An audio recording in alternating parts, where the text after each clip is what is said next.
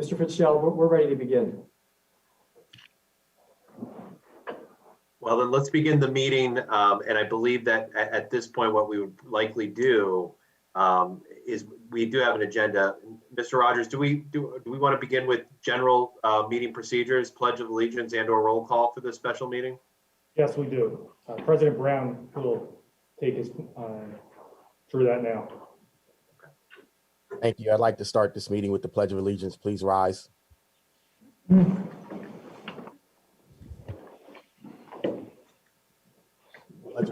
Pledge allegiance to the flag of the United States of America and to the republic for which it stands, one nation, under God, indivisible, with liberty and justice for all.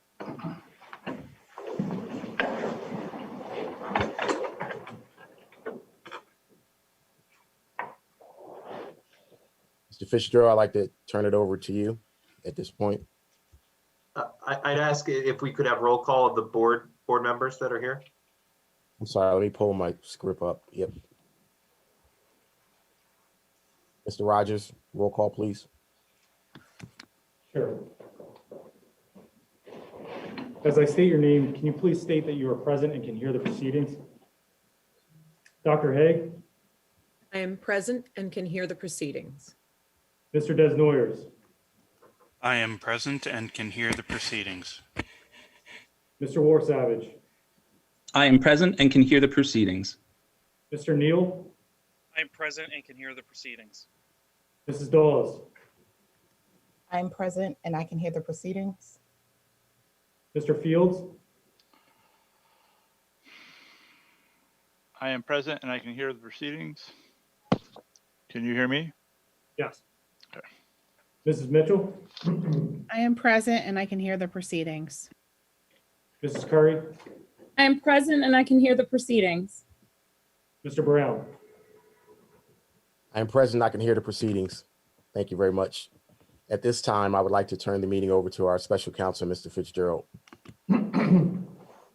Lionhauser, you are present. You can hear everything at this point, and you have no technical difficulties on your end.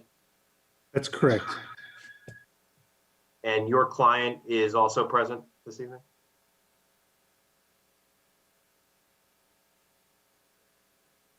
Yes, I'm present. Dr. Moore is present. Okay, thank you. I would just ask for, we have a lot of individuals that are participants and have the ability to unmute themselves, that we effort to remain muted if we're not speaking at this time. I would ask that our stenographer, that he or she is able to appropriately obtain the testimony so far, and you are okay as well? I'm okay now. I'm just worried that with so many people on, I'm not going to get the right name for the speaker. So if I have difficulty, I'm going to have to cut in and ask who's speaking. Understood. And you know, as we go through, we'll make sure that potentially if this is the first time this person is speaking, that they identify who they are and their position. I'm reluctant to do that now since there are so many people on the hearing call. But if at during the point that they are taking a role, I'll have them identify themselves and their position with either the district or the application. Okay, and can I get in touch with you at the end or tomorrow to get the information for the title pages and the client's information and the other counsel's information? Oh, yeah, no, not a problem. You can certainly touch base with our office. Okay, thank you. Okay. Mr. Lionhauser, another question. Is there any preliminary issues that need to be addressed before we proceed with the second hearing? Just one.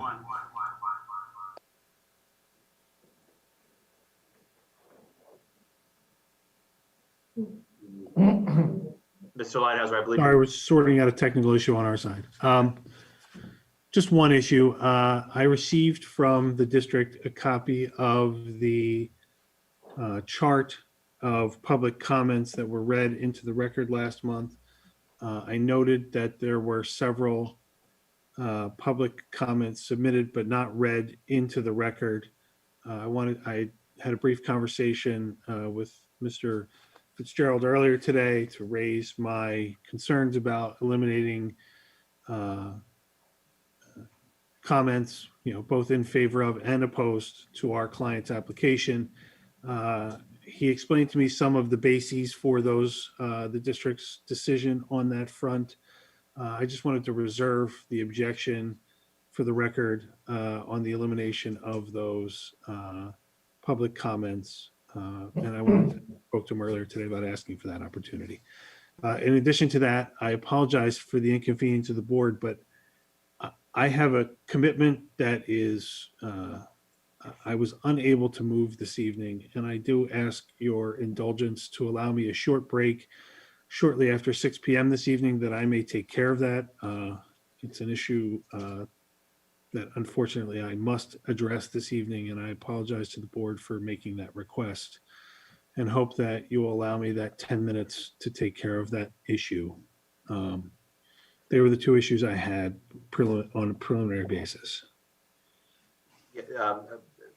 Mr. Linehauser and I spoke earlier, and that I have no objection to what I understand will be a relatively short recess, likely around 6 o'clock, to address a pressing matter that he has. These things do come up from time to time.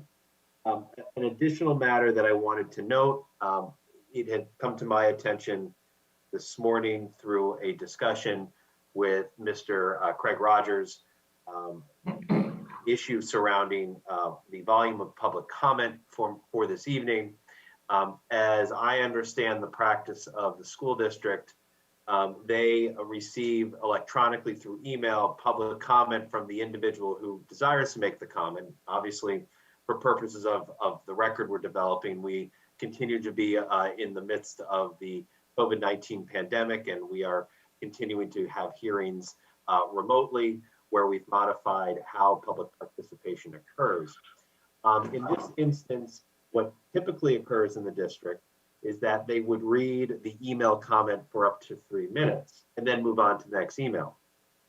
In discussion with Mr. Rogers, as it relates to the amount of volume, both in email and what is being put on paper, we would likely be in this hearing for potentially several more hours with regard to that comment. So what we plan on doing tonight to streamline the process is we will place into the record the public comment through the email itself, and we're not going to read the email. So what I anticipate being able to do is sharing that comment in written form for Mr. Linehauser, likely over the next day or so following the conclusion of this hearing. And there's no objection to that, Mr. Linehauser? There is no objection. Thank you. Okay. With what I believe to be some of the preliminary matters out of the way, we are in session 2 of the review of the application of the Vision Academy Charter School of Innovation. Our first hearing session occurred on December 22nd of 2020. This was always going to be the second scheduled session, today being January 26, 2021.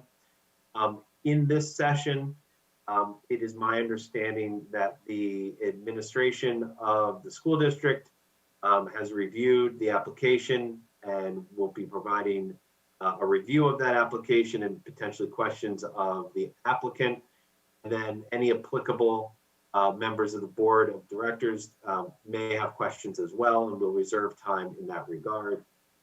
As it stated at the first hearing, the hearing herein is guided by the standards under the Charter School Law of 1997, as well as the policies that have been put into place by the board for reviewing applications.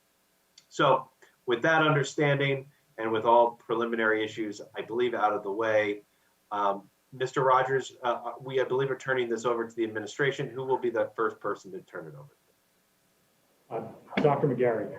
Okay. And again, Dr. McGarry, just again, before anybody does speak, please identify yourself and your position so we can identify for the court report. Yeah, Mark, make sure I review that with everybody here on the team, and to the applicant, thank you for joining this evening. I just want to go over some beginning of the process and procedures the school district has already undertaken as far as this is concerned. We interviewed the applicant on December the 9th. We also did a site location visit where the applicant claims the application and the charter school will actually exist on December the 14th. We have a review team here in the school district. Some are joining us virtually this evening. They're not in the room with us. But I do want to, in particular, make note that Dr. Sakella Coles, Miss Erin Troy, Miss Holly Clark, and Miss Nicole Laria, who represent home and school and community members who participated in the review of this application. Not to mention the members that I'll go through in a moment here on the school district side, the administration who participated with us in reviewing the applicant. I do want to take a moment and say to our Board of School Directors, thank you for working with us and staying home virtually this evening. I know we suspend and we are in a situation where we do run our meetings, our board meetings virtually, and we allow board members and either come in or participate from home. But given the seriousness of this application, the number of administrators we wanted to have ask questions, I appreciate the board's willingness to stay home virtually this evening and joining us that way. So quickly on the screen here for everybody, I thought it would be important to review the team, the members that are on our actual team here. I'm Dr. Daniel McGarry. I'm the superintendent of schools with 20 years of service in public education. My career obviously started as a high school teacher. I then progressed to an assistant principal at a middle school. Then I became an elementary school principal, worked my way through to become an assistant superintendent for curriculum instruction, and now the superintendent of schools. And my dissertation and work toward my doctorate really focused on ethical decision-making and the ethic of justice and care. I'd like to introduce John Council. Thanks. Good evening, everyone. I am Dr. John Council. I'm the Assistant Superintendent for Personnel and Equity. I've been in public education for 24 years. I've served as a high school math teacher, high school assistant principal, a high school principal, and an elementary school principal. I received my doctoral degree in educational leadership from St. Joseph's University, where my dissertation focused on behavioral programs within an RTI model. My name is Ed Marshlack. I'm the Assistant Superintendent for Student Services. I hold a degree in finance and advanced degrees in education and certification in education. I served as a first grade teacher, third grade teacher, fourth grade teacher, instructional coach, building principal, director of special education, and now my current role as assistant superintendent over my 17-year experience in public education. And currently, I'm a doctoral student at Immaculata University. Mr. Rogers. My name is Craig Rogers. I'm the Chief Financial Officer of the school district and board secretary. I have an undergrad dual major in accounting and finance, a master's of business administration. I have 12 years experience that are focused mainly in government accounting and school district business. I started as an auditor with a specific background in government audits. I then moved on to work for a virtual charter school as the finance manager, and then to move on into the CFO role here at the district. Ms. Kelly? Hi, good evening. My name is Christine Kelly. I'm the Director of Curriculum. I have 23 years experience in education. I started here at the high school as a math teacher. I then followed in a role as an instructional coach, then a curriculum supervisor of math, business, and technology. Now I'm in my current role as the Director of Curriculum. I'm also currently a doctoral student at Immaculata University. Mr. Salerno? Yes, good evening, everyone. I have 18 years of experience in education, all of them here in the Upper Darby School District, as a teacher, lead teacher, assistant principal, elementary school principal, and middle school principal, and now my current role as the Director of Elementary Education. I am currently enrolled in a doctoral program at St. Joseph's University. Mr. Marshall, or I'm sorry, Dr. Manfrey. Good evening, everybody. My name is Greg Manfrey. I have 30 years experience in education, 29 of which have been in Upper Darby School District. My experience ranges from high school teacher to middle school teacher, to middle school assistant principal, high school assistant principal, elementary school principal, middle school principal, Director of Federal Programs, Director of ELL and Student Affairs, and currently I am the Director of Secondary Education. I earned my doctoral degree from Immaculata University on the impact of student engagement of traditional learning and hybrid learning approaches, which includes distance learning and the flipped classroom model. Mr. Lambert. Good evening. My name is Tim Lambert. I'm the manager of data and information. I have over 25 years of experience working in public education, the majority of them being for the Philadelphia School District. I have an undergraduate degree in engineering, a master's in information science, and I'm a doctoral student at Immaculata University.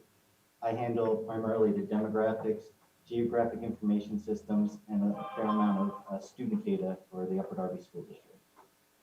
Ms. Figueroa Douglas. Good evening. My name is Melissa Figueroa Douglas. I have 17 years of experience as an educator.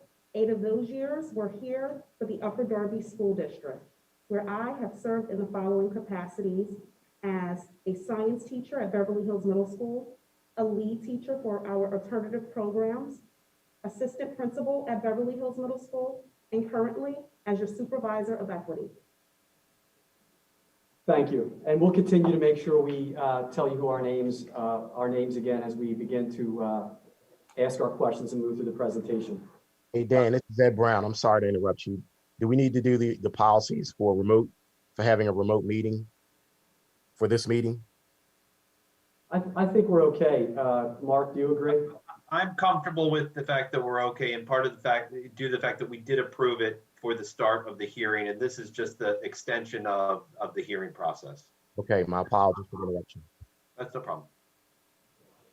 Just before I begin the questions, I do want to give an overview to those watching this evening, the applicant and our board. We're going to go through our review of the application, discuss the educational programming, K-8 alignment, testing results and data-driven, as we've heard the applicant talk about, student services, community and parent involvement, enrollment, equity, human resources, VASI financials, and the idea of what is innovative and distinctive. I'd like to begin quickly, if I can, out of respect, and just ask the applicant, who is the actual applicant and who will be answering the questions this evening?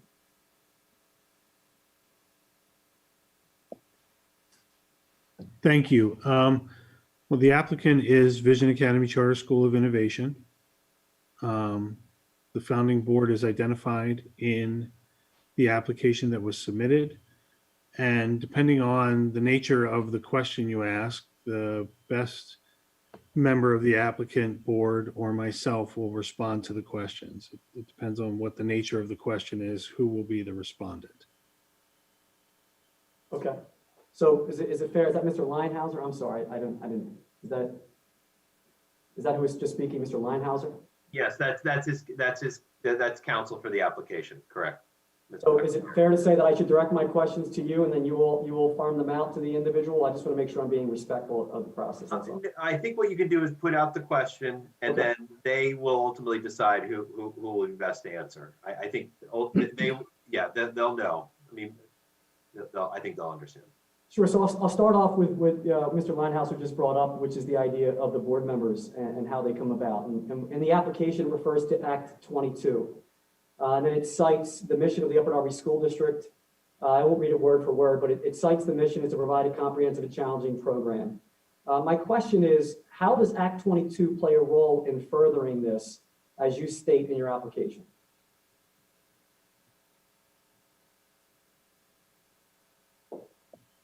Can you direct me to what page of the application you're referring to? To the very beginning on the first couple of pages in the application.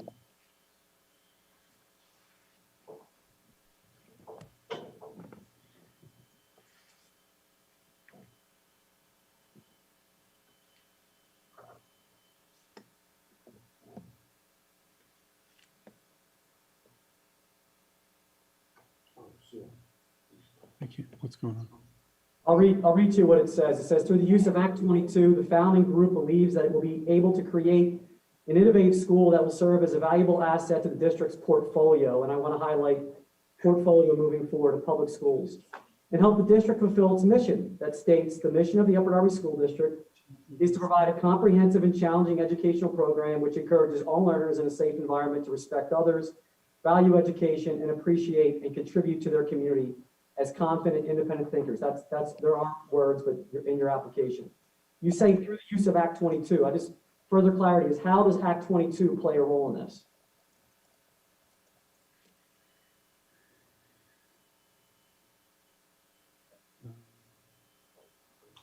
Hang on, yeah, I'm just trying to, or am I muted? Sorry. So Act 22 of 1997 is the Pennsylvania Charter School Law. And so through the use of Act 22 of 1997, the Charter School Law, my client proposes to improve the education opportunities for students in this district. Okay. In your interview and in your application, you referred to adding to the Upper Darby School District's portfolio, as I just mentioned in the citation that I pulled. And you want to, quote, be part of the big picture in Upper Darby. Can you explain what you mean by portfolio? Hold on. Do you mean you don't understand the word portfolio, or? I just think it's an interesting term. I'm trying to understand the question. My question is, I'd like to understand the use of portfolio as it relates to schools and school districts. Why the use of portfolio?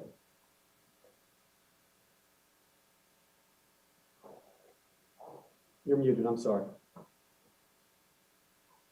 Ordinarily, a portfolio references a panoply of opportunities that exist within the group of, or a collection of assets of any nature. So in this case, the portfolio that the Upper Darby School District currently offers is education through the district's brick and mortar school operations from kindergarten through high school, its extracurricular offerings, the offering of cyber charter education through the 14, I believe it is, cyber charter schools that are chartered by the Commonwealth of Pennsylvania.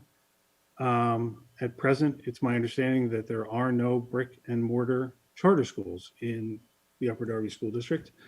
So we would be the first, if I'm not mistaken, and therefore that would be something that the portfolio of the Upper Darby School District currently has that is not present, that it doesn't currently have.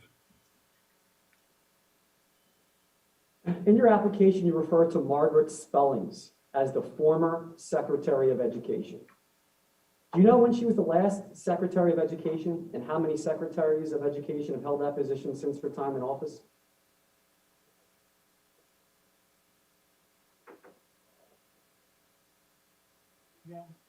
You're muted. Say, I'm unmuted, so he can hear too. Can you repeat that question for me again? The question is, in your application, you refer to Margaret Spellings as the former Secretary of Education. When was she last Secretary of Education?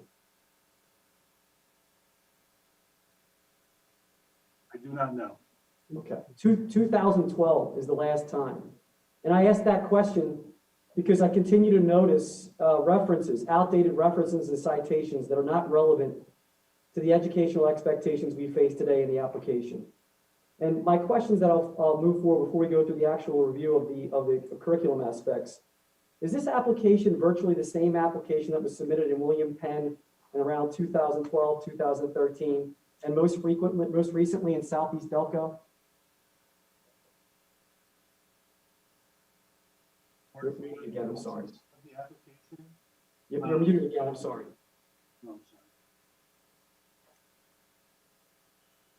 I have not undertaken a word for word examination of the charter application between the three schools. I can tell you that the program that my client proposes to offer to the students of the Upper Darby School District is a program that currently operates in the William Penn School District quite successfully. It is similar in its educational concepts, in the implementation of curricula. So is it identical? No, it is certainly not. Is it an offering of a program that has been approved by the Pennsylvania Charter School Appeals Board previously, with the knowledge that Dr. Mooring has obtained being a former board member of the school in William Penn. Yes, it's not identical, but it is similar. Sure, Mr. Linehauser, and to the team. In our interview, we pointed out that the application you submitted referenced Southeast Delco and continues to reference William Penn School District in it. That's why I made reference to that. And since Mr. Linehauser, you brought up the idea of the appeal, my next question actually is, I reviewed the Pennsylvania Department of Education State Charter School Appeal Board documents. I was able to compare the page numbers and referenced information from the appeal to your current application. And I would like to again ask, are you certain and sure that your current application is really new and up to date and different from those original applications? Yes. Okay. On page 4 of your application, you refer to 5 pillars. You can certainly, on page 4, refer to those pillars. Those were the same exact pillars on the same page as the application you submitted almost 8 years ago. Interestingly enough, your first pillar is one of the more conflicting aspects we have here as an administration of your entire application. One of your first pillars is that you refer to, quote, a precise scope and sequence supported through quality curriculum and extended day. I'm going to go through a series of references, and I'll give you the page numbers and give you a chance to pull them up if you'd like. My first one is, can you explain the references on page 4 to precise scope and sequence? Page 5, page 6, page 7, page 14, where you talk about highly calculated, teacher-driven, carefully planned, staff are held accountable for data, the word fidelity to the core program, and on page 15, a carefully precise curriculum. Let's take this one at a time, just so we can give the applicant a chance to. So can we break that question out, Dr. McGarry? Sure, they're all kind of together, and I'll do it again. Basically, from page 4 until page 15, the focus is on a precise scope and sequence, fidelity, careful and precise curriculum with direct instruction.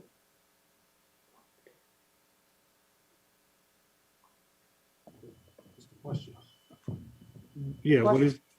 Is that your educational approach, as you mentioned in your first pillar? I think that the educational approach is laid out throughout the application. You're describing one of the pillars. I feel like you're asking me, does the application say what it says? It says what it says. It addresses the school. It addresses the methods that they want to. I'm unclear about what it is you're asking. If you're asking me, does the application say what it says? Yes, it says what it says. Okay, so pages 5 through pages 15, it's very clear that you're focused on a direct fidelity, terms like fidelity, direct instruction. And then we go to page 17 and 18, and we go to a self-paced, self-learning style for foreign language. And then, and I'll get to my question, page 21, you refer to a flipped classroom. So it goes from page 4 to page 15, very strict, scripted, direct instruction. And then by page 53, all of a sudden, Vassey's a K-8 school that, quote, this is on page 53, will benefit from individualized learning. Teachers guide students to be self-engaged, small class sizes. Teachers can customize and differentiate. I'm having a hard time with the precise scope and sequence, direct instruction, and a generous change of heart to teacher autonomy and individualized learning. It would make sense to me that the reason for such a gap in current educational terms is because the application is outdated and was submitted during a time when No Child Left Behind was fresh, and terms like fidelity, accountability, precise scope and sequence, scripted programs rule the day. Can you explain the contradiction in terms? Did you put the volume down? I heard the question.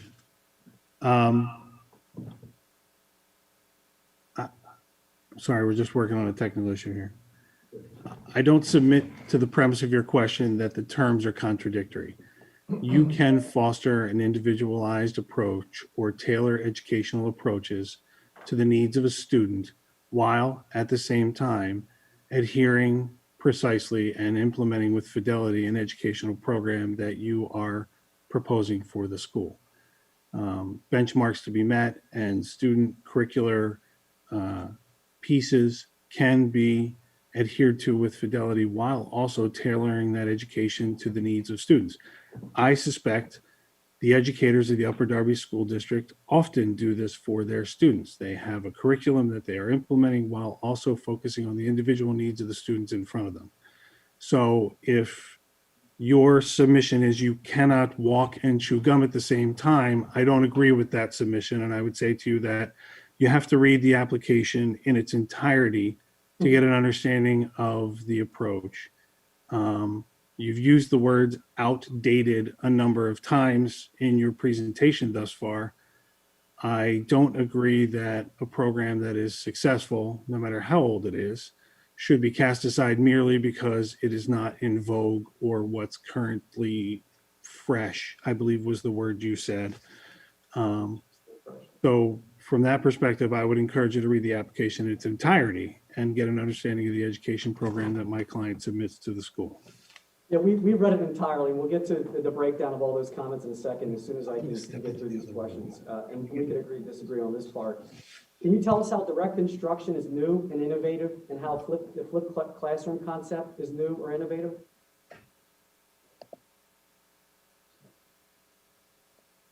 I'm going to interrupt you for 1 second if I can, so that we can solve a technical issue that we're having. If you just give me 2 seconds.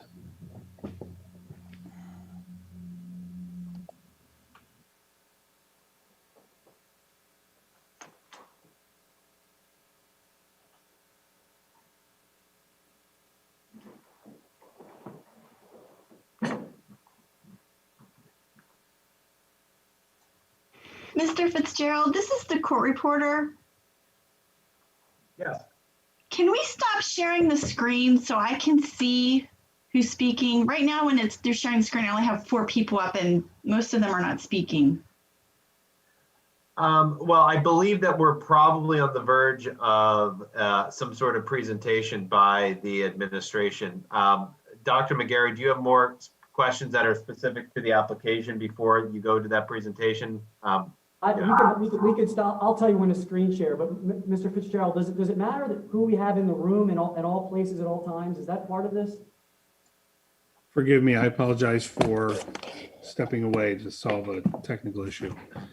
Oh, just going back to the question of Dr. McGarry, what is your concern?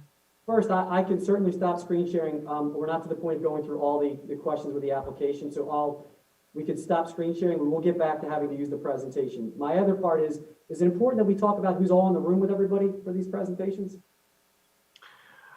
Well, I mean, we have it appears that we have 33 participants in this meeting. We've accounted for 9 board members, about 7 or 8 administrators, myself, Mr. Linehauser, the court reporter, as well as the representation from the application. With that said, who else would then be the difference of who's in participating? Is that your question? Yeah, I just want to make sure that we have, the court reporter has everybody who's actually a part of this, on the record, that's all. Yeah, well, from my perspective, the individuals who will need to be noted from the court reporter's end are people who are going to be speaking tonight in a substantive manner. And from that end, we've identified those individuals at this point, and then as it moves forward, we'll identify as we go. Okay. So my last question was, can you tell us how the direct instruction that's mentioned repeatedly in the application is new and innovative, and how the flipped classroom concept is new or innovative? When you say new or innovative, do you mean new to the Upper Darby School District or new in general? Both would be great. Well, I'm unaware of the Upper Darby School District implementing a flipped classroom in its educational program.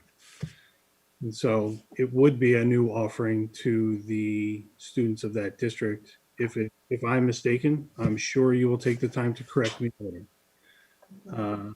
In terms of its innovation, I think that if nothing else, the last 9 months have taught everyone it is that alternative methods of student learning being offered in combination is beneficial to students. And so the idea that students are introduced to the flipped classroom is something that they may not be used to depending on where they attend school currently. Okay, can you tell us, in your application, when you cite, when the flipped classroom, a reference to the flipped classroom, specifically, you cite John Bergman and Aaron Sams as 2012. Do you know when the flipped classroom really gained an interest in education, about what year? I do not. Okay. So around 2007, but again, it's interesting that 2012 is the citation in the application to me, because it's a similar period of time when this application was submitted elsewhere. But it's also, the site is also from an article. So if the article was written in 2012, the site would be from 2012. I mean, if you want the article, maybe we can Google it and send it to you. But if a site is in there from 2012, it's because the article was written in 2012. Right. I guess the point that I'm making is that, right. It's been around since 2007. It's not necessarily a new and innovative. Right, but I also think there were some changes implemented in and around 2012. But I mean, we can go back and forth on when it started, why it started.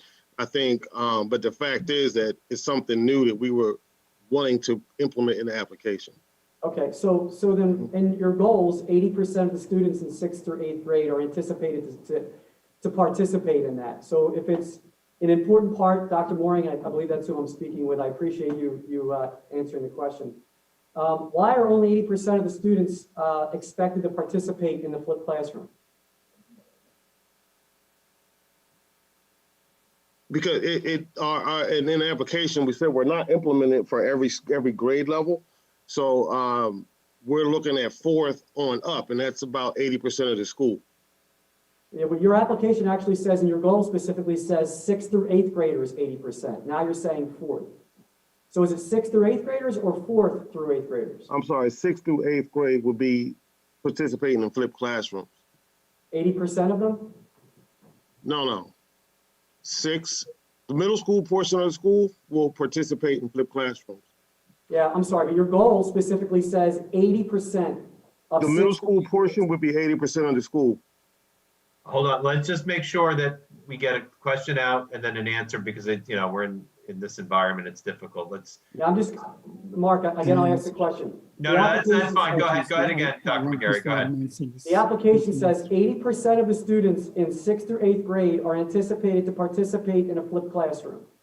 Is it true that only 80% of the 6th through 8th grade students will participate? So my name is Adam Chance. I would like to answer this question. We will be implementing flipped classroom in middle school for sure, but we are going to start introducing it in elementary, especially, after 3rd grade. We will start introducing it. We will not mandate it in middle school, but it will be implemented for sure for everybody. So our goal is to implement it up to 80% of students school-wide.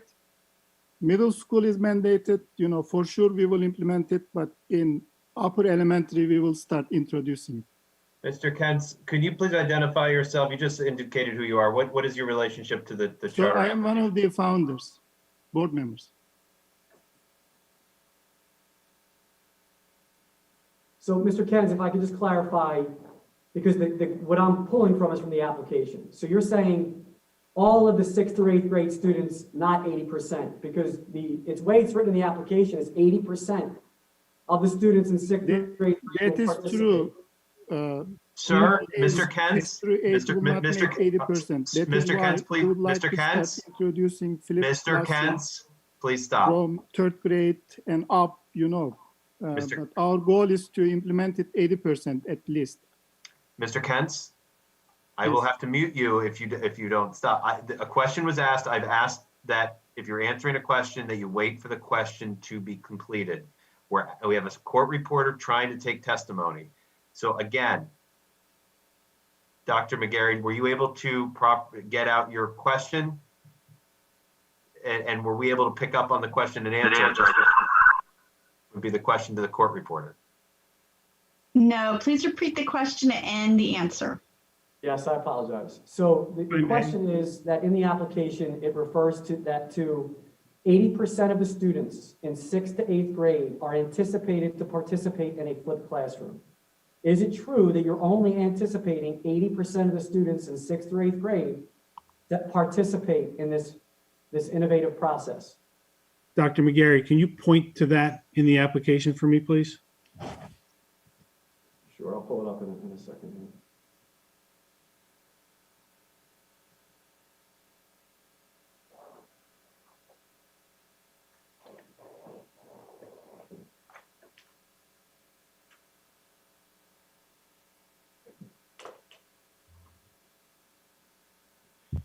Dr. McGarry, it's at the bottom of page 10.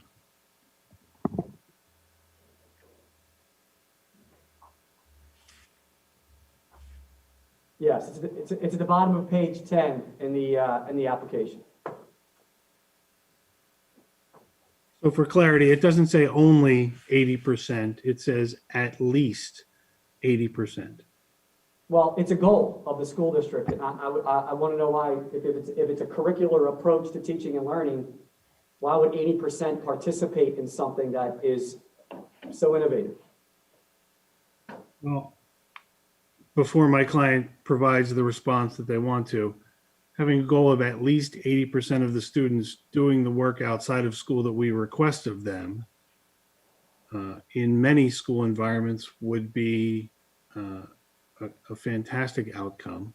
We want at least that many to do that work. So for you, I just don't want the misrepresentation that the goal is only to have 80%, because that is not what it says in the application. We would love to have 100% participation, but there are a number of things that may impede a child's ability to participate in that particular day's assignments. And so if on any given day, a flipped classroom assignment is assigned and 80% of the students are participating, that is the goal. But I'll let Mr. Kens finish his response as well. So the goal is to implement flipped classroom, especially in middle school, but we will start introducing flipped classroom practices from upper elementary, from 3rd grade and above. As Mr. Leinhauser said, the goal is at least 80%. So our goal is, to make it more than 80%, but we want to achieve at least 80%. Okay. As stated in your application, the purpose of the flipped classroom model is to support active learners and to counter, quote, dissonance between the current preparation in elementary and middle school toward independent learning and expectations in the high school setting. How do you reconcile this purpose with Vassey's overarching model to provide direct, specific sequence instruction and teacher-driven lecture model with the flipped classroom model?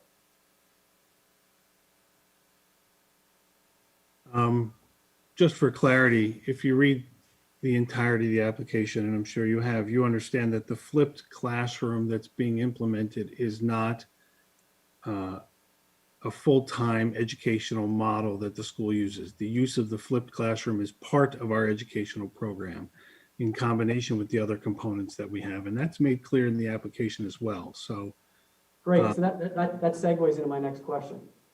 Okay.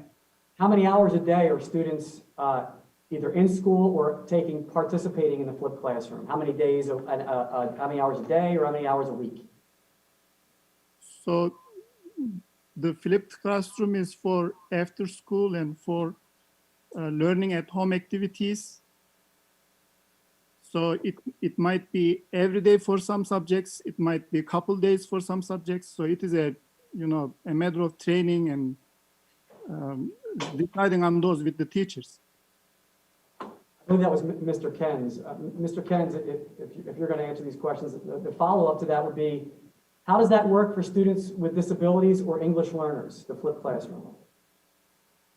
They will be provided with the resources, and we will try to see if they can do it. If not, we will work with them in school setting. They will have the same opportunity to be part of flipped classroom. Right now, some of those students are using it in our school in William Penn. Okay, and then I've got two before I turn it over to the team here. In your application, you refer to the uniqueness of the Vision Academy Charter School as a K-8 school where the curriculum builds from year to year.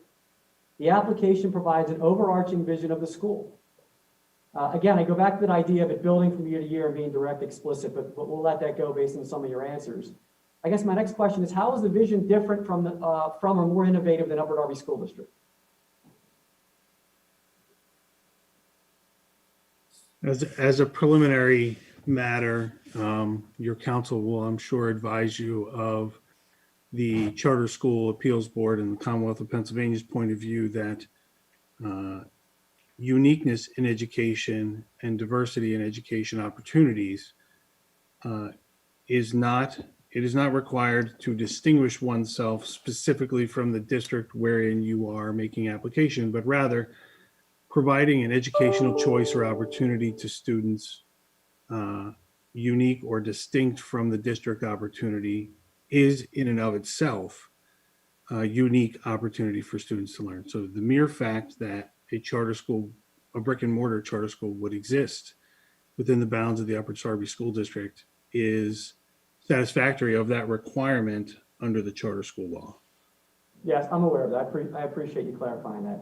And then before I turn it over to the expert team here, I guess I want to make sure I capture for my own edification, and as Mr. Leinhauser just pointed out, just want to make sure I'm correct that the application is basically innovative and distinctive because it's a K-8 school, the core knowledge, direct instruction curriculum, the data-driven aspect of decision-making, the PBIS support, partnership with Johns Hopkins University, and foreign language is a key component of the programming. Is that accurate? I would also add class size. I'm sorry, this is Dr. Mooring, one of the applicants from Vision. Class size should also be noted. And I would add to that list, in addition, all of the other elements and components that are outlined in the voluminous application that my client submitted to the district. To try and pigeonhole us into 6 or 7, these are the only things that are unique would be a mischaracterization of what Dr. McGarry, I think you would have to agree, is a rather sizable document. Yeah, sure. I mean, there are hundreds of pages of standards that are copied and put in there, but I guess I'm more concerned about what you had alluded to earlier, which is the mere presence of a brick and mortar charter school in our community is unique. I'm just making sure we're doing our due diligence and capturing what is the intended purpose of this working with our children in our school district. And I think we could all agree that these are some of the key components in the interview, when I met with you, and that are in the application. The volume of information is really a lot of standards that are copied from some of the programs that are in there. And I agree, it's over 4,400 pages, and I agree with that. But I'm talking about the nuts and bolts of what you intend to do here. So, I'm sorry, this is Dr. Mooring from Vision. Again, like Mr. Leinhauser pointed out, with some of the unique characteristics of this charter school that we're asking to implement are outlined in the application. But if you want to just look at the nuts and bolts of what's going to make us different from Upper Darby schools, we can look at class size. We can look at teacher staff to student ratio. And I think all those things are outlined in the application, but those are some of the key components: a full day kindergarten for families in Upper Darby, extended day program for after school hours. So those are some of the factors that make us a little different or unique from Upper Darby elementary schools and middle schools at this time. Dr. Moore, I appreciate it. You're right. I didn't have class size in mind in full day kindergarten. Thank you. I appreciate you pointing that out. Thank you. Thank you. Sure. I'm going to turn this over. I have some other questions I'll follow up with, but I'm going to turn this over to the curriculum instruction team, Ms. Kelly, Dr. Manfrey, and Mr. Salerno. Thank you, Mr. McGarry. Dr. McGarry, if you could go to slide 5, please.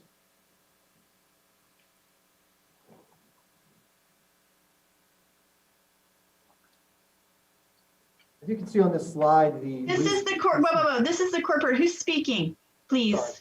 I'm sorry. This is Frank Salerno, Salerno, Director of Elementary Education. I apologize. Thank you.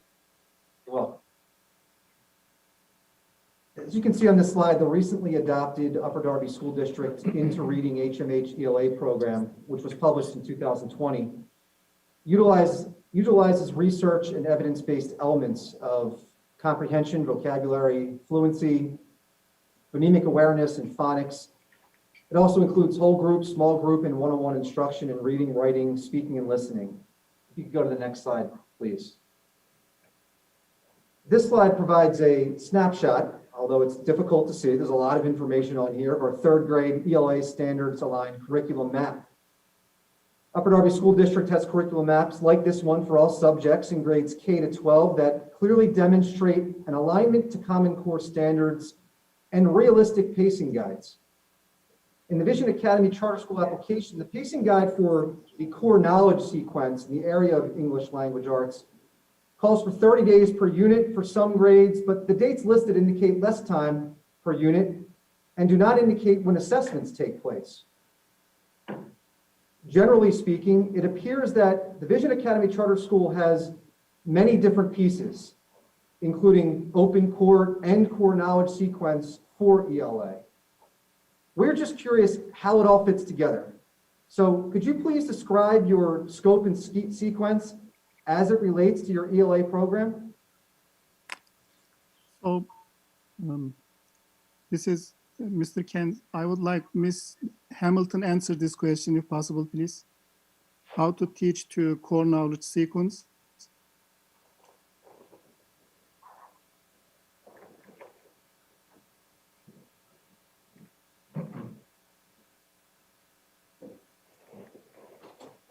Diane Hamilton.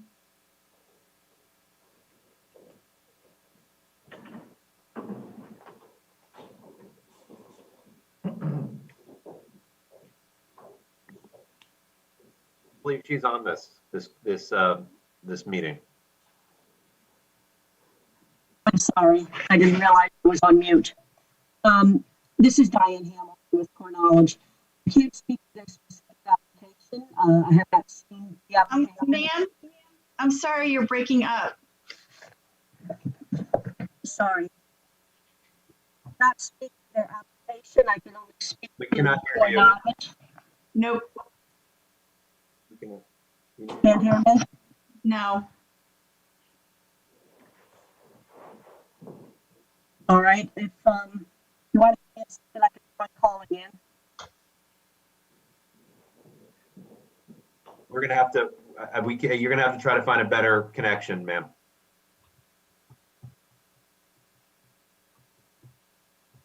Mr. Kent, can you answer the question?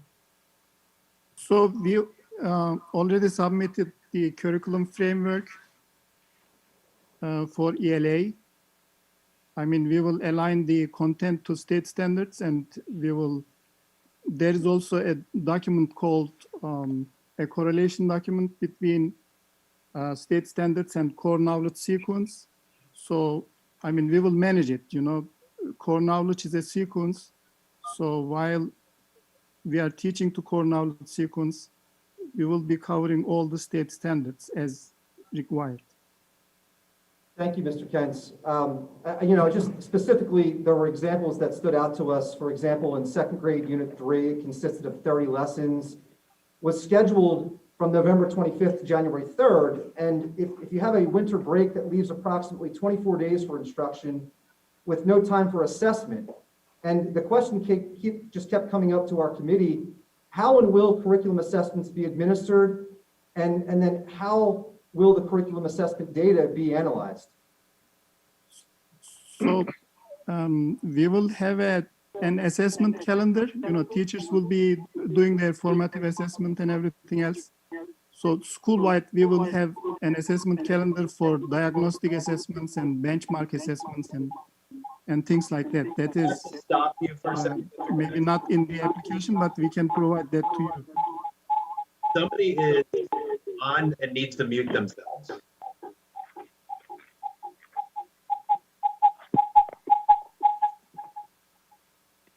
I didn't hear. Can you repeat? Yeah, there's somebody who is unmuted and I'm getting feedback, Mr. Kentz, when you're trying to answer the question. It's Okay, coming. so I was saying there will be formative assessments, curriculum-based assessments administered by the teacher. Mr. Kentz, please stop talking. Please stop talking. There's somebody with a 240 area code who I need them to mute themselves.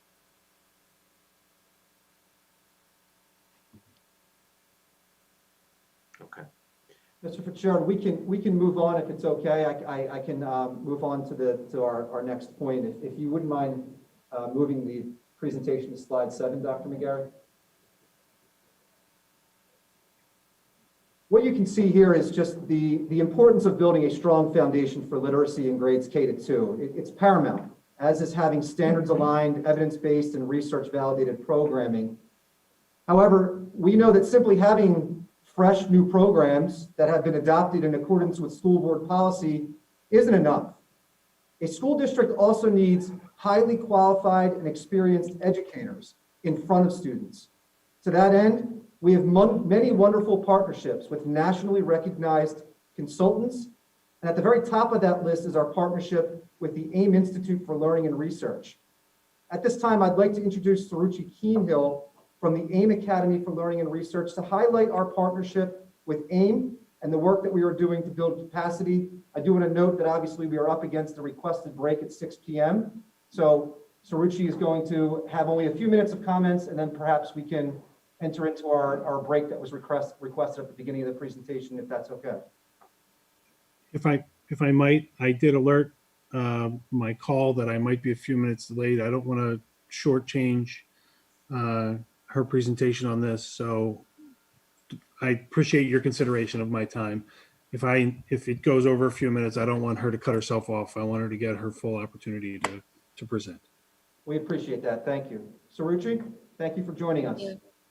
Of course, thanks for having me. Again, my name is Saruchi Keenhill, and I am with the AIM Institute for Learning and Research. My title is Director of Instructional Coaching and Training, and the AIM Institute has partnered with Upper Darby School District since the summer of 2019. In that time, we have worked to bring the science of reading to the district. So we've provided training and coaching in the evidence-based practices that are aligned to neuroscience research.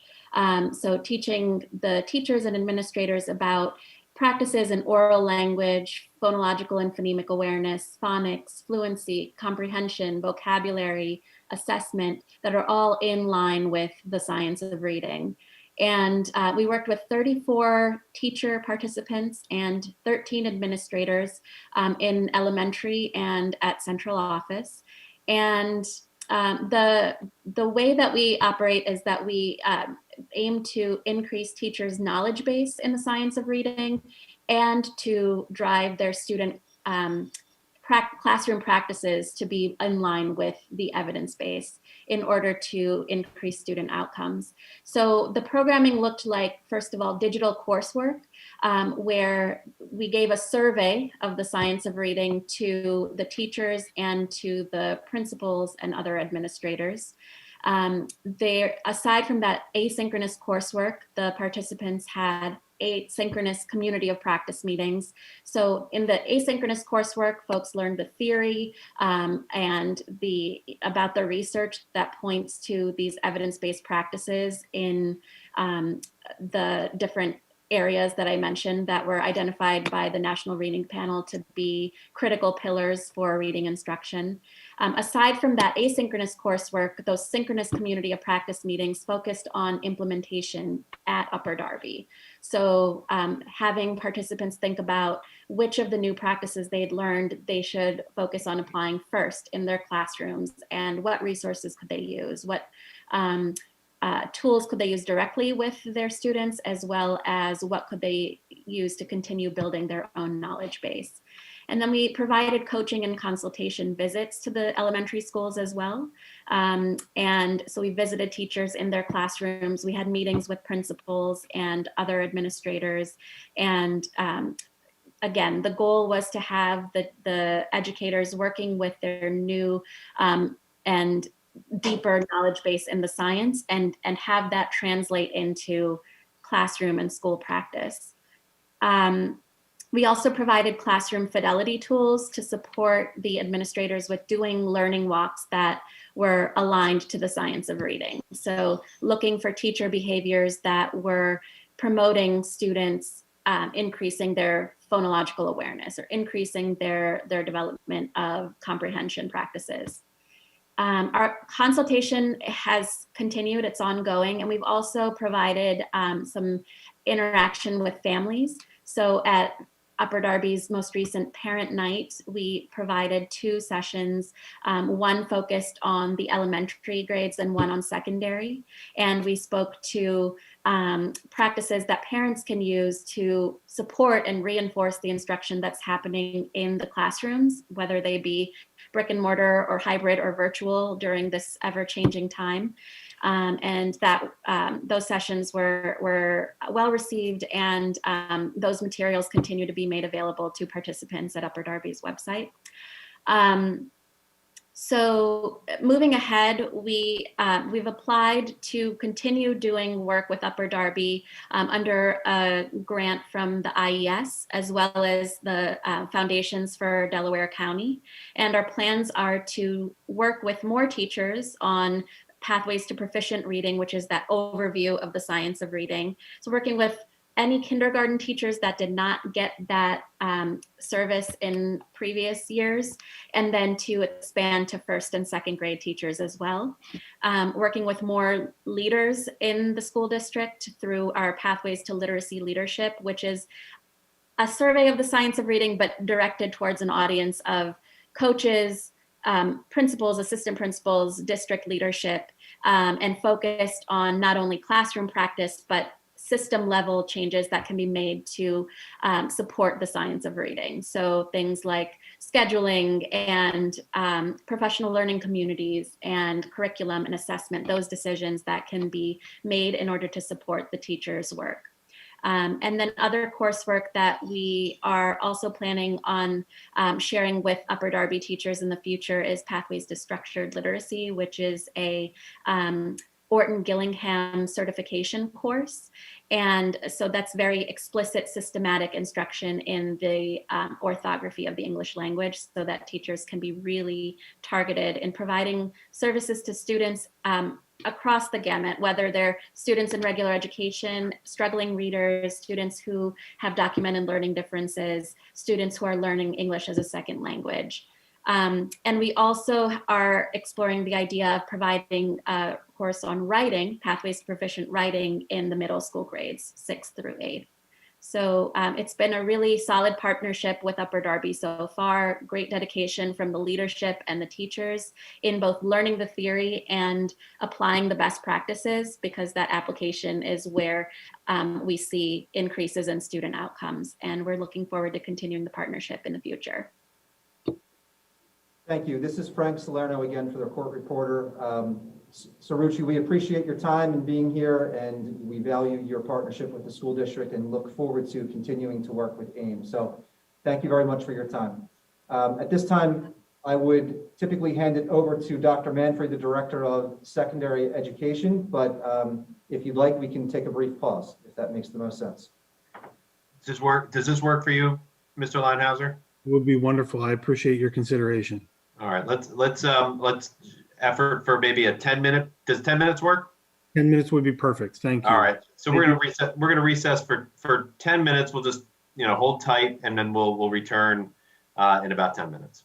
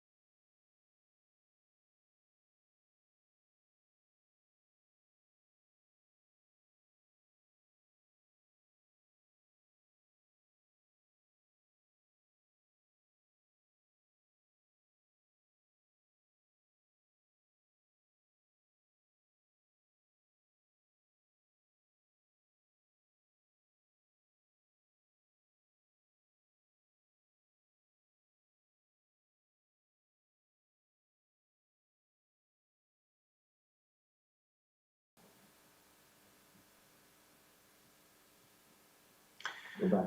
We are back on the record. We took what turned out to be about a 20-minute break due to an issue involving counsel for the applicant. Are there any preliminary questions before we continue on with the application review? Hearing none, Dr. McGarry, I will once again turn it over to you and your team. Yes, waiting for our CFO, Craig Rogers. At this time, I believe we're turning it over to Craig Rogers. Slide 8, please. I'm sorry, Dr. Manfred. Yeah, right, Dr. Manfred. Good evening again. This is Dr. Craig Manfrey. I'm the Director of Secondary Education. We are on slide 8 here, as you can see. And this slide demonstrates that Upper Darby School District, by design, uses the same publishing company at the middle school level as we do for our K-5 programming. This provides a seamlessly aligned program for our students. In your application, you mentioned 2 different programs regarding ELA. In the beginning of the application, you indicate that you will be using Amplify for ELA. However, you mentioned Core Knowledge as the ELA program throughout the application. Can you explain?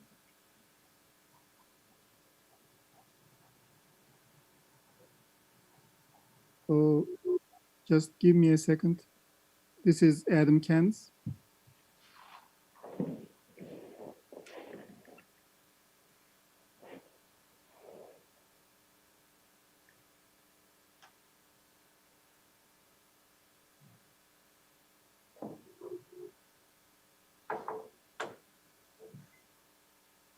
So we will be using Amplify as a resource. Content, for the content, we will use Amplify. Amplify is a resource developed and suggested by Core Knowledge Foundation. And we will also use OpenCourt for K-5 as a resource. Okay, so the curriculum is Core Knowledge and Amplify is a supplemental resource. Is that what you're saying? The Core Knowledge sequence is the sequence for the content. So we are using OpenCourt reading for K-5 as a content provider. You know, that is one of the main content curricular resource.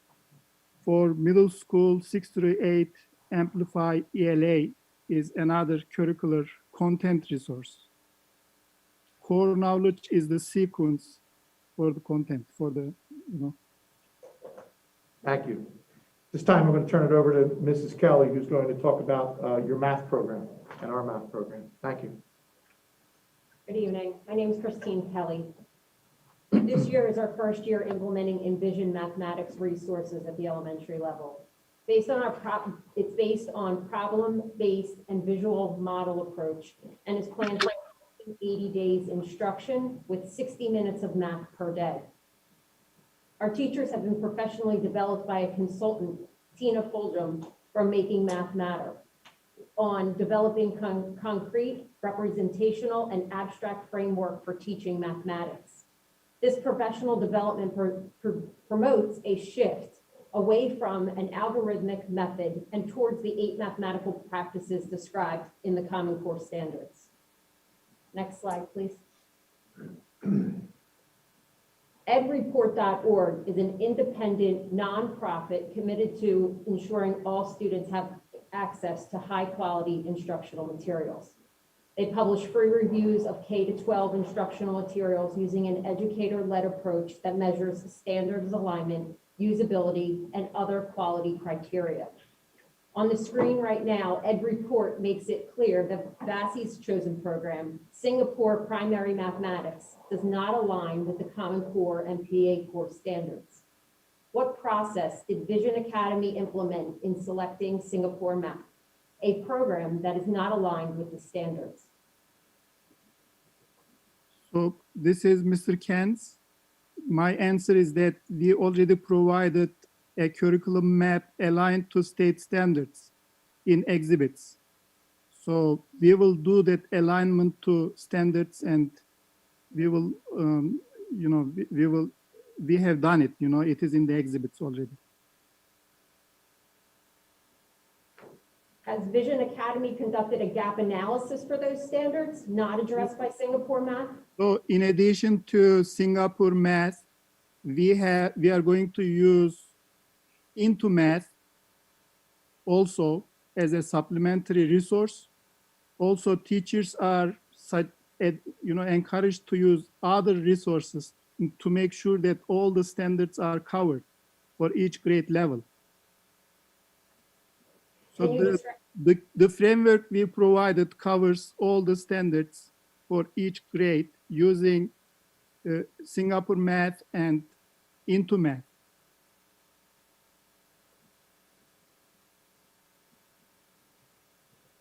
Just Mike, I didn't hear what you said. Singapore Math and what else did you say, Mr. Kens? So the other resource cited in the application is Houghton Mifflin Harcourt Into Math. Into Math. Into Math. Okay. Currently, the pacing guide shows Singapore Math units and scheduled lessons during school holidays. Could you provide an updated pacing to show how the two programs would be used? So if that is what you want, I have to check the curriculum map we gave you, and we can give you updated one. It was, the calendar for 21, 22 is, we don't have that yet. Once we have the academic calendar, everything will be revised to match the academic calendar. What flexibility, if any, is there in this program for students with special needs and learning differences, such as students with IEPs or 504 plans or ESL students? So for ESL, we have other resources cited in the section in the application. For special education also, we have other resources. We will use other resources as needed, but Into Math is, Into Math have some other supplementary resources we can use for special education. Next slide, please. Similar to our adoption of Envision Math at the elementary level, our middle school Envision program is also aligned to the Common Core standard and focuses on problem solving, interactive experiences, and visual learning. In addition, students and teachers have access to a digital platform to individualize instruction. Similar to the previous slide comparing Upper Darby School District Envision Math to the program VASI is using, can you explain why Ed Report highlights concerns about Singapore's math focus, coherence, rigor, and alignment to the core standards? Mr. Thank you. I will repeat that question since it wasn't on the screen. I apologize. Can you explain why Ed Report highlights concerns about Singapore math's focus, coherence, rigor, and alignment to the core standards? Since we have not been provided a copy of the report that you're referencing, it would be impossible for my client to comment about the rubric that they used for the basis of their analysis, or to address whatever concerns they may have raised. If you want to provide it to me, and I'm happy to review it with my client, but you're asking my client to comment on something they've never seen, that the district clearly is relying upon in their analysis. It'd be difficult for them to comment on an alleged deficiency from a document that they've never reviewed. So in addition to what Mr. Brian Lighthouser said, Singapore Math is one of the curricular resources. We have Into Math also to supplement wherever there is a gap. Also, we have written in our application to encourage teachers to use whatever other resources available to them. For example, we mentioned iReady, which is, another resource, blended learning resource. I mean, we have other resources to make sure everything is covered for each grade level. I understand. How do you plan on Hold on, Ms. Kelly. I'd like to address the issue of the report you're relying on. Is this something that can be submitted by the administration as part of the record? Yes, absolutely. It's a free resource that we can, yes, absolutely. Mr. Fitzgerald, if I can add as a superintendent, as a school district, we're bound by policies to review our curriculum and our curricular resources. Our questioning, and I understand Mr. Linehauser's very appropriate response as a lawyer, but as a school district, when you review curriculum, you would have to review these resources, and we'd be expected as administrators in our content areas to answer why a report like that exists before we would approve a curriculum, and that's why we're asking the question. Fair enough. I think if we can add that, and I'm going to start making a running list of all the what could be like noted exhibits, but that we can submit that and we can put that as part of the exhibits. Well, I'll object to it being submitted as an exhibit just on the basis that it was not provided to us here in the hearing itself. The fact that they reference, well, just hear me out, and then you can make a decision as the hearing officer assigned. But well, we need context, and so noted your objection. I think we'll need context to A, the questions, and then B, that it has been offered as a component of this analysis. So how we want to codify it, I suppose we can work through that. And just to finish my thought, my objection simply is the district referred to a source, then asked my client to comment on it without ever providing the source here in the meeting. And so to incorporate a document into the record that was neither presented here nor presented to my client in advance provides a difficulty for my client's position to address it. I just want to make that clear on the record. That's noted. Is your concern, Mr. Linehauser, the inability for your client to respond to it, or the existence of it? I mean, if it's merely the existence of it, that would speak for itself. But obviously, if it's about the ability for your client to review the document and then respond, what we can do is allow for your client to respond, and it can be through a written submission on your behalf once we get a copy of this for purposes of your review. Prior to the board's action date?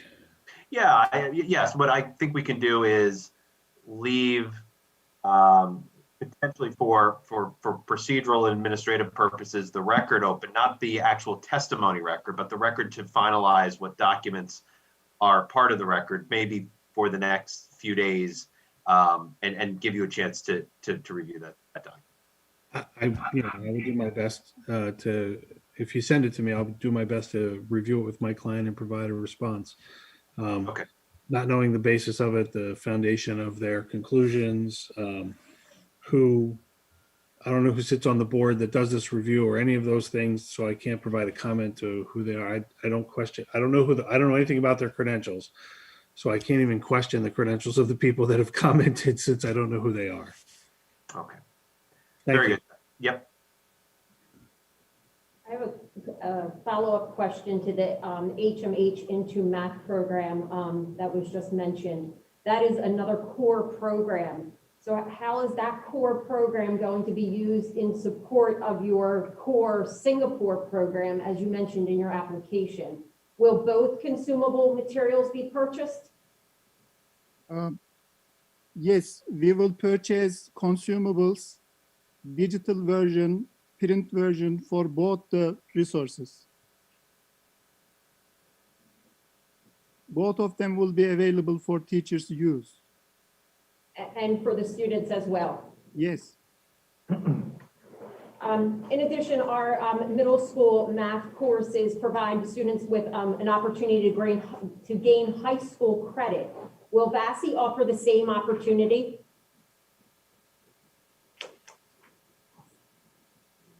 So if we have students who are taking high school level classes, Algebra 1 or Algebra 2, then that might be possible. We will see, when we have students. Thank you. I'm going to continue with slide 13 as I transition into the science program. At the elementary level, we use the Smithsonian, Picture Perfect STEM, and Mystery Science. These are used in combination to address grade level standards through hands-on and STEM activities. As a result of PA adopting the next generation science standards, we are in the process of investigating a new elementary science curriculum. In reviewing VASI's application, there appears to be a disconnect between the curriculum framework for core knowledge sequence, the PA standards, and Amplify units. Could you describe how a teacher will incorporate the components of the core knowledge program and which units of Amplify will be used to meet the standards? So Amplify, this is Adam again. Amplify science curriculum is suggested by core knowledge sequence. Using Amplify curricular resource, we will make sure that we have planned instruction to cover all the standards needed for each grade. Have you considered the fact that PA will be adopting new standards in science and how this relates to the curriculum you have selected? So we know that, are you talking about new generation science standards? Yes. So this is already aligned to new generation science standards, but our teachers are aligning it to PA standards currently. Once PA adopts new generation science standards, then that will be perfect for us because this curriculum is already aligned to new generation science standards. Thank you. Slide 14, please. Our middle school program, recently adopted in 2017, already incorporates the teaching and learning practices outlined in the next generation PA standards. In your application, you indicate that you'll be using Amplify for your 6 through 8 science curriculum. Amplify provides 145 days of instruction for 40 minutes. Could you talk to us about what will happen during the rest of the time in science? So, I mean, there will be, project-based learning practices we proposed in our charter. So teachers, will be able to plan it so that, students are educated for 180 days at least in a year. And what resources would be used to do that? For project-based learning, we have PA Smart curriculum we proposed. That is one of them. Smart Lab curriculum. Smart Lab curriculum is, to engage all students in STEM. It is mentioned on page 17. There's a little description there. Okay, thank you. One last slide about science, similar to the next slide, please. Thank you. Similar to Mr. Salerno's 3rd grade ELA example, this slide shows our 7th grade curriculum map and standard alignment to activities and hands-on strategies for our students and teachers to use as their guide. At this point, I'm going to turn it back over to Mr. Salerno, who's going to look at our social studies curriculum. Thank you, Ms. Kelly. Our social studies programming and curriculum includes hands-on lessons, inquiry projects, debates, and experiential exercises as a means to engage our students and ensure that they master key concepts. The core knowledge, history, and geography curriculum that the charter school intends to use tends to lack an individualized approach to teaching children and often does not take their unique learning styles into consideration. Since the core knowledge favors more traditional schooling, like direct instruction and rote memorization, over exploratory project learning, we're just curious how the charter school teachers will ensure mastery for the robust list of concepts outlined in the social studies curriculum framework featured in the application. So again, this is Mr. Kent's. If you have seen Appendix B Social Studies Curriculum Framework, we cited other resources to make sure that all the standards, state standards, are taught properly.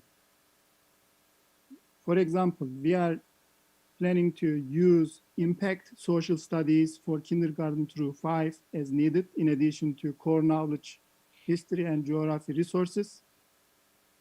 There are other resources cited on the Appendix B Social Studies Curriculum Framework.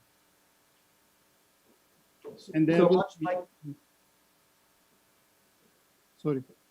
okay.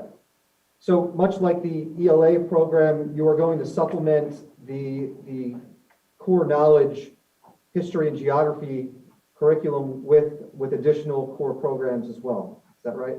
Yes. Thank you. Dr. Manfrey, the Director of Secondary Education, has a question specific to the social studies curriculum at the secondary level. Good evening. Thank you, Mr. Salerno. The primary purpose of Upper Darby School District's middle school social studies curriculum is to assist young people to make informed and reasoned decisions for the public good as citizens of a culturally diverse, democratic society in an interdependent world. In Binder 4, Appendix B, you describe an extensive middle school social studies curriculum.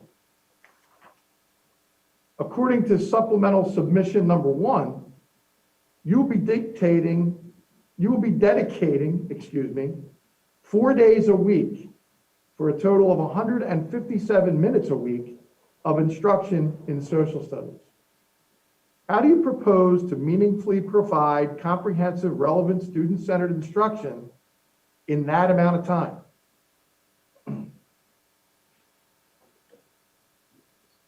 That is what we are projecting right now. We think that 4 hours per week will be sufficient. Okay. And This is a there follow-up. also we have an extended day program. You know, if we see that some of the, you know, content should be covered during the extended daytime, we can do that as well.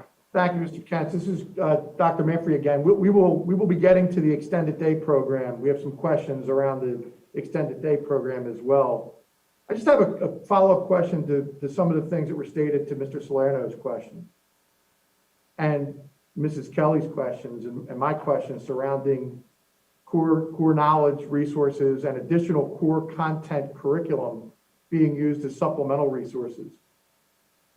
Do you project how much of each of those core content a supplemental curriculum you will need? And if so, have you projected the cost of all of these core content materials into your budget? We budgeted for our curricular resources. I mean, we have an estimate based on the, you know, other charter schools, the charter school we are replicating from William Penn School District, Vision Academy Charter School. So we think that whatever we budgeted in the budget projections, it is enough to buy all the resources that we need. And Thank you, but just to be clear, Mr. Kentz. I don't have any answer regarding that, but okay. But for math, currently we have resources for Singapore math and for Into math, both the resources for every children. For social studies, I mean, I cannot give you a percentage answer right now. Okay. The main resource is core knowledge, social studies and history resource, and it will be supplemented with other resources as needed. Okay. All right. Thank you, Mr. Kentz. I'm going to turn it back over to Mr. Salerno for some additional questions regarding MTSS for slide 18 and 19, Mr. Rogers. Thank you, Dr. Manfrey. This is Frank Salerno once again. See here in slides 18 and in a second here of slide 19, Upper Darby School District uses research-validated and evidence-based reading intervention programs as highlighted in these slides in our K-8 program. These programs are implemented by reading specialists, interventionists, and special education teachers. In the application, you state that your MTSS groups are fluid. And if you plan to analyze data weekly, why do you wait until the end of every marking period to make adjustments as noted in the application? So, I mean, we analyze. Hold on. Yeah. Where in the application are you referring? There are a couple points in the application where it mentions the ELA and the MTSS in reading intervention programs, and it speaks to the fluidity of the program and how the charter school plans to analyze data. It also speaks to then making the adjustments on a quarterly basis at the end of each marking period. Yeah, my question to you is, where is it you're pointing to in the application so I can have my client provide a contextual response? Kind of pull it up 1 second here. Thank you.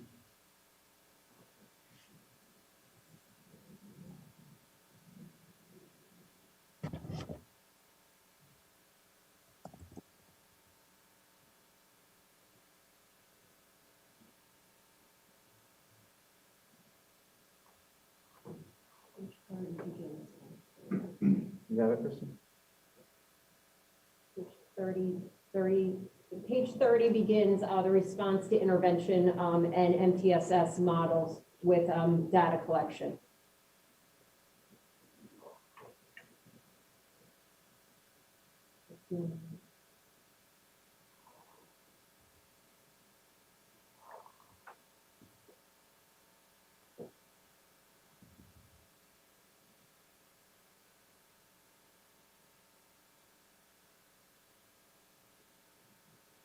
Sorry, you said page 33? No, page 30. Oh, my apology.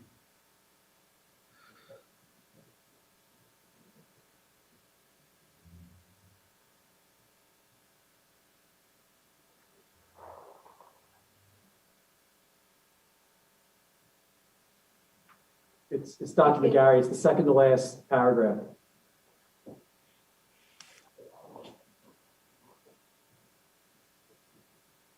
On page 30?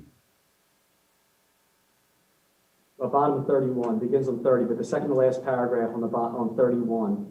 It reads, to facilitate RTII and MTSS, this is Dr. McGarry again, and accelerate learning, students will be organized in relatively homogeneous groups in English and math to ensure all students access to content in a context that permits the teaching to be referenced to their needs. Groupings will be monitored to allow for changing in groupings in each marking period.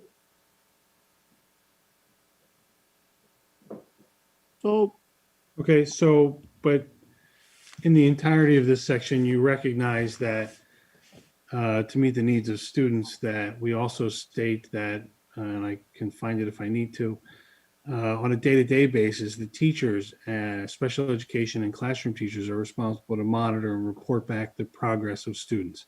So this is not the only time when a student's evaluated in order to assess their performance or their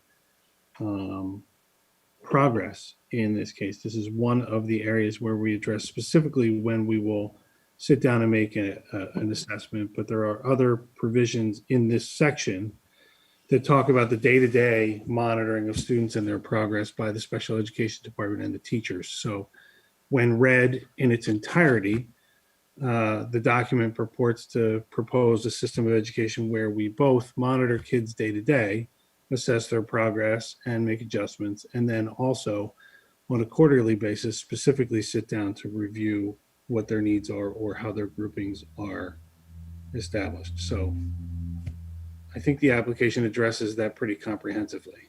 Yeah, it's Dr. McGarry again. I guess we'll disagree on that. We're familiar with the process that you refer to, Mr. Leinhauser. Progress monitoring, a special education goal that you reference to individual special education students, is different than the RTII MTS process that I think Mr. Salerno is referring to. So we can move forward, but RTII and MTSS has a specific system and steps as far as making movements. And our question was comments that have made, and we have read the entire document. I think we're demonstrating that. But special education movement and programming is slightly different, as it's really considered outside of tier 3 in an RTI process, how students move from one program to the next based on data. But Mr. Salerno, I'll let you continue.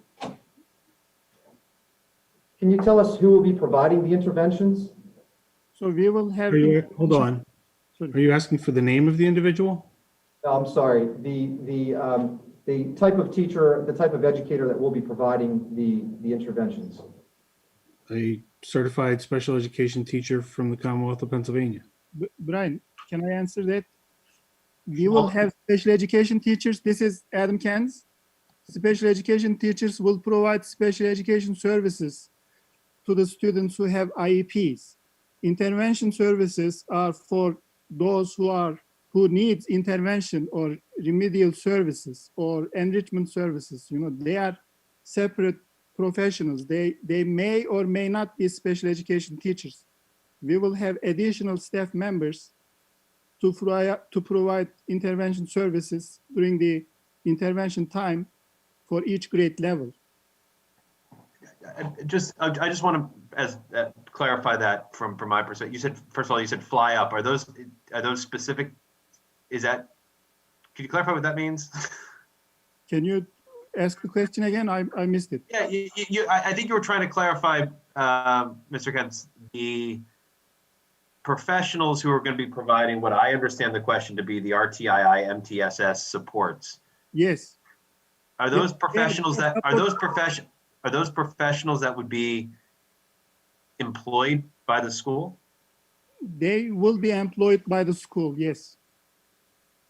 And can you identify the types of, you said they would be special ed teachers, or you're clarifying that? So I am saying that special education students will be serviced by special education teachers. But we are going to have an intervention period. If you have seen our schedule, daily, weekly schedule we provided you guys. There we have one intervention period every day to work with students who may need remedial services, you know, more support, those who need more time. So during that time, we call them intervention teachers. They are qualified people, highly qualified professionals to work with students who may be behind, you know, who may need to be, you know, brought up. And just when you say qualified, you mean they are going to hold specific types of certification to allow for intervention services? They are highly qualified people. They have college degrees.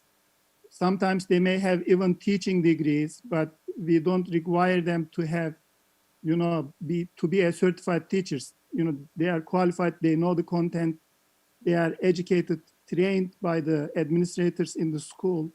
You know, it is like paraprofessionals sometimes, more than paraprofessionals actually, academic instructional coaches. I think districts might have instructional coaches or, you know, assistant teachers. Thank you.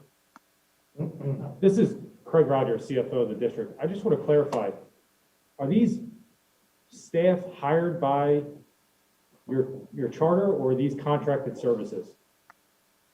We will currently in our school, we are hiring them. We hired them. I mean, let me see the budget, how we have done this year.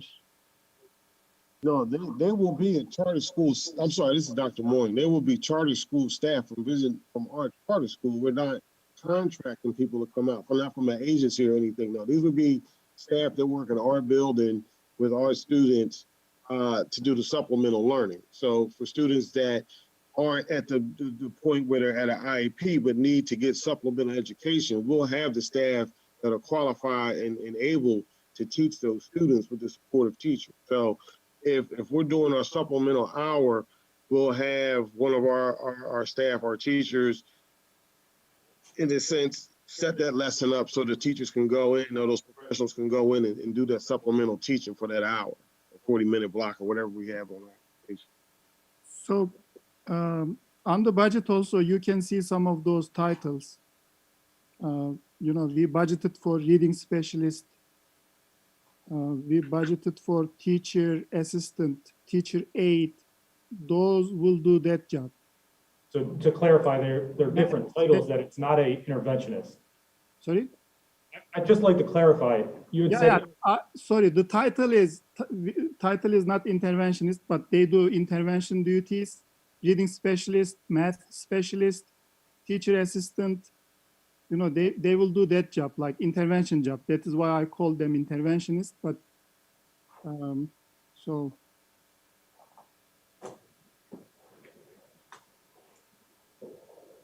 Okay, this is Frank Salerno once again. I'd like to hand the presentation back over to Ms. Kelly. Slide 20, please, Mr. Rogers. This is Christine Kelly. This is a visual representation of our K-12 MTSS model. We utilize the measure of academic progress, or MAP, as our universal screener in grades 1 through 8. The MAP data is used as a screener and from our instruction in Tier 1, 2, and 3 program. You could see the continuum of HMH resources for our students in grades K for 1st through 12th grade. Next slide, please. Similar to our MTSS model in reading, our math model is data-driven based on the results of MAP and several other local assessments. The intervention periods are scheduled for 30-minute increments in grades 1 through 5 and 48 minutes in grades 6 through 8. How will your math intervention fit into your schedule at the charter school? So our math and reading intervention, we have a dedicated time for those two, math and reading intervention time on our schedule. And we will also planning to use MAP, MAP, measures of academic progress for grades 3 through 8. We are also envisioning to use iReady for that purposes. For special education, we plan to use Ames Web Plus data. How will it be scheduled if a student needs both math and reading intervention? So for some days, they will go to math. For some days, they will go to reading. And they can stay for after school for extended day program also as needed, because we will have, extended day time can be targeted for some students' needs. If they need more ELA, they can get that service during extended day time as well, in addition to intervention time. Thank you. I'm going to turn it over to Dr. Manfred. Hello again, this is Greg Manfred, the Director of Secondary Education. I'd like to talk to you about this slide, which is a STEM comparison of Upper Darby School District and the Vision Charter School. Upper Darby School District provides numerous opportunities for our students to be exposed to STEM concepts. Through our elective program, there are several topics covered in various courses written by our highly qualified staff. In fact, we have over 80 elective courses in addition to the Pennsylvania Chapter 4 required courses available for our students who do not need intervention. Additionally, Upper Darby embeds STEM concepts in our core curriculum in math and science. In your application, you reference a period during the school day. It's in supplemental submission number 1. You reference a period in your school day when students will get STEM concepts taught to them. This period is 3 days a week. Can you explain to us what that will look like for Vision Academy students? So there will be, one second, let me find the,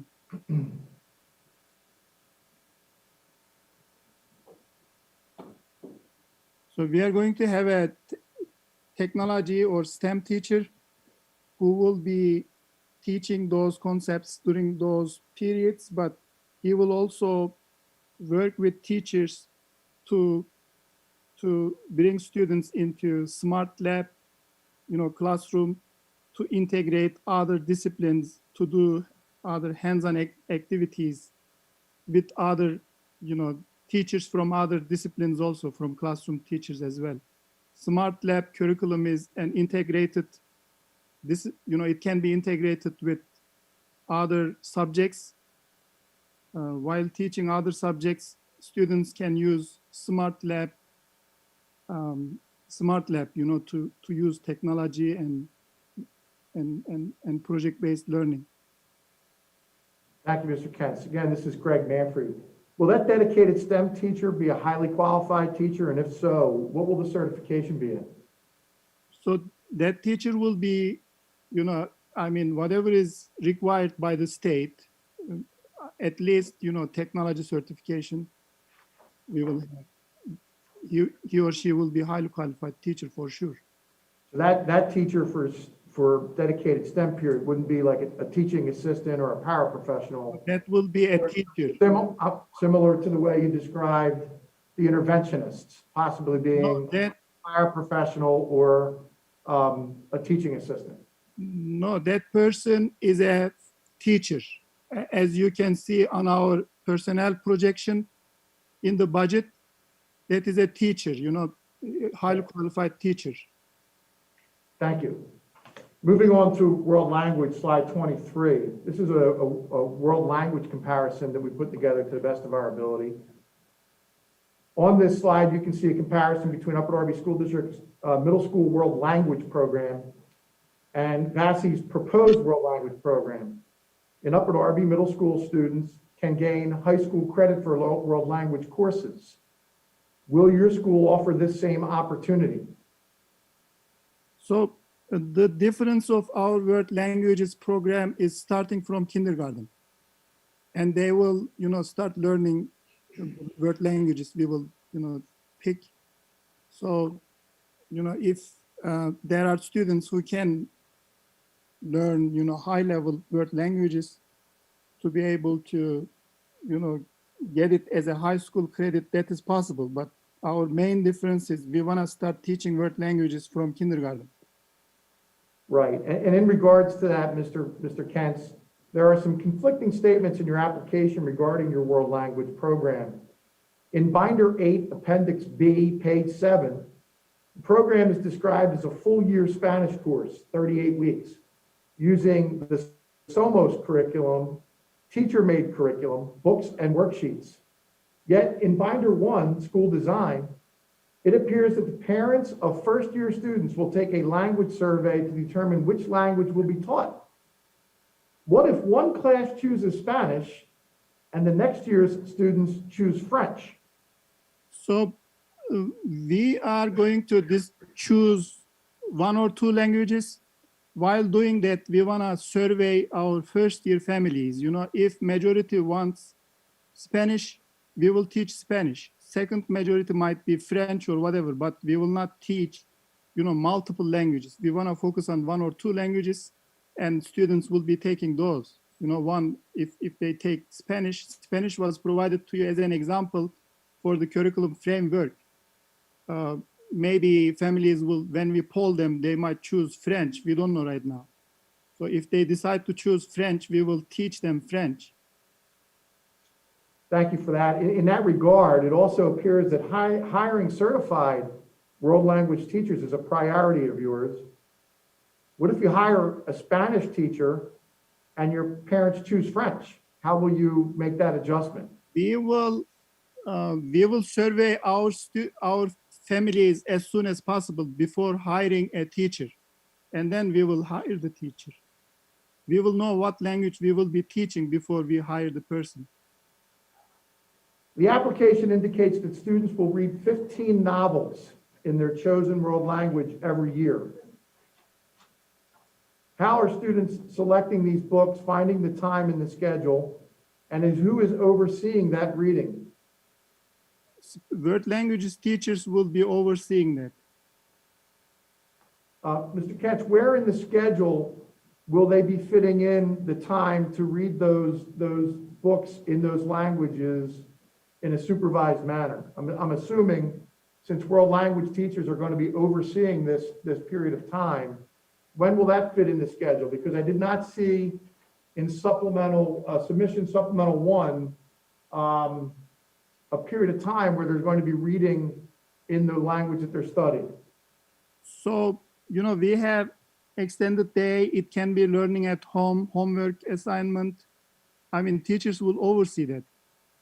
During So they're going to be reading these 15 novels during the extended day period. Is that period of time? That is one of the time slot available for students. It can be a homework assignment also. Some might be read in the classroom as well. So teachers, that is the goal for the teachers. Okay, so it could be in the world language period, it could be in the extended day program, or it could be homework. Is that what you're saying? Yep. I'm sorry, I didn't hear that. Yes. Okay. How can you assure parents that every staff member and student will be proficient in the chosen language in order to perform those tasks? So we will be aligning our content to ACTFL standards. ACTFL proficiency levels, there are 3 levels for ACTFL, beginner level, intermediate level, and advanced or proficient level. Based on that, students will be, assessed and we will check, if they are proficient or not based on the standards. Will students who are not able to complete that task be removed from the world language period and placed in some kind of intervention? So if students need more urgent needs, sometimes students may need more reading intervention, more math intervention, or there might be, more need for special education support services. Then students may be pulled out from special classes, such as world languages. Got it. So one of the things that separates Vision Charter School from Upper Darby, according to the application, is the world language program. But there's a possibility that numerous students will not be able to get world language because they'll be getting math and reading intervention. Is that fair to say? That is not fair to say. I said sometimes, there may be some special education kids with some more severe needs. So I believe even Upper Darby is pulling out students from special classes to serve them for their special needs. That is what I'm saying. I'm not saying most of the students will be pulled out from world languages. I can say majority of the students will take world languages. Okay. This will be a fair statement. Most of them will be taking world languages unless they have more severe needs, especially in special education. Right. So most of them will not have severe needs, it sounds like. Okay. Can we move to slide 24, Mr. Rogers? As you can see from this slide, Upper Darby School District provides its students with numerous opportunities to participate in clubs at both the elementary and middle school level.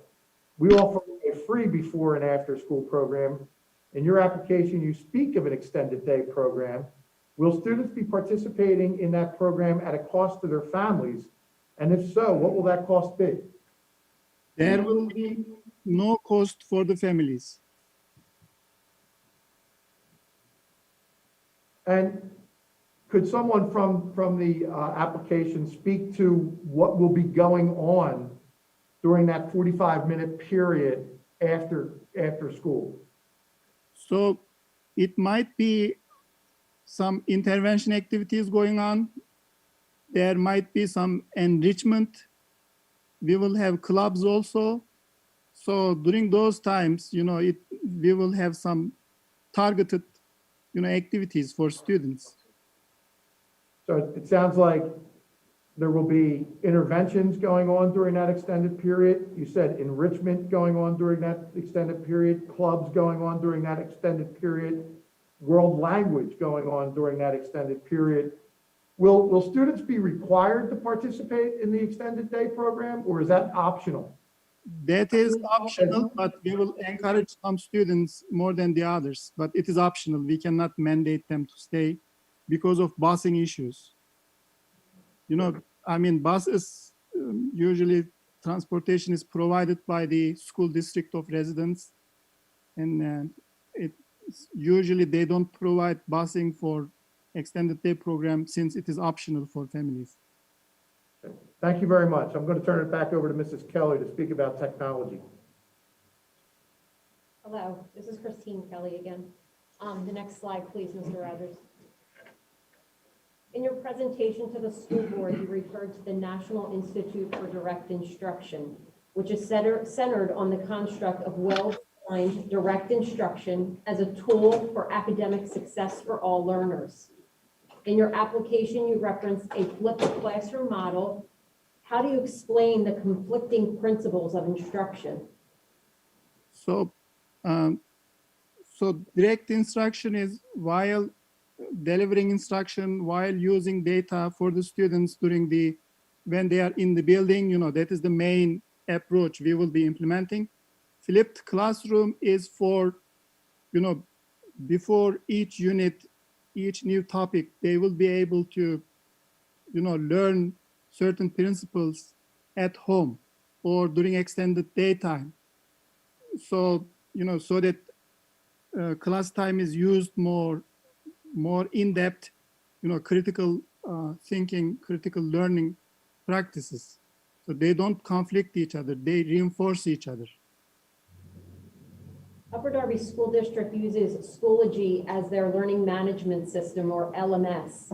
A well-designed flipped classroom model requires a learning management system. Has the charter school selected a learning management system for their teachers and students?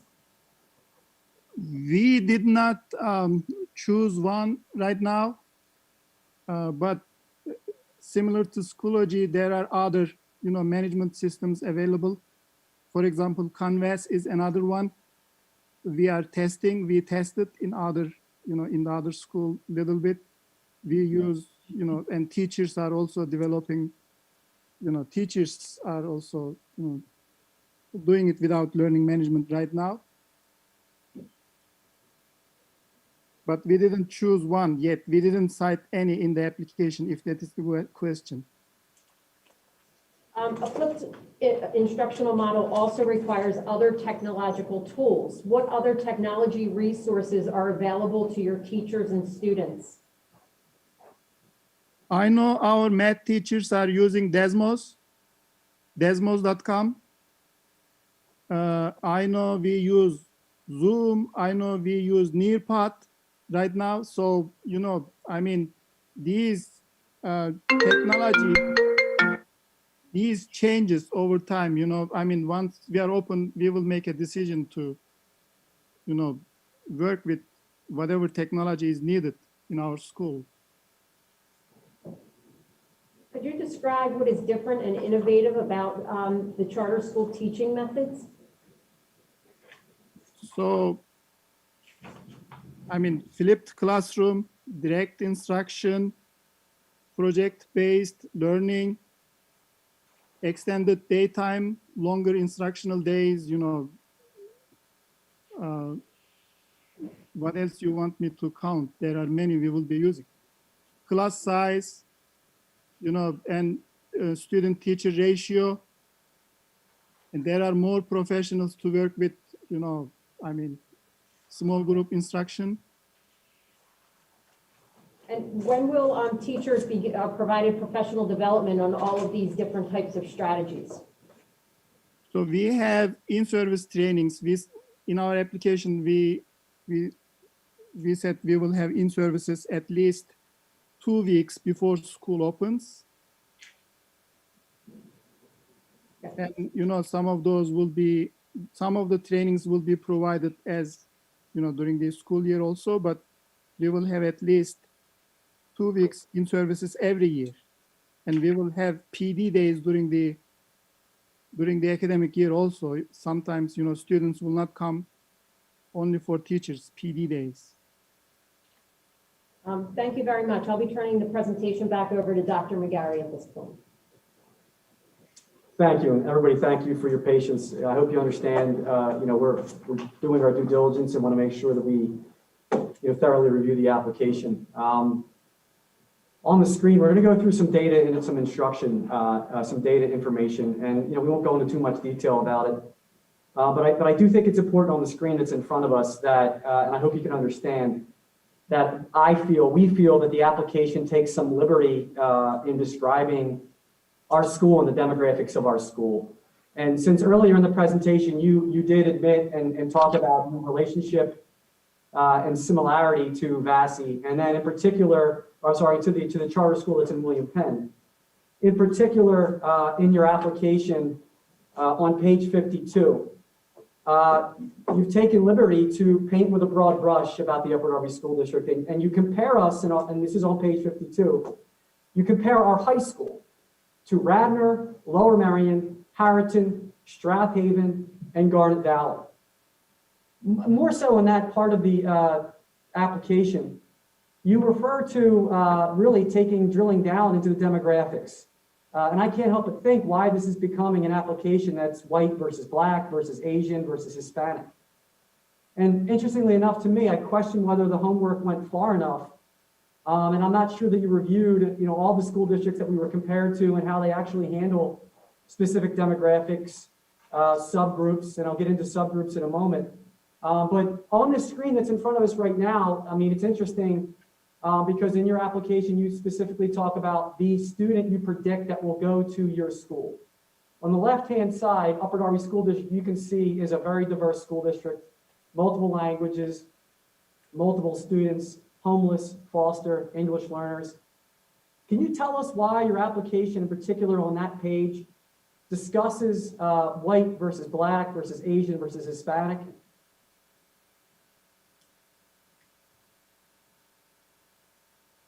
Yeah, I'm sorry, Dr. McGarry. This is Dr. Moore. Are you referring to the graph on page 52 or the graph that looks at the high schools on page 51? Yeah, I'm not really referring to the graph, but yes, they're the pages that I'm referring to. I'm referring to the comments that are in there when we're compared to specifically your language in the document. Radnor, Lower Merion, Harriton, Strathaven, Garnet Valley. And then you go through our schools and you list certain schools and categorize them as white or black. Can I answer this? Yeah. So, again, one second. So this is Ken's. There in that chart, we are just listing schools based on SAT scores.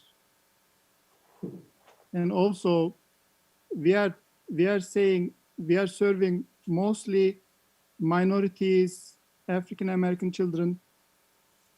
We are saying that if we implement our curriculum, especially minorities will grow faster. They will do much better academically.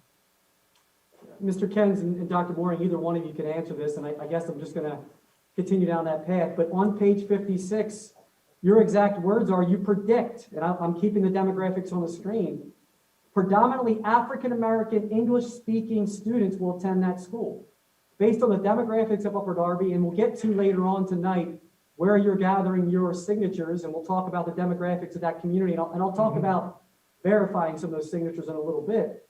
Can you explain to us why you're making a prediction outwardly in your application where it's going to be African-American English-speaking students going to that school? So this is based on the pre-enrollment data we have, based on the meetings, community meetings, who we see, who are interacting with us. That is how we came to that conclusion. And from the neighborhoods also. So based on that, in the conversation, and I know, Dr. Moore, I know you're there, we talked about this gap. I talked about it earlier, and in the interview in December, you referred to that gap, and obviously in your application, which we've read, you referred to the gap for African-American English-speaking students in the application in the interview. In the next couple of slides, I just want us to pay attention to what you're saying, painting with a broad brush about the demographics of Upper Darby. You refer to specific schools by their demographics. Aronimink Elementary School is 50% Black. And on the next slide that we'll show here, we'll briefly go through, the growth data. I'm sure you're familiar with PVOS data, Mr. Kens and Dr. Mooring, and I'll get to that in a second. But you'll see that our schools are, Aronimink is 50% Black. Beverly Hills Middle School is 59% Black. Walter M. Senko was 56%, almost 50-something% Asian and 2.5% white. And to say that, there's a gap and we're not growing students, you can click to the next slide, as evidenced on this information, I hope we would agree that Upper Darby School District, given the cornucopia of diversity, we are growing students in all these subgroups. My question to you is, where is your track record in growing diverse subgroups of students? Because on the demographic slide I saw, and what I saw in your forward-facing data, you seem to only have one subgroup to worry about. Well, we can only worry about the group that comes to our school.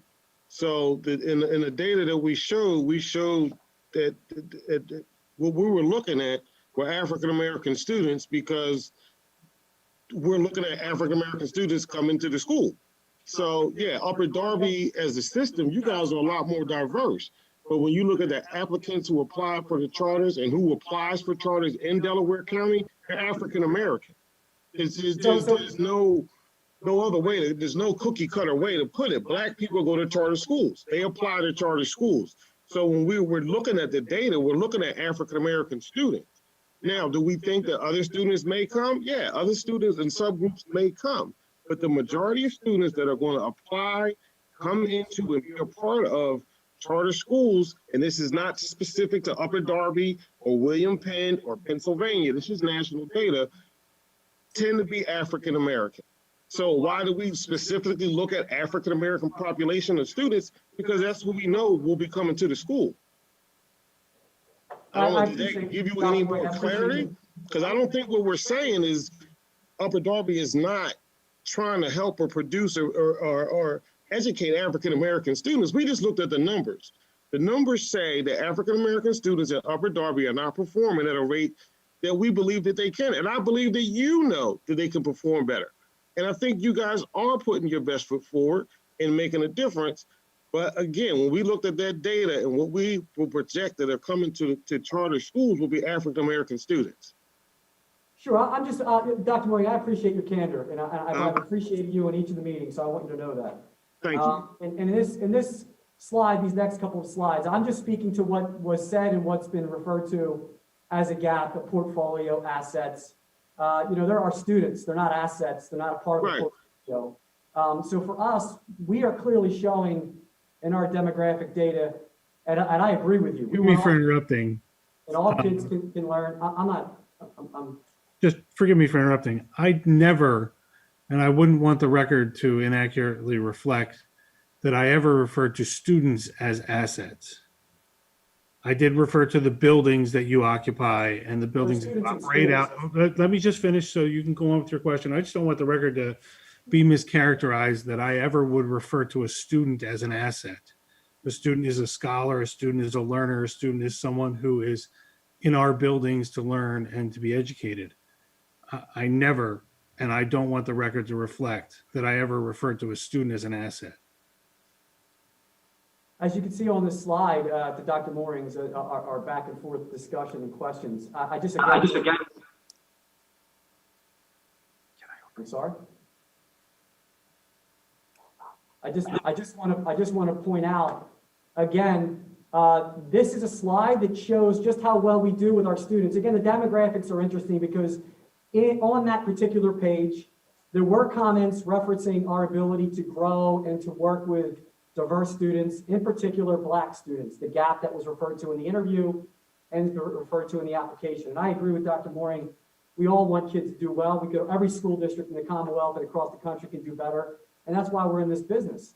On this slide, I just wanted to point out, your comments are about Black kids, Black schools. Beverly Hills is, as you pointed out, even though Drexel Hill Middle School is close to 40% African-American and Black students, Beverly Hills Middle School is doing fairly well. In fact, this is an indication of students taking an Algebra 1 high school end of course assessment that Drexel Hill, Beverly Hills, and on the slide, you'll see Upper Darby High School. We all know that's all an indication of exceeding growth, that those students are outpacing that gap. So one of the questions I have, and Dr. Mooring, if you can answer this, that'd be great. If not, somebody else can on your team, because I have not been provided the presentation that we thought we were going to get following that meeting that you guys indicated we would get. But I recall a graph on one of the slides that had a bar chart, and I believe you referred to the school performance profile. Can you explain why you used the school performance profile on that presentation? So this is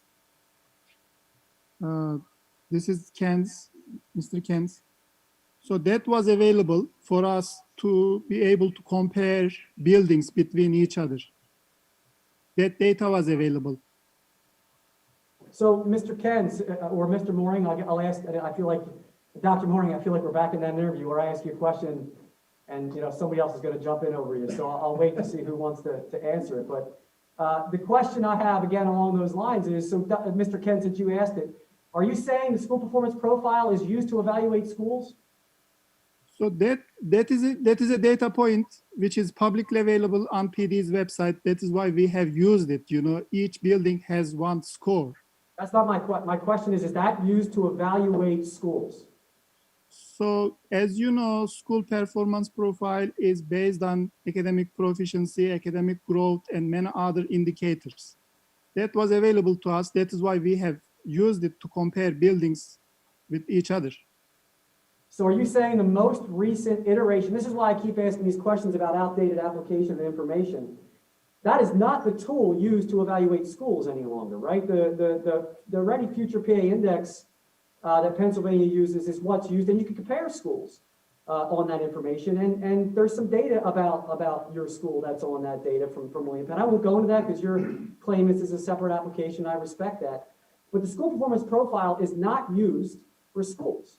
It is used and put to rest because of the reauthorization of the current standards and the current laws governing public schools is now a new report card. The performance profile is simply used to evaluate teachers. So I asked that question because I find it interesting that we use an outdated reporting tool instead of the most up-to-date reporting tools that we all have to live our lives by. And the school performance profile is not that data point.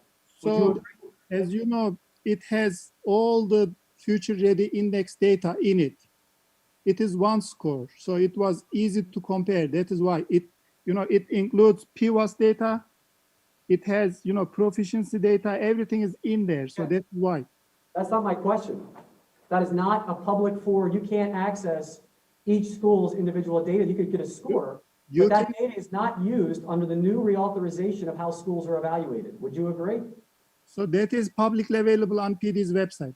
That's not my question. Is that report card how schools are evaluated today?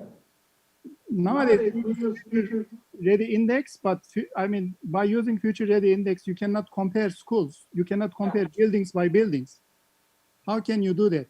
You may compare schools by looking at PWAS data. That is fine. We can do that also. Mr. Kens, I can't do that right now with you, but I'd be happy to talk to you offline. Okay. My other question would be subgroups. If you could go back to the slide on the demographic information, that would be great. Can you explain to me, either Dr. Mooring or Mr. Kens, how difficult or how, when you compare us to Radnor, Garnet Valley, Strathaven, the schools that you compared us to, do you think they have a similar demographic makeup as the Upper Darby School District? Those schools that you referred to? We know, population is different. But no, that's not my question. My question is, do we have the same demographics as those schools? Clearly not. No, we don't.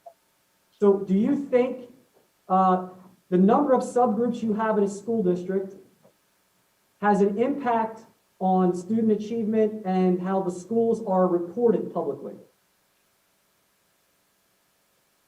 Yeah, that's true. There are many reasons why schools are achieving in a certain way.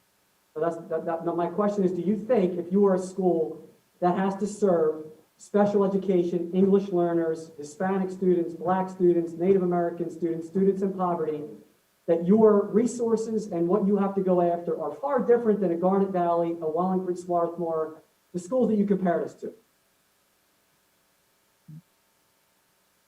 Yeah, that is a fair statement.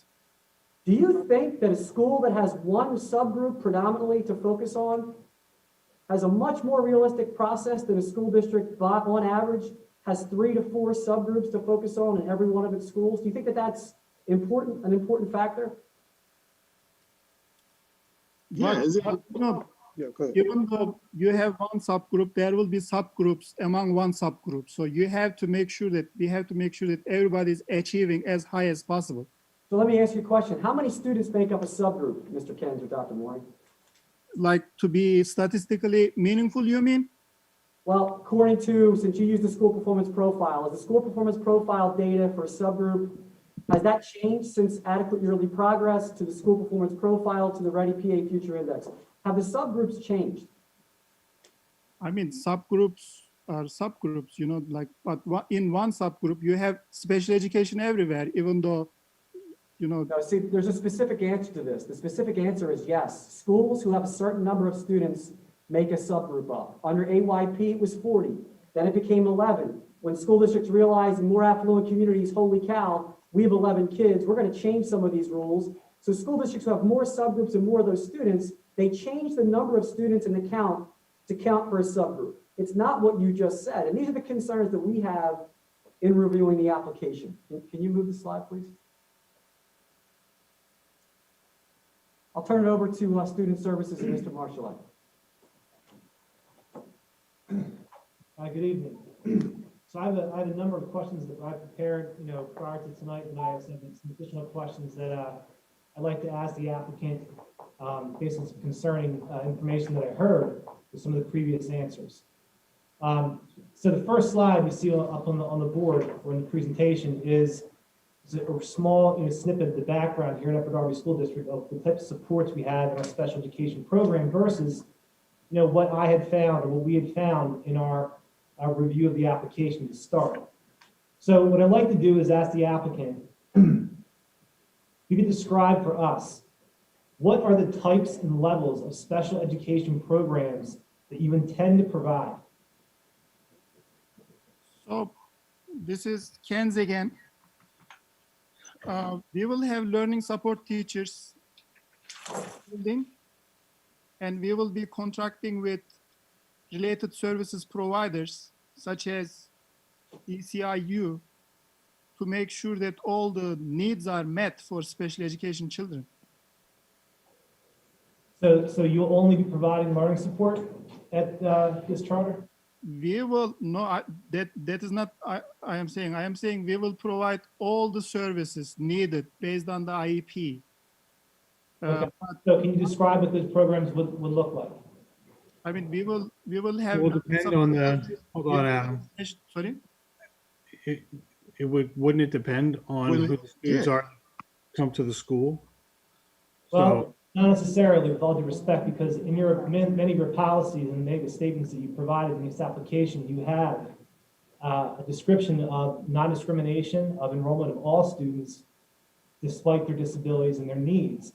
Yet there is no description of the programs that you would be offering in your school. I heard Mr. Ken's offer learning support, which that's wonderful, but that's not everything.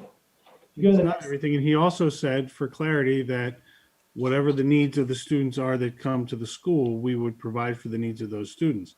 All right, so fair enough. If you would please let me finish my response. I've been respectful and let you ask your questions. You should let me finish the response before you move on to your next question. Please proceed. Thank you.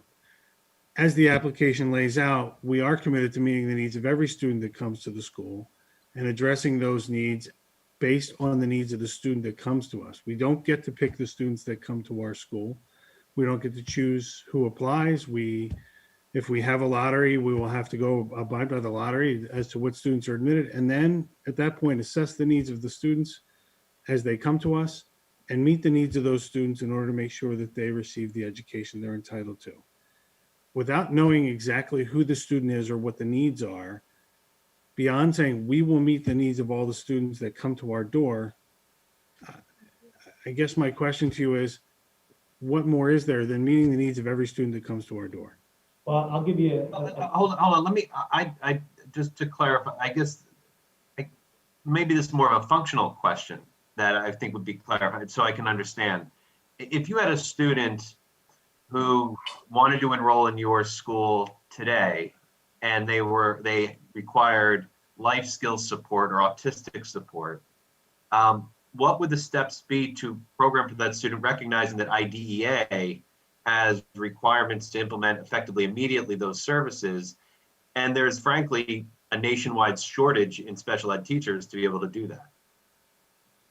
So just like every other district or school in the country, we would find the necessary professionals to provide the services to that student immediately by whatever means are necessary and whatever means are required. That's what every school does right now. Every one of my clients that has a shortage of special education teachers goes out and finds the people that are certified and qualified to provide the services that are needed, hires them, and implements the services. That's what I'm sure that's what you do. That's what my clients do. Special education teachers are constantly moving because, supply and demand works effectively in the education world as well. When a district picks up the phone and calls a school special education teacher and says, I don't care what you're making right now, I'll pay you $10,000 more to start at my school in 2 weeks. Those teachers move and they take that money, and then you have to find another teacher to supplement and provide the education for those students. So whatever the need of the student is, if it is a student who needs life support services, we would have to find the people qualified to provide those services. That's the requirement. So I appreciate that. It's life skills support also, just to make it clear for the record. But just, that really wasn't my design of my question was, however. Up on the board, part of the presentation is the types of supports and the level of supports we provide here in the Upper Darby School District. So what I would like to ask again is what would it look like in your school, in your charter, if you had a student who needed life skills support? I didn't get that answer, and I think it's important for the public to hear and our board to hear. What would that look like for a student who might have the autism spectrum disorder who would like to enroll in your charter? What would that look like in your school starting day one? So can I say something, Brian? Go ahead. If there is a student who needs, some severe support, we will make sure that that is met properly. If I have a staff member who can provide that service in the building, we will do. Otherwise, we will go out and hire professionals from companies like DCIU, like other, special education related services providers. We will do what is needed, to make sure that student is, supported and successful.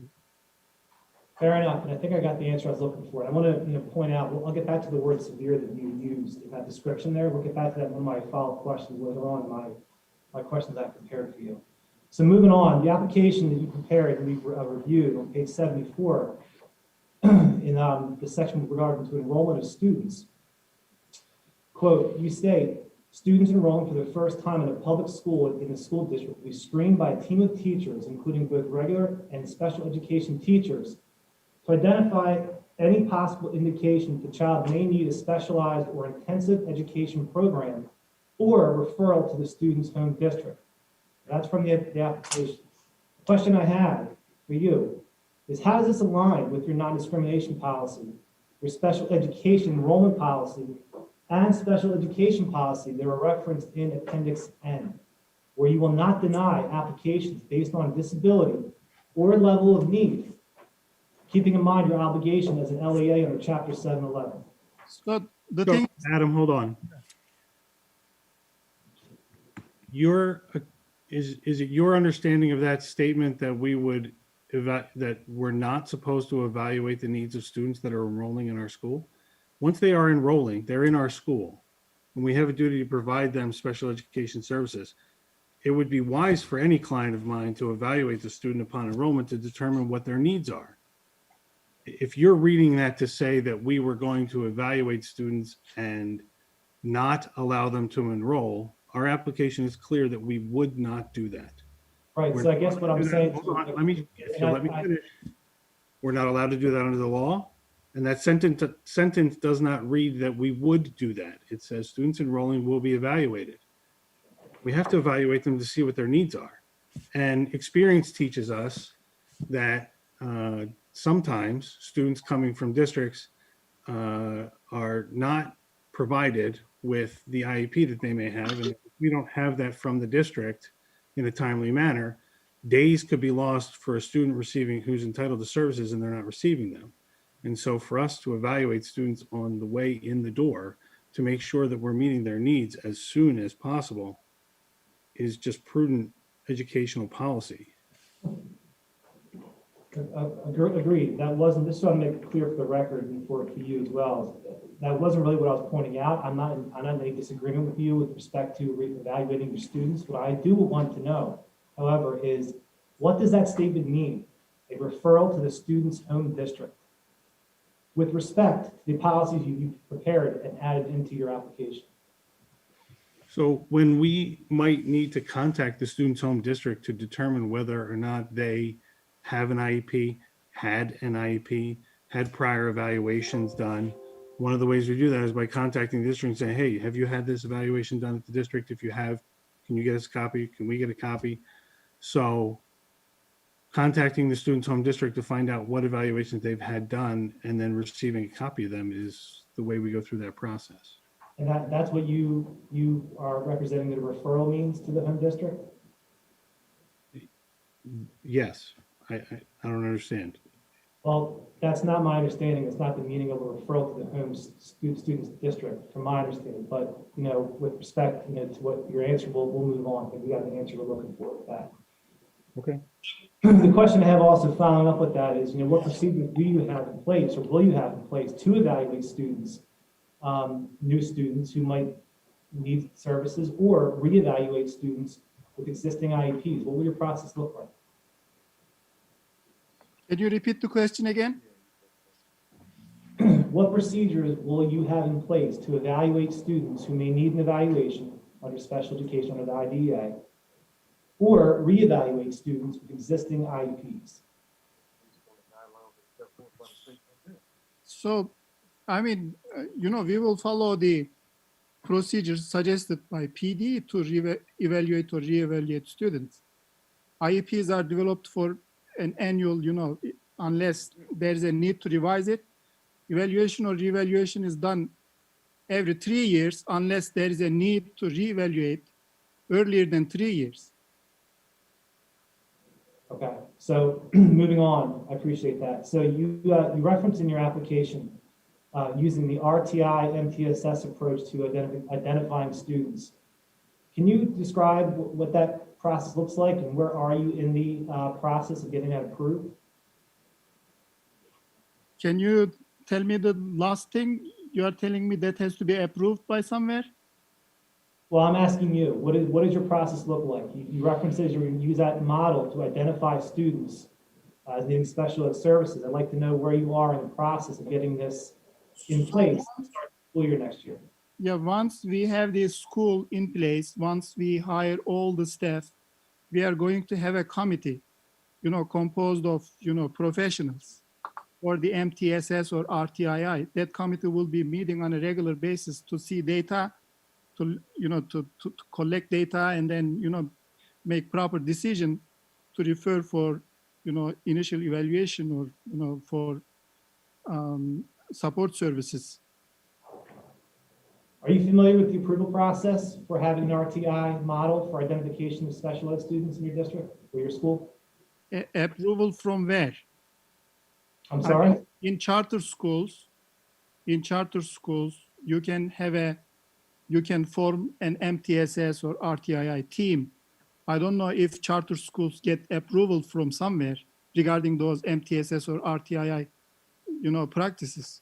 I guess what I'm being, you know, pretty specific here with respect to not MTSS, not RTI model in your school. I get that. You don't need to have an approval to start that process. What you do need to have approval for, however, from the Department of Education is to have use an RTI model to identify students needing special education services. So you have not gone through that process yet, is my understanding. We didn't, because we are not an approved school. I don't have the staff members for RTII MTSS. Once, you know, we are ready, we will do whatever is needed to have. You're claiming day one, when students enroll in your school, you're going to evaluate students who have needs. And your model you're using in your application references the RTII MTSS model for identification. Is that correct? So we are saying from day one, we will have the committee together and we will start looking at the data and collecting data, you know, to be able to service students properly without losing any day. Fair enough. So until that happens, what is your process to identify students needing special? So just for clarity, are you asking us how we're going to do it, or are we going to do it? Because it sounds like a whole bunch of stuff is coming out that's not really clear. So are you asking us, are we going to be evaluating students based on that RTI model that we submitted, or are we going to be evaluating students at all? No, so you state in your application that you'll be using the RTI model to identify students needing special education services. That's correct. That's in your application. So that is correct? So you're asking us how we're going to implement the RTI model? No. So let me explain a little bit more further, I suppose. Yeah. So there are different models to identify students needing special education services. Correct. Utilizing a school psychologist, a team of professionals, etc. One of the models is using the RTII model to identify those students. However, there isn't a significant approval process and a long-term plan to put that in place before you may use that as an identification model. So what I heard Mr. Ken say that he's going to pull this committee together when the school year starts to start developing that process. So my follow-up question to that is, until that happens, what is your process to identify students who need special education services? So the thing is that whoever is referred for special education services by a teacher or by a parent, that student will be evaluated, without losing time within that timeline the guidelines give us. And what we are perfecting our MTSS model. We will not wait until our MTSS or RTII is perfect, and we will not delay anything. If a student is referred for special education evaluation, evaluation will be done within the timeline. Okay. So are you familiar with the discrepancy model? I heard about it. Okay, good, fair enough. So my next question would be, you do not specifically state in your application any supervisory roles. You go to the next slide, Mr. Rogers. We have a number of special ed administrators within our district who oversee the special ed program. You did not specifically mention any supervisory role other than a coordinator, who I believe also serves as a part-time teacher or a teacher in your application as well, in your proposed school. No, I don't believe that's correct, but. I'm sorry, hold on. Being a small school, principal will do that supervisory duties, to start with, because we're a small school. That's not my question, so, Mr. Kentz, if you would. So, who's going to oversee the processes in your charter for the state and federal mandated processes such as compliance monitoring, COVID compensatory services, early intervention, transition services, December 1 child count? Who's going to oversee those systems within your? Transition for kindergarten will be done by kindergarten teachers. We will train them. And board, once school is approved, board will be, we will have a transition plan for kindergarten students. So first year is kindergarten through 4. So, for all the children, first year transition will be done by the school. Going forward for the new students, especially for kindergarten, teachers and administrators, we will come up with a plan and provide those services, like transition services. For, compliance reporting, business manager will do some of those reportings. What else? What other compliance question was there? Something called December 1 child count for the federal law. To start with, our business manager will do that, Okay. So your business manager will have a special ed background as well? December 1. You're putting words in the mouth. Hold on, Adam. I'm asking a question. This is Dr. Moore. So your question was, who's going to handle the reporting that's needed for a school? So we have a special ed department chair that will handle special ed department. Transitions in the first beginning of the school year, because we're a small school, will be done within our boundary. The administrator, whom we choose to hire, will oversee that to make sure that those things are done. So business reports, financial stuff will be done by the business office. Special ed will be done by the special ed office. Other things can be done by an administrator who can have and carry various hats throughout the building. So if there's a report for social services, the direct people needed will handle those. So regarding December 1, your specific question, Yes. that is actually, we will have database to have all the special education data in it. And from that, our, whoever is doing PIMS reporting will pull that and report it to the state. But you know that process. I mean, somebody prepares it, somebody checks it, and the leader of the school signs on it, and then it is submitted to the state. Fair enough. The process, many people are involved. I mean, to make sure data is accurate, we have to work with, the teachers, professionals. Okay. Thank you.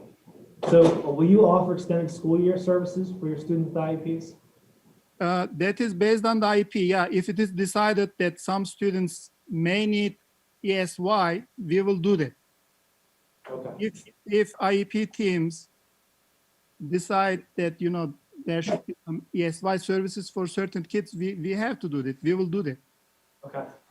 So I want to go back to something you said, Mr. Kens, in an earlier discussion about curriculum with the intervention blocks. And you mentioned about students who may need to have a variety of needs, math or reading throughout the day, might need to have the intervention period done at the extended school, extended day. So my question related to special ed students who oftentimes do have needs in both reading and math, will they be allowed to or expected to attend the extended school day to get those needs met? They will be allowed. Yeah, it is open for everybody. There will be no, I guess my question would be, with that though, are they going to be required to attend extended school day to meet their extended school program is not mandated. It is optional, but we will, encourage some students to stay for that extended school day. How will you meet the needs of students to have both reading and math needs on a daily basis per their IEP? During the day, we have an intervention time in addition to, classroom regular teaching time. Also, we have extended day. Extended day is an optional, additional time we offer for our students. But earlier in the presentation, you stated that students who have a variety of needs may need to attend extended day to get those needs met. So in other words, if you had reading one day, you couldn't get math in the same day. That was what we had heard tonight. Is that correct? That is not what he said. Just to be clear, he said they may attend extended day if they choose to. He did not say they had to attend extended day. Right. No. Right. Okay. No, I mean, in the earlier part, not my questioning, but with Ms. Kelly specifically about the intervention time. So I said for the intervention time, based on the needs of the students, some days, perhaps Monday, Tuesday, they go for reading.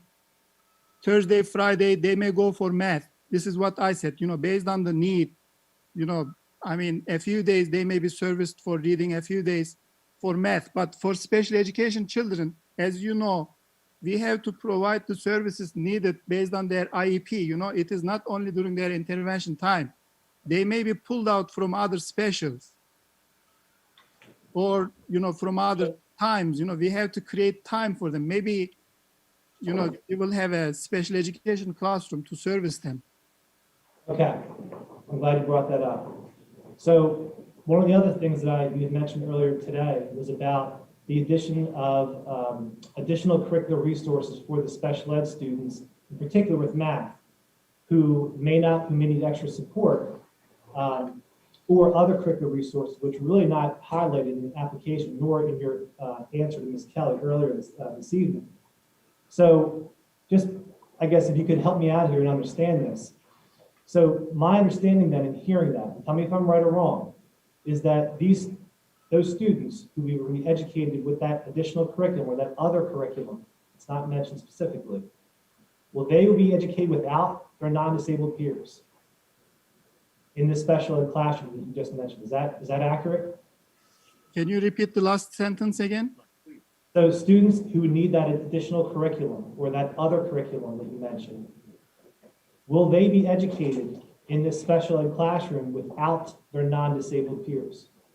It is based on the IEP. If IEP says they have to get itinerant services or, inclusive services, based on the IEP, those services will be provided. if you are asking the resources, what I will use for special education, for math, we might use math 180. You know, that is what we are using right now in our sister school in William Penn. We can use iReady resources, online resources. We can use Ames web resources. Even they have some curricular resources nowadays. And how will that meet the PA core standards? What you just described as The thing is that teachers, we will make sure that we are teaching to the standards. You know, these are some resources I cited. I mean, the primary goal is to teach. They're not Can we let him finish his answer? Hold on, please? yeah, let's not talk over each other here. So I think an answer is trying to be finished and then we can ask another question. So what is the question? Is there a question? No, I was asking them to let you finish your answer. Yeah, I was saying, I mean, the primary goal is to teach to the standards. You know, whatever content I am using, I will make sure that we are teaching to the standards.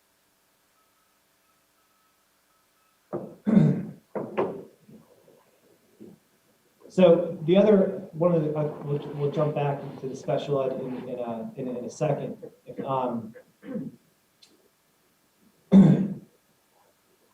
You use the word in your policy specifically in the appendix N, the word mental retardation.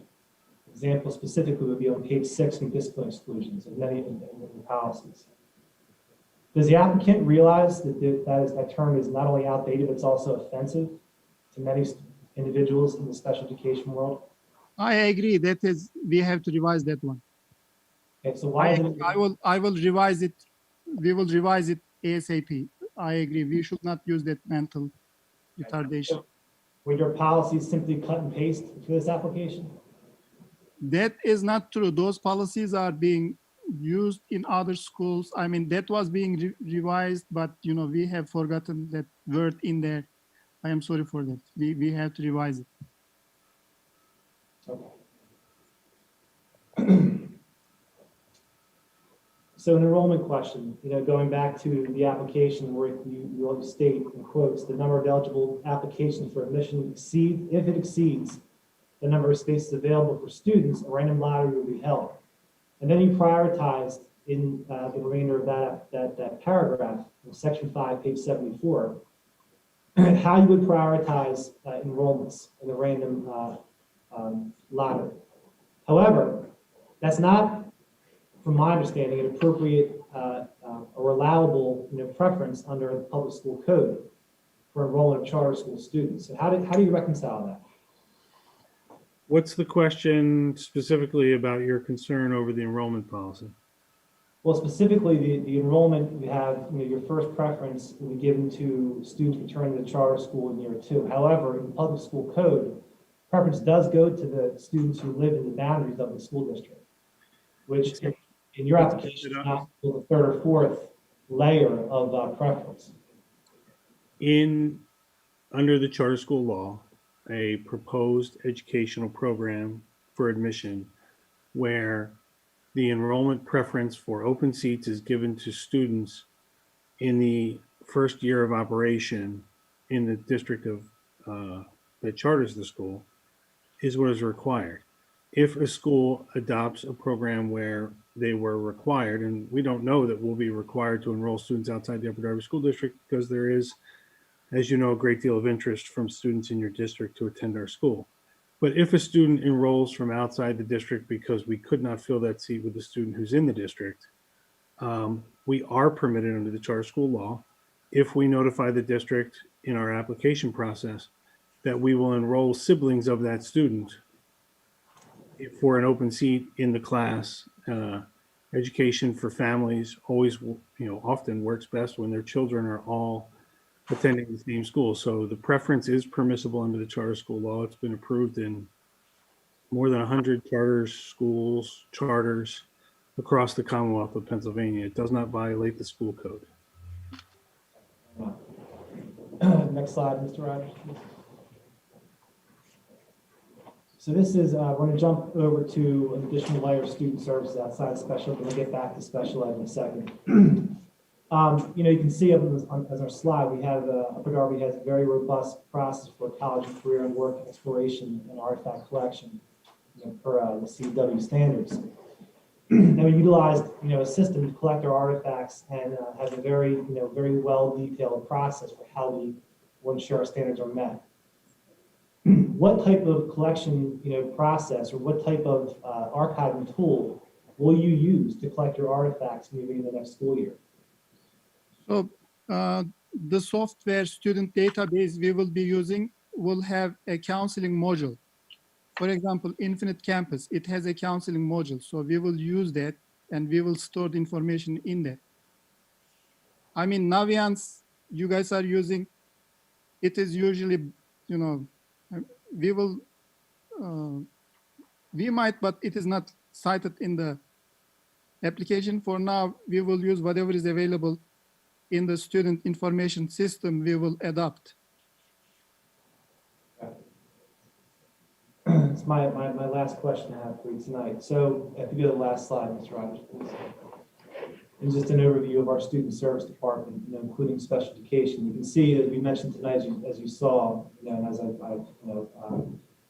mentioned, that we have a very skilled and experienced, staff in our special education department to oversee our programming and keep current in the current, educational landscape, special ed, specifically. So in Appendix N, the cover page states there is a PBIS policy. However, when you look at that policy referenced in the appendix, it really is a PBS policy relating to special education services under Chapter 11. Is that correct? It is, let me see one minute. No, it is an appendix.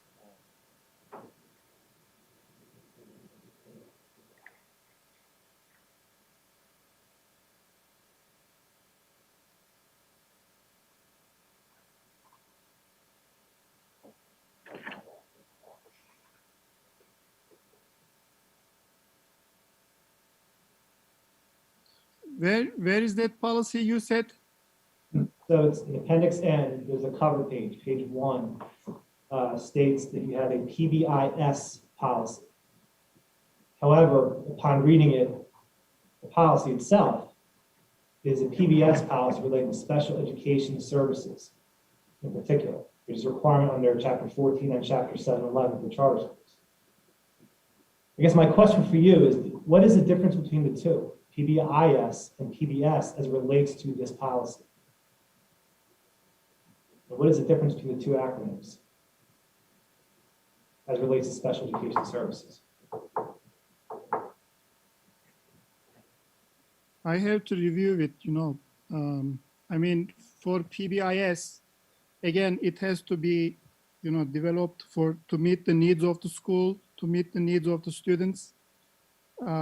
We need a team again to develop it for the school's use to meet the needs of the student.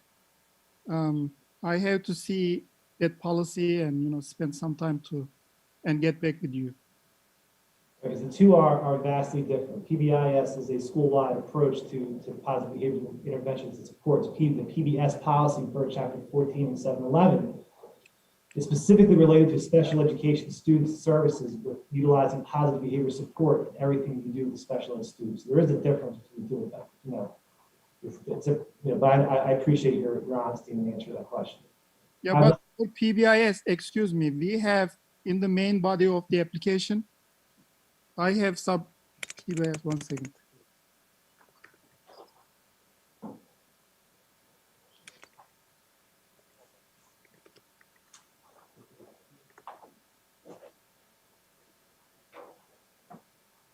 While you're looking that up, I'm going to turn it over to So what is your question? Can you repeat that again, please? It's Dr. Moore.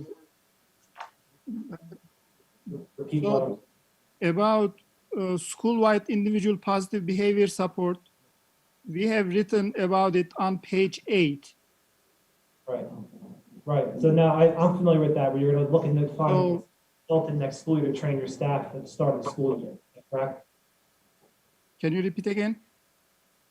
From what from the policy, from reading the application, the PBIS process that you're describing on page 8 largely talks about training your staff next school year, when your school, if your school, I should say, in terms of training your staff to implement a positive behavior intervention support system in your school.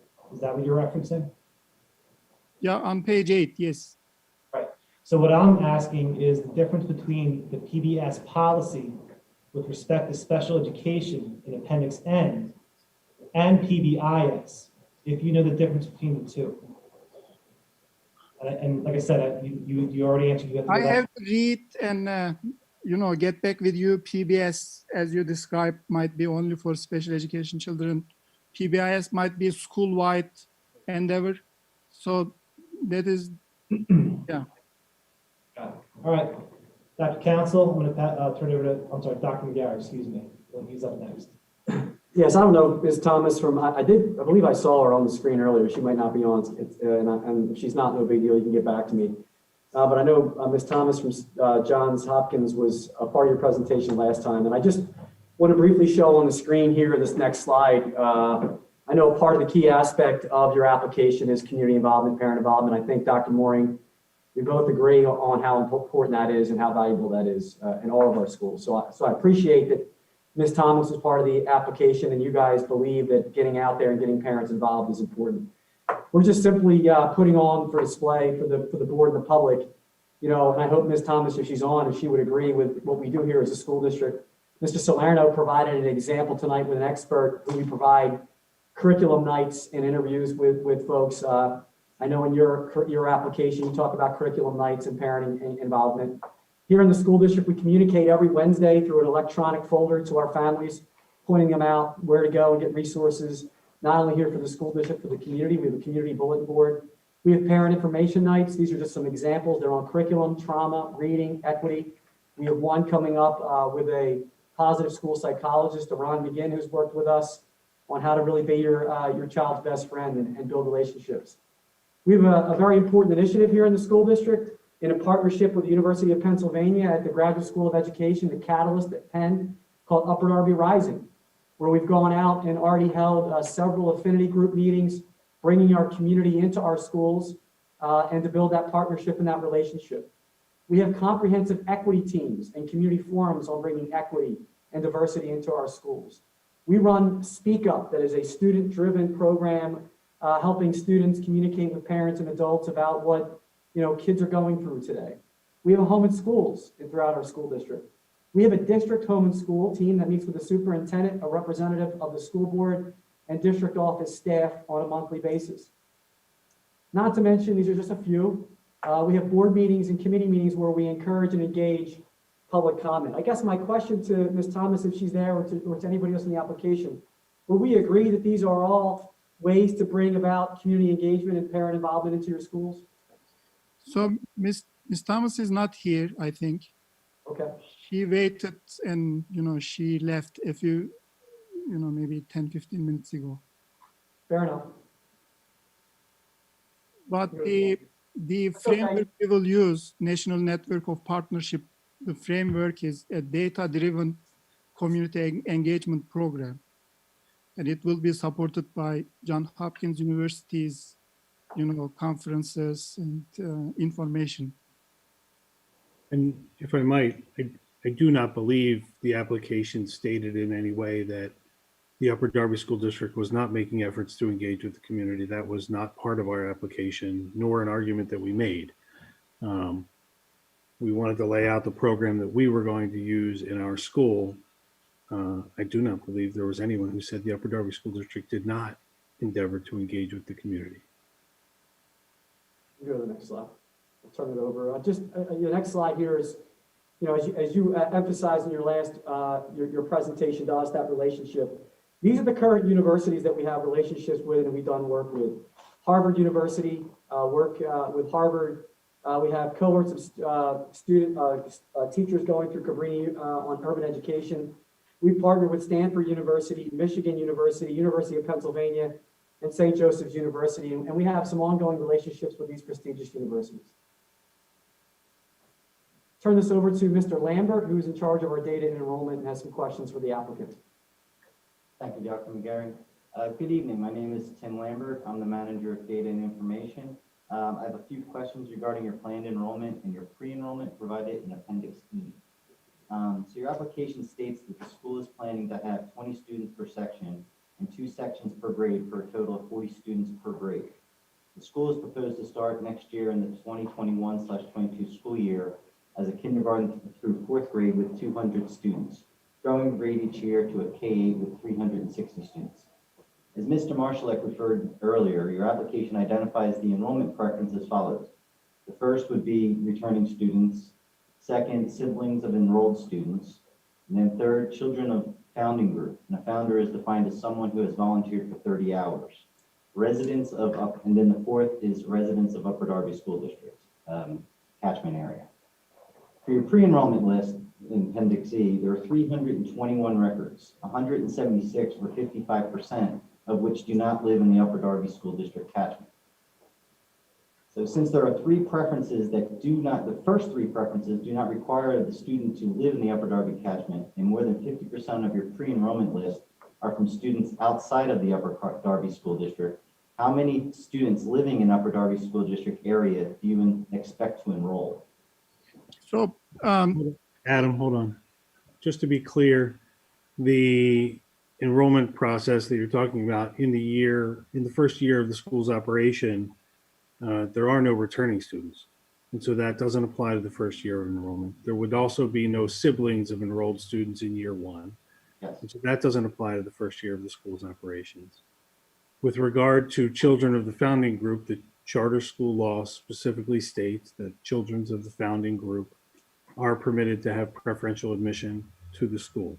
And so in the first year of operation, all available seats for the school would go to residents of the Upper Darby School District that desire to attend the school. At present, I haven't done the math, but I'll trust that your math is correct. And we already have more than 140 or 150 students from the Upper Darby School District interested in enrolling in this school. When a charter is granted, we would then announce the enrollment process.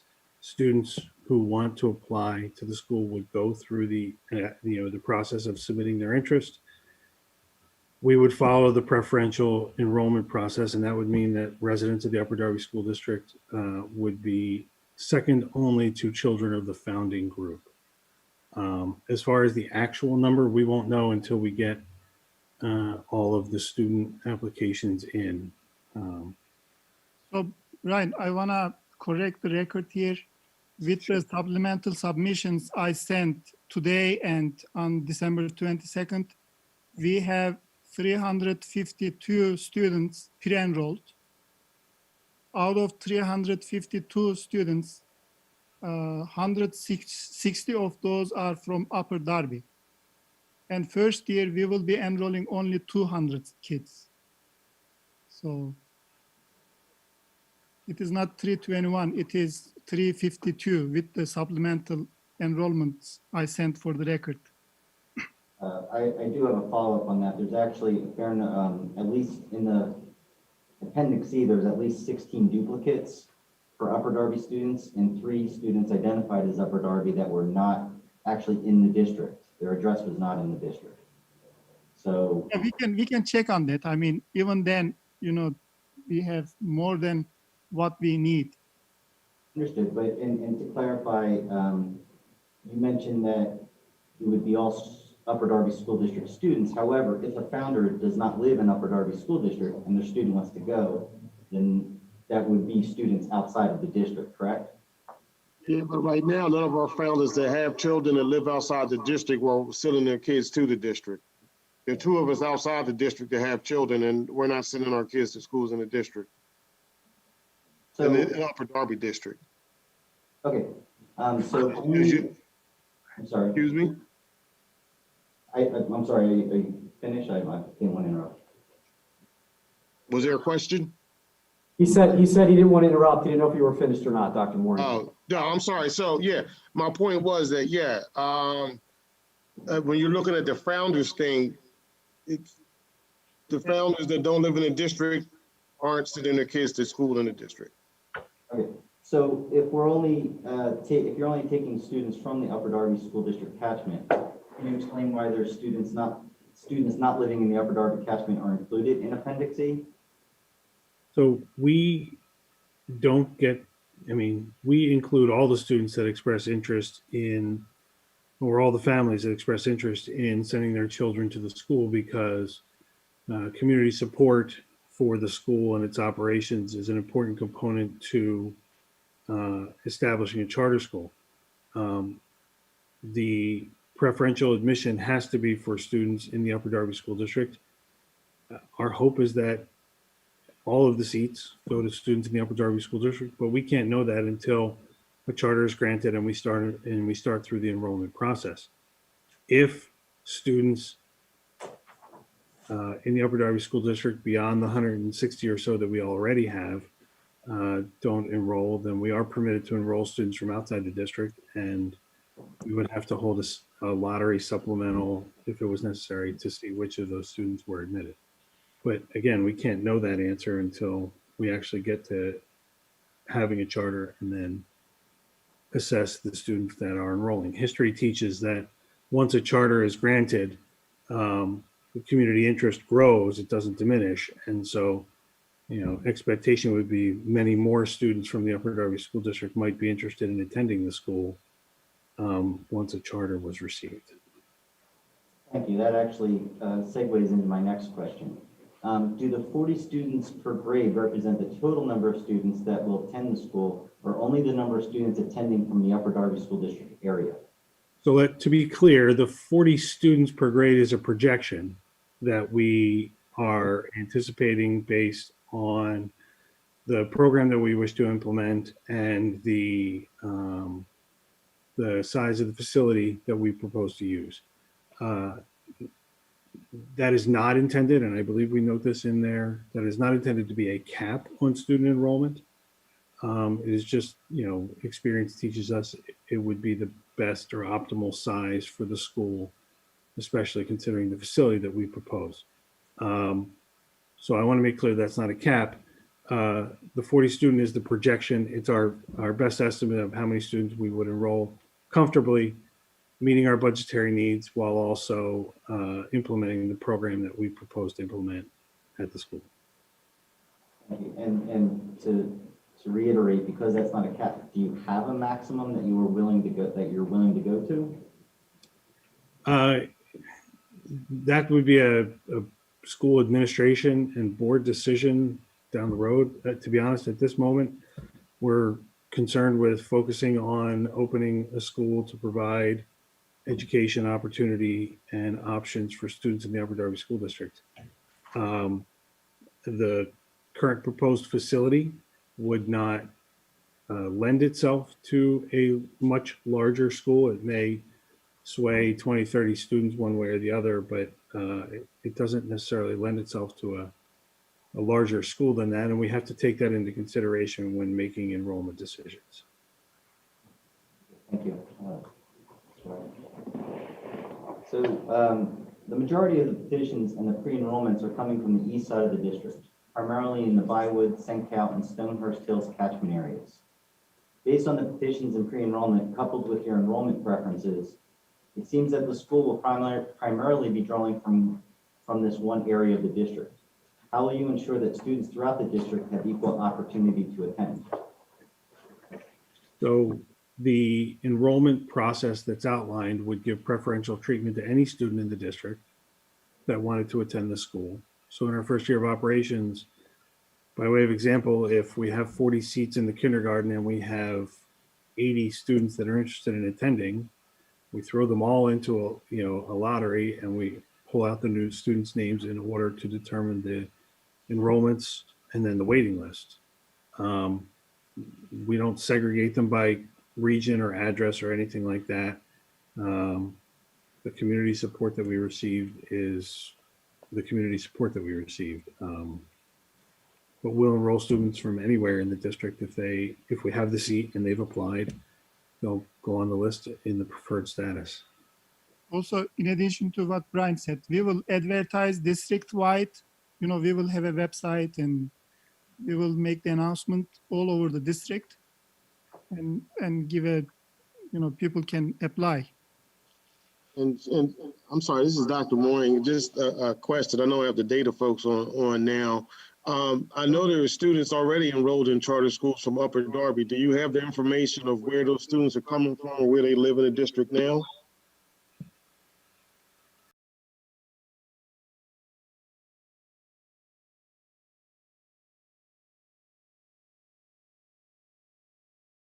You know where those students are coming from and within the district? We have, I think, a majority of them with transportation and such, but they are not required to. All students, if they go to a private or parochial school, are required to have a state ID. And if we don't. No, I don't think you understood my question. So my question is, you were saying that our enrollment is coming from a specific part of the school district. So my question is, the students that are already enrolled in charter schools within the Upper Darby district, do you know where those students are coming from within the district? Yeah, well, yes, we have our student information system has a list of all students, yes, and where they go. Right, but are those students, you were asking us, our students are coming from a specific area in the district. So again, my question is, the students that are already enrolled in charter schools throughout Upper Darby, are they coming from one specific area within the district? I got you now. I did not plot those students, so I don't know specifically. Okay, we only plotted the students that are students, and I understand that because it's our application, but there are other students within the district who are going to charter schools outside of Upper Darby because there are no other charters in Upper Darby. So those students that would otherwise be in Upper Darby are in other districts, but you can't tell me where they're coming from within the district. Is that correct? I can if I, gave me 20 minutes.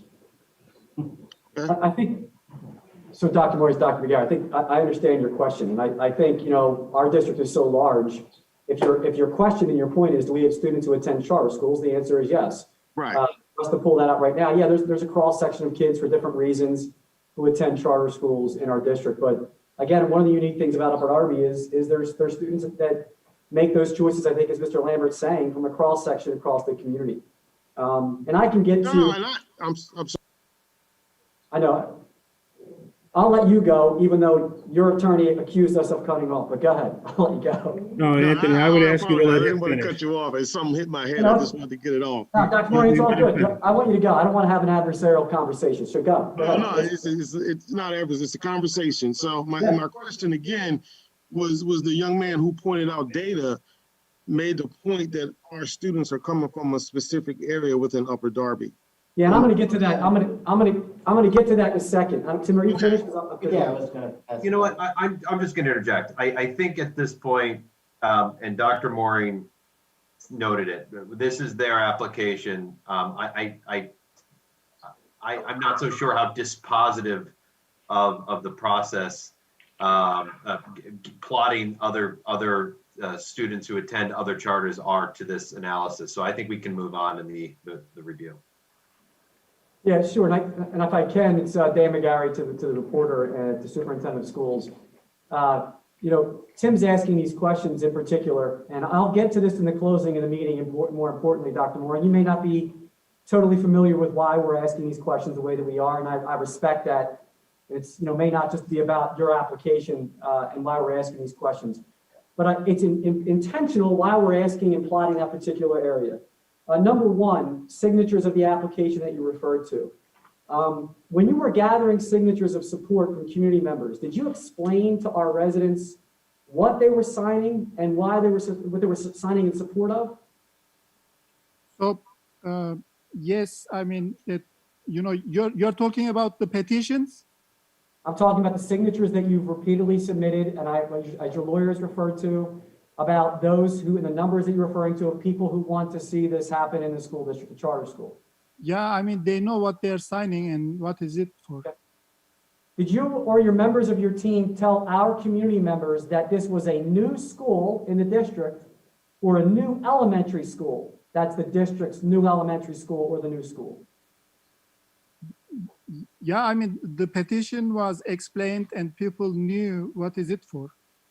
That's not what I'm asking. I'm asking because, and I'll get to this later on tonight, the person who owns this facility has been in the newspaper and reportedly come to board meetings attempting to have us buy the facility. It's well known in the community where you're signing petitions, and only in the community, and that's why we're asking this, Dr. Mooring, no disrespect to you, that in that community, it's in need of a new elementary school. So much so that before winter break, we've been holding meetings with community members to talk about building a new elementary school in that community. So I asked this question specifically, knowing that some of the individuals who may or may not be involved with this application know the facilities needs of the district, know the need for a new elementary school and a new middle school. And I'm asking you, before I go through what I know, can you tell me if you have in any way told people that this is the new elementary school or a new elementary school for that community? You know what? We Adam, didn't hang know on. about it. Adam, hang yeah, on. Yeah. Dr. McGarry, you said people involved in this application.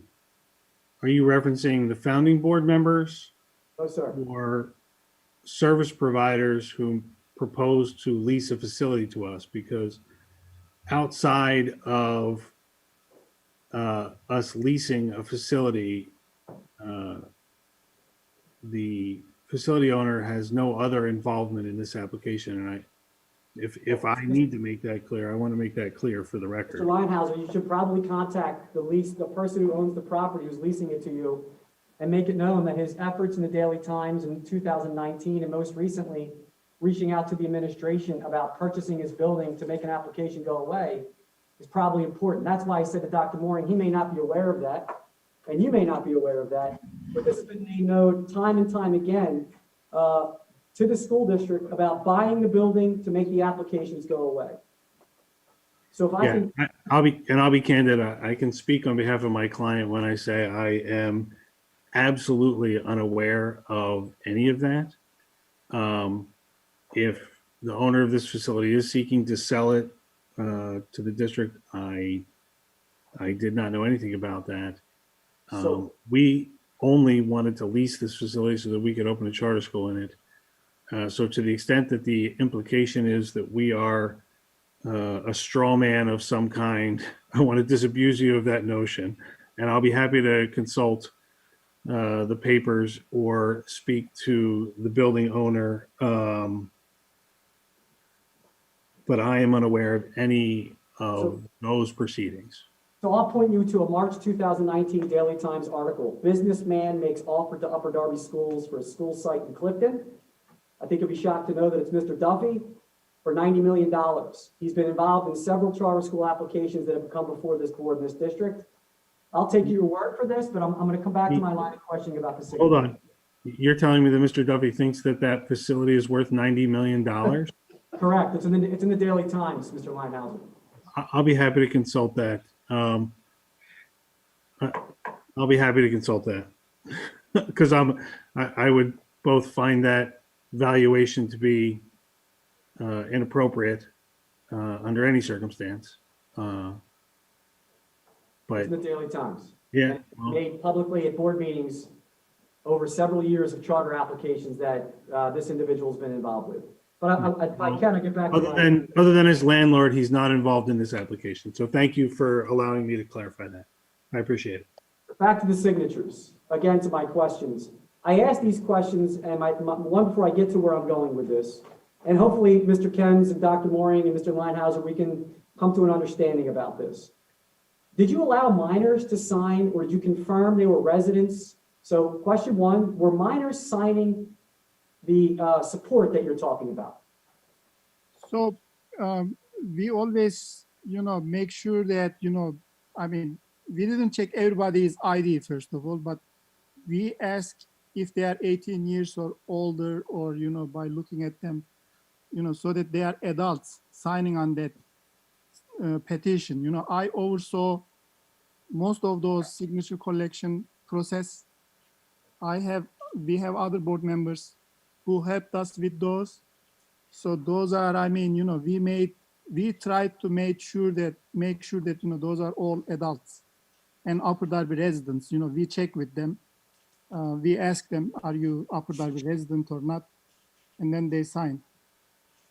So as you could tell, this isn't our first rodeo. So I understand that Mr. Leinhauser will probably want to have this information. So I'm going to give this information as part of the record at some point in time over the next few days as we continue this work, Mr. Fitzgerald. But what I'm about to go through is we've sent out our attendance officers who have a lot of work to do, but to verify signatures and information. And just to be clear, and this is just, hopefully, again, we'll get an answer coming out of this.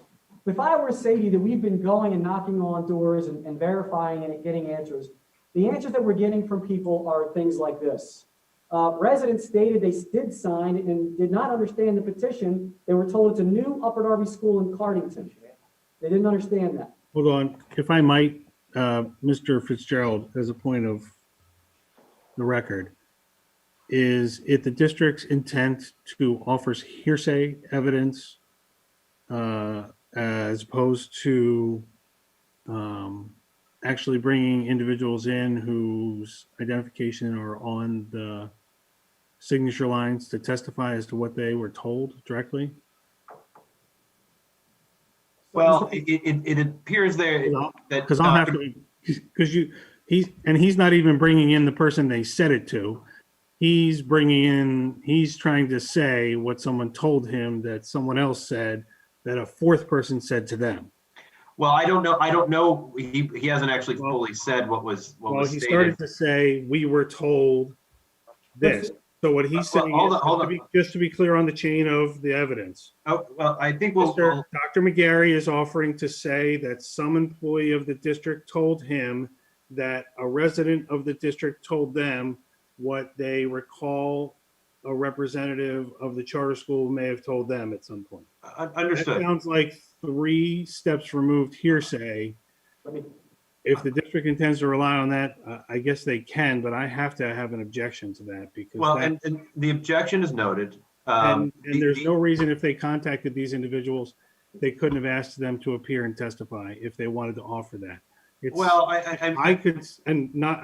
Please don't take this as impugning the integrity of the district. I think ultimately, okay, I get it. Let me finish. And you can say I'm overruled and you can let him put the evidence in the record.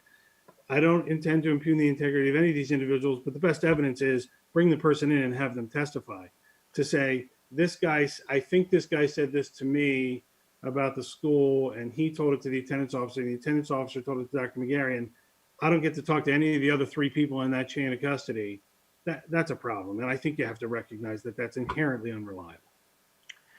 So I made my objection. You can now overrule me. Okay, no, hold on, Dr. McGarry. I am going to overrule that. I think that inherently even the signatures are a form of hearsay in and of itself as well.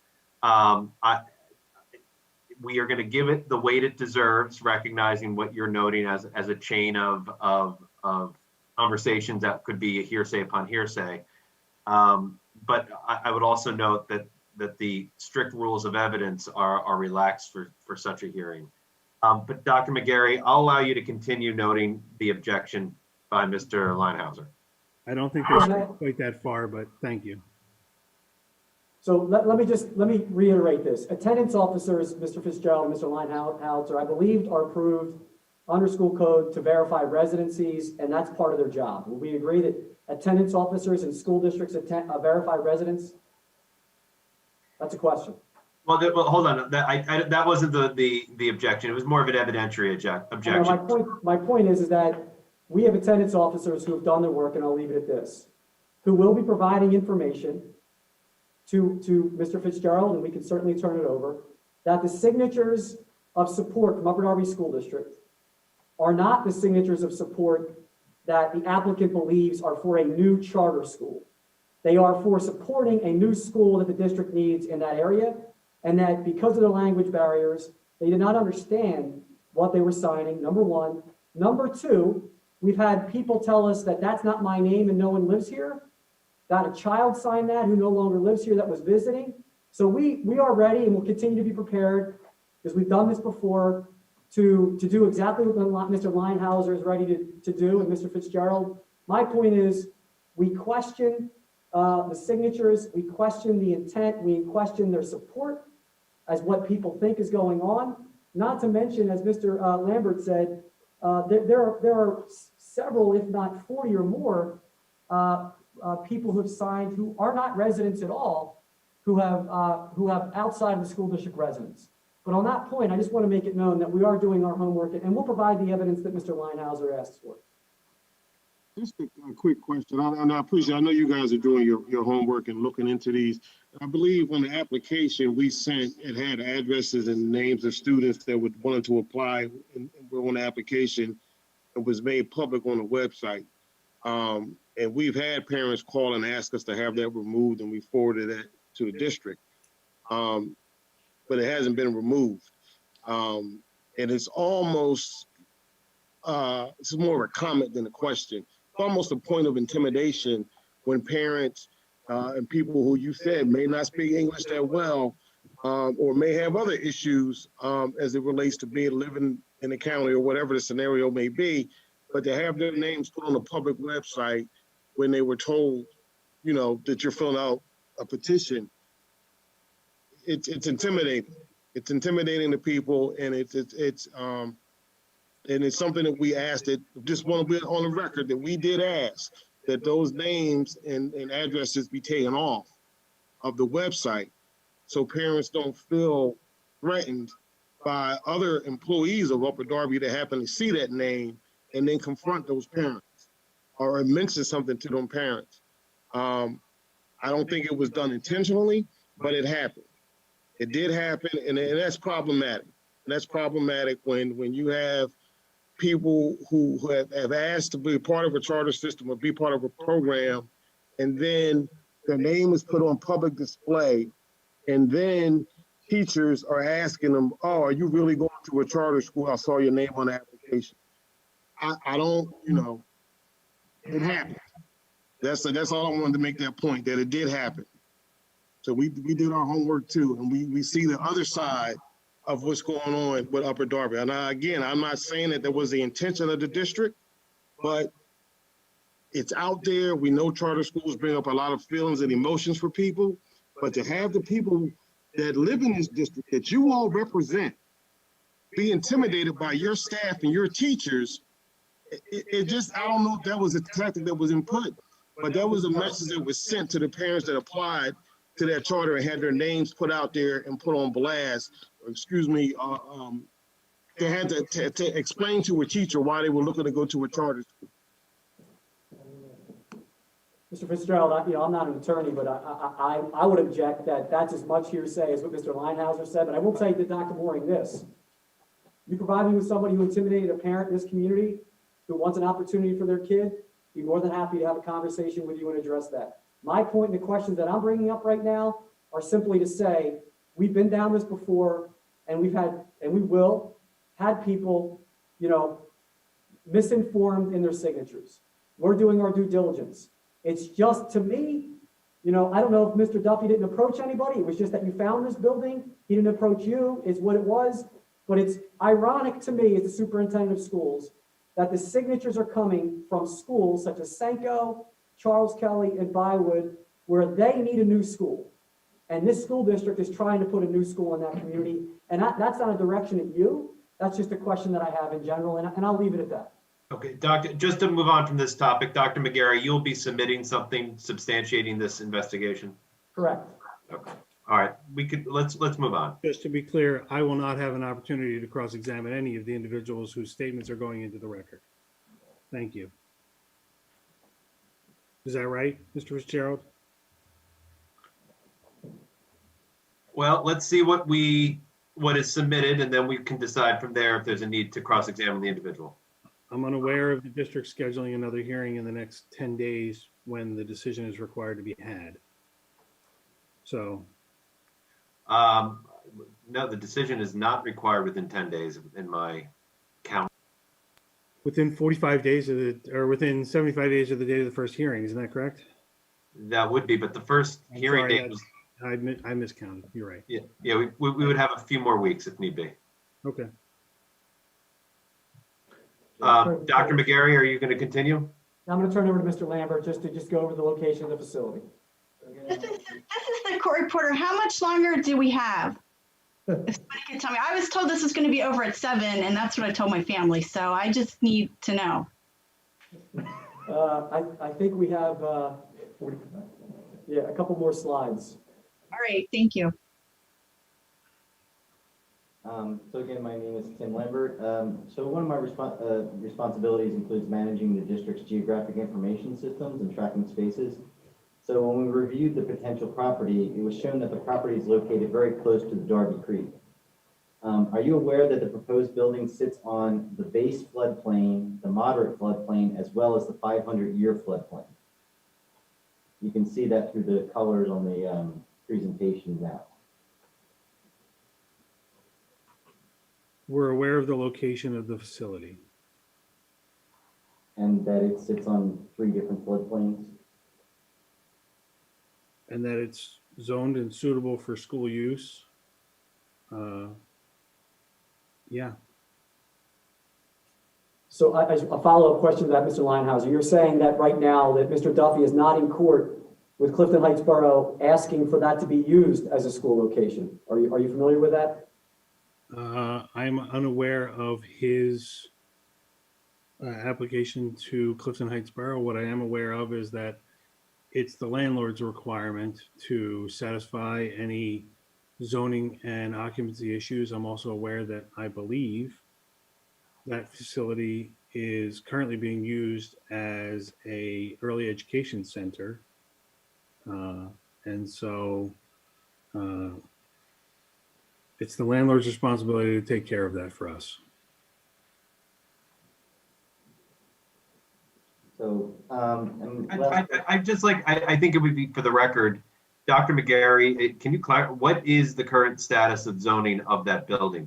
I mean, that's obviously public record. What is it currently? I know in particular, having going to Clifton Heights to try to get a middle school put in on a property that we own, that prior to our meeting, Clifton Heights had made an announcement that they had denied Mr. Duffy the opportunity to put a school at this location, and it's in court. It's not zoned for this use at this time.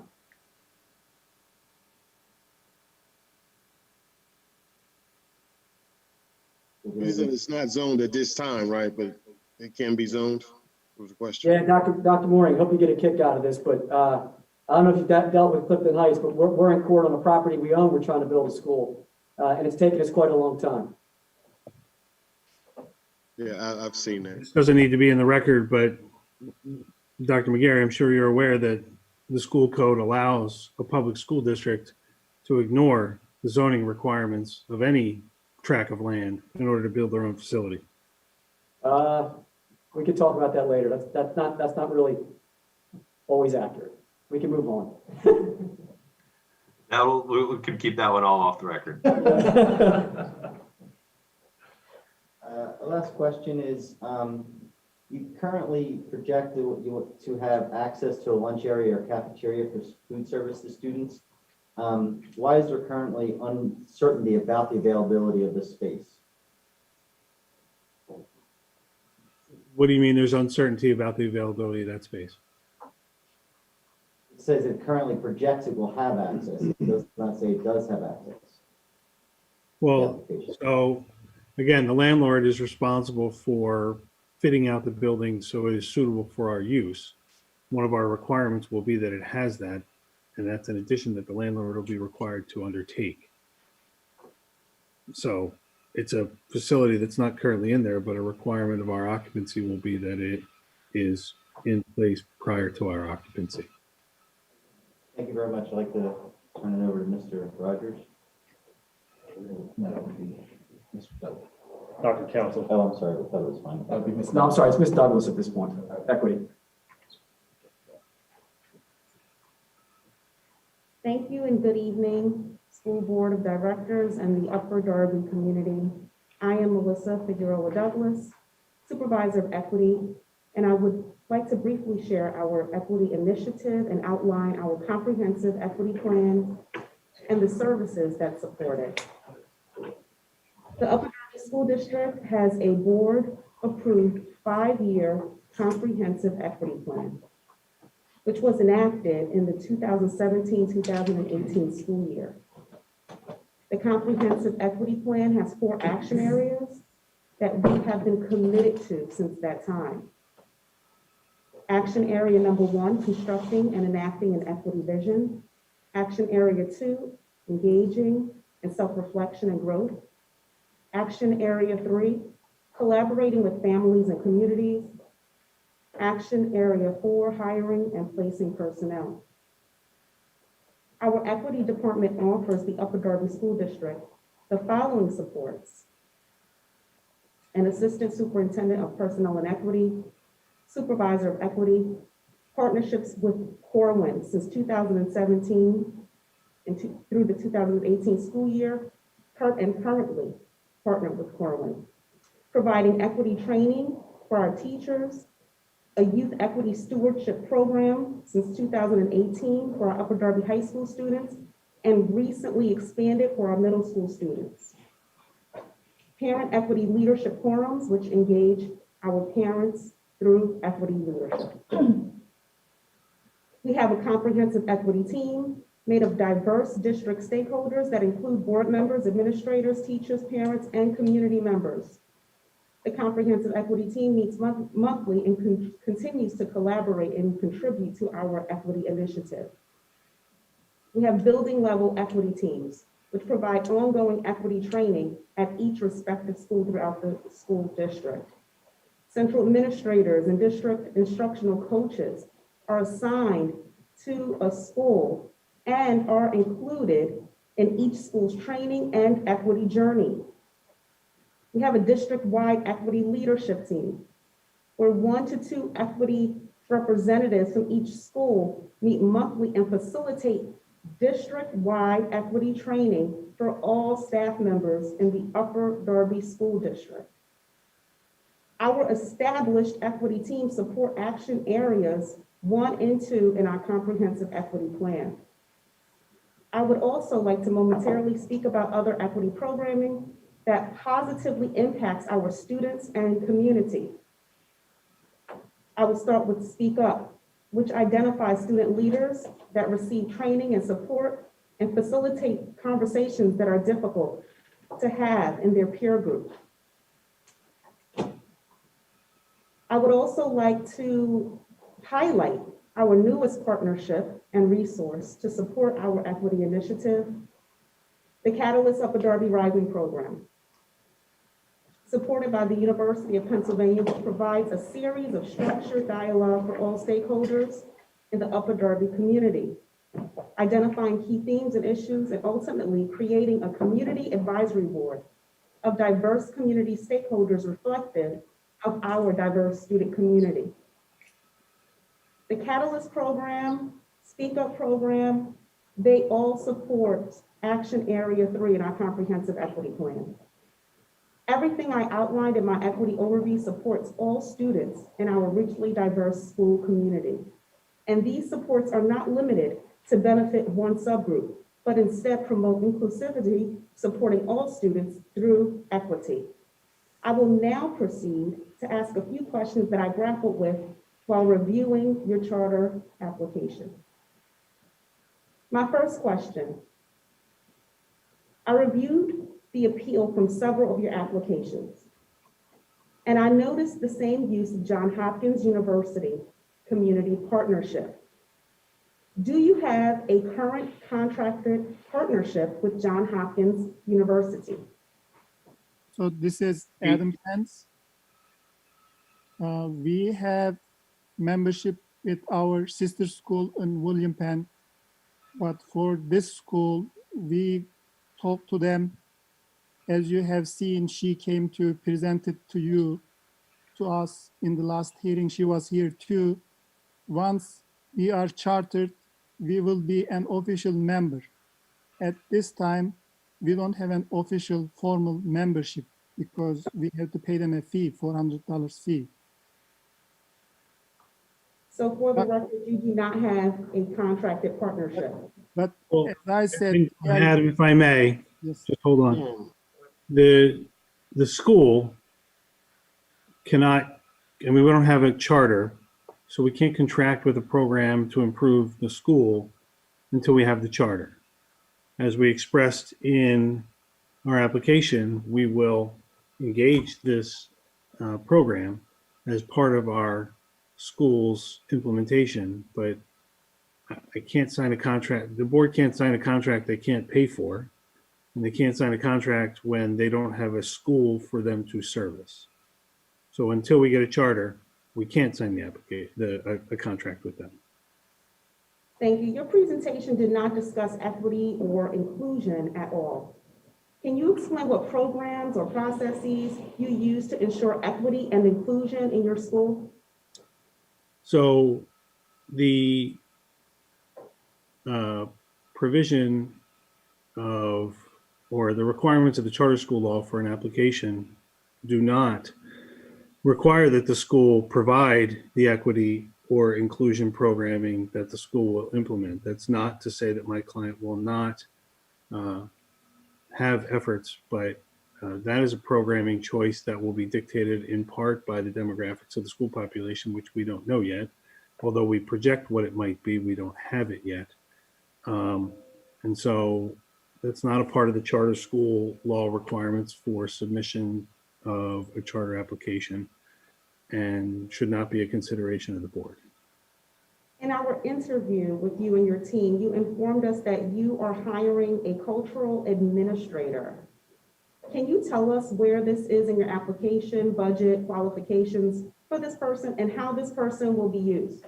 Can you tell us when we said, how we said cultural administrator, what is that?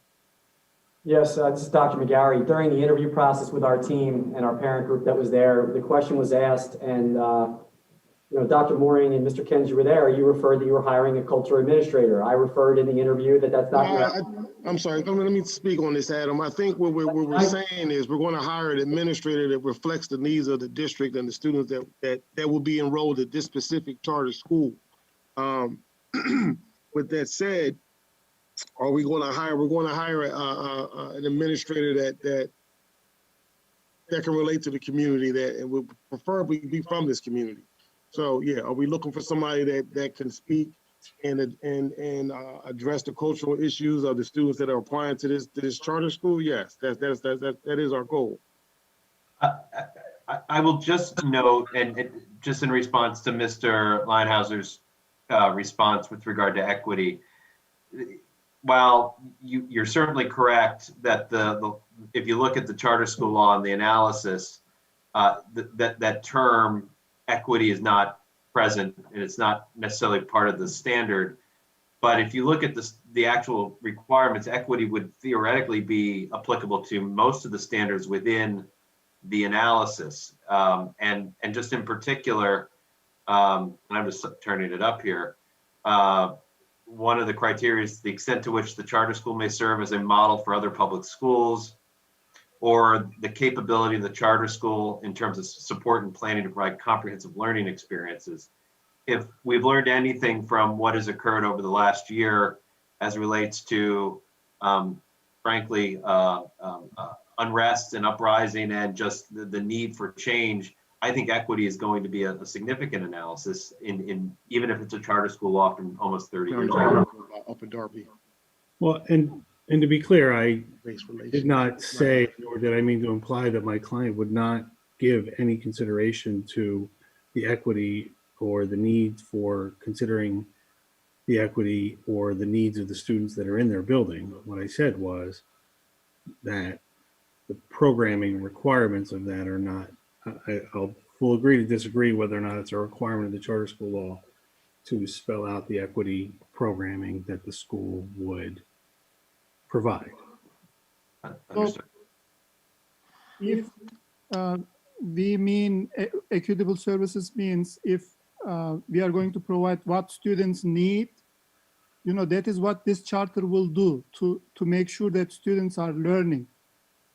For example, teaching a foreign language is, it will bring up children. Learning a foreign language is something good for, it can be considered as part of equity. Also, other support system we will be putting in the school. Whole charter is to make sure that students are getting what they need. But comprehensive equity plan, it will be a need-based, based on the demographics, based on the students. It will be developed later, and it is mandated by law also, to be able to get federal monies, you have to have an acuity plan, which is based on your demographics again. Mr. Fitzgerald, I really didn't get a chance to finish my thoughts, but that's fine. If we could continue with Ms. Figueroa Douglas, I think we've heard enough on this particular question from the district side.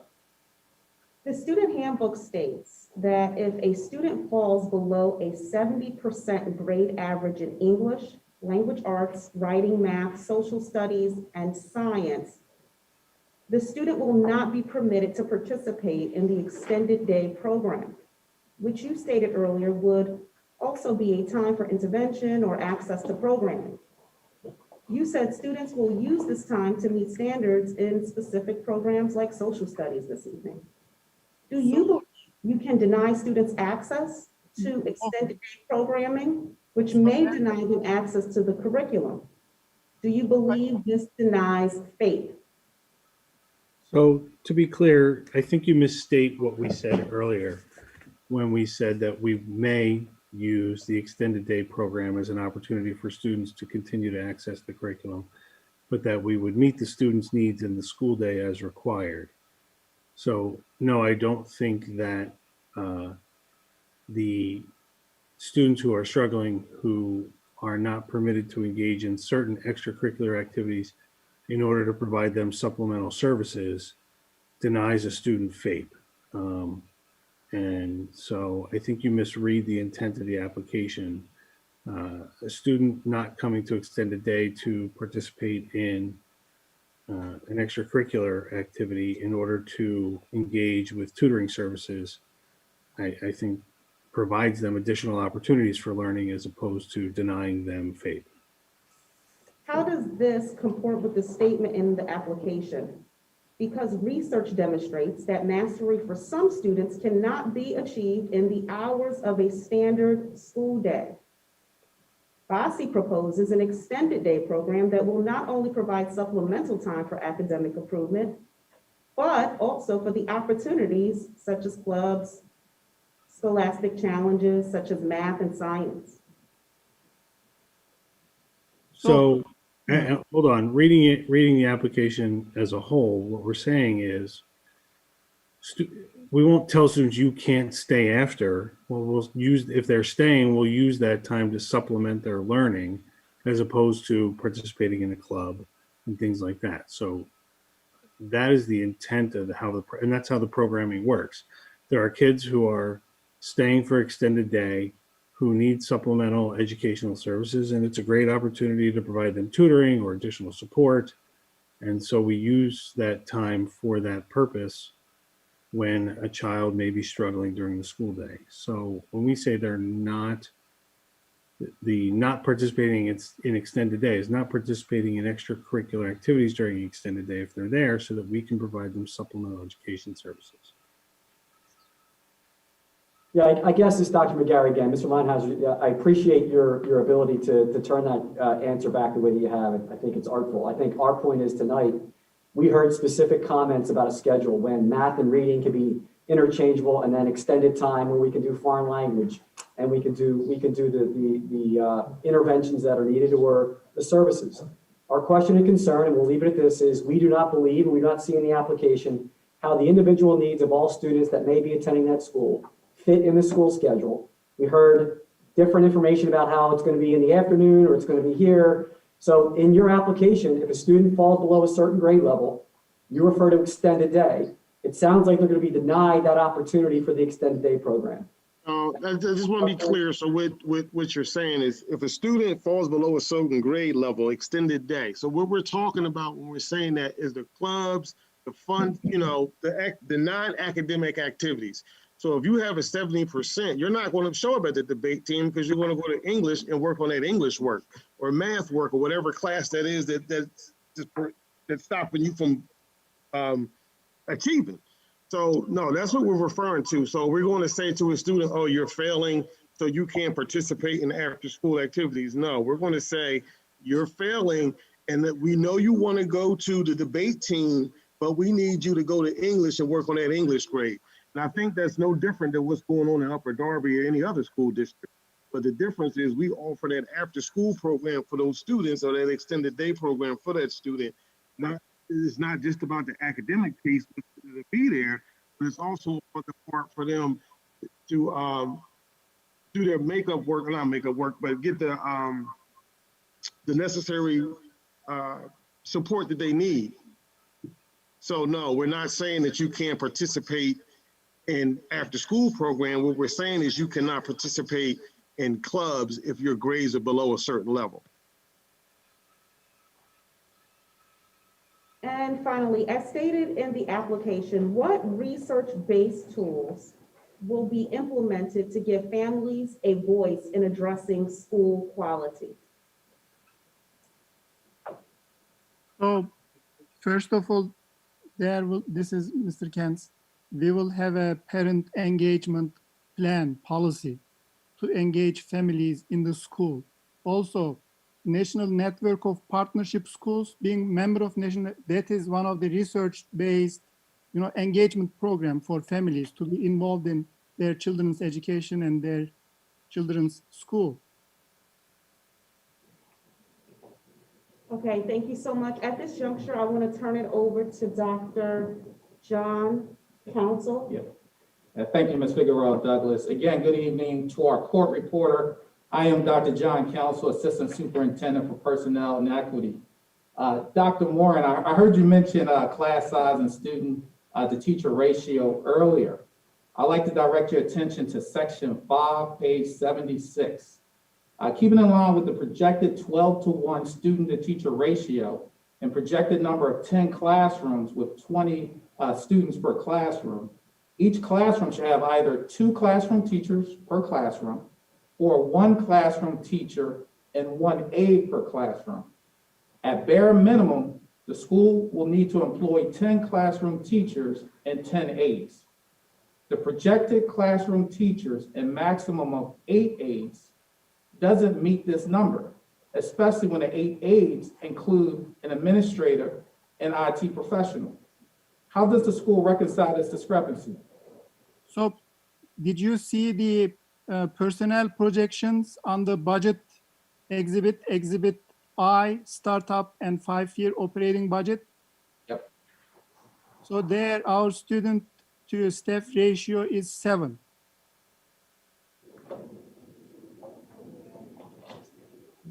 Can you answer a question? I'm sorry. I see a discrepancy here. Discrepancy with what? Because I mean, take a look at, I'm sorry, Mr. Kentz, go ahead. Where is this? Can you say the? Yes, section 5, page 76. Okay, 1 second. I'll read it for you. It says in year 1, Vision Academy will have about 28 FTE staff members, including, and they're listed. 1 minute, sir. 76 you said, right? Yeah. Okay. So, Stephanie.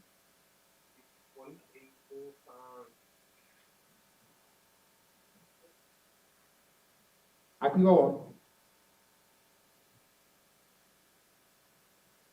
It's also listed, Mr. Kent said, the projected staff size includes only 7 specialized professionals, including special education teacher, ESL, foreign language, a school counselor, art, music, and physical education. That's 7.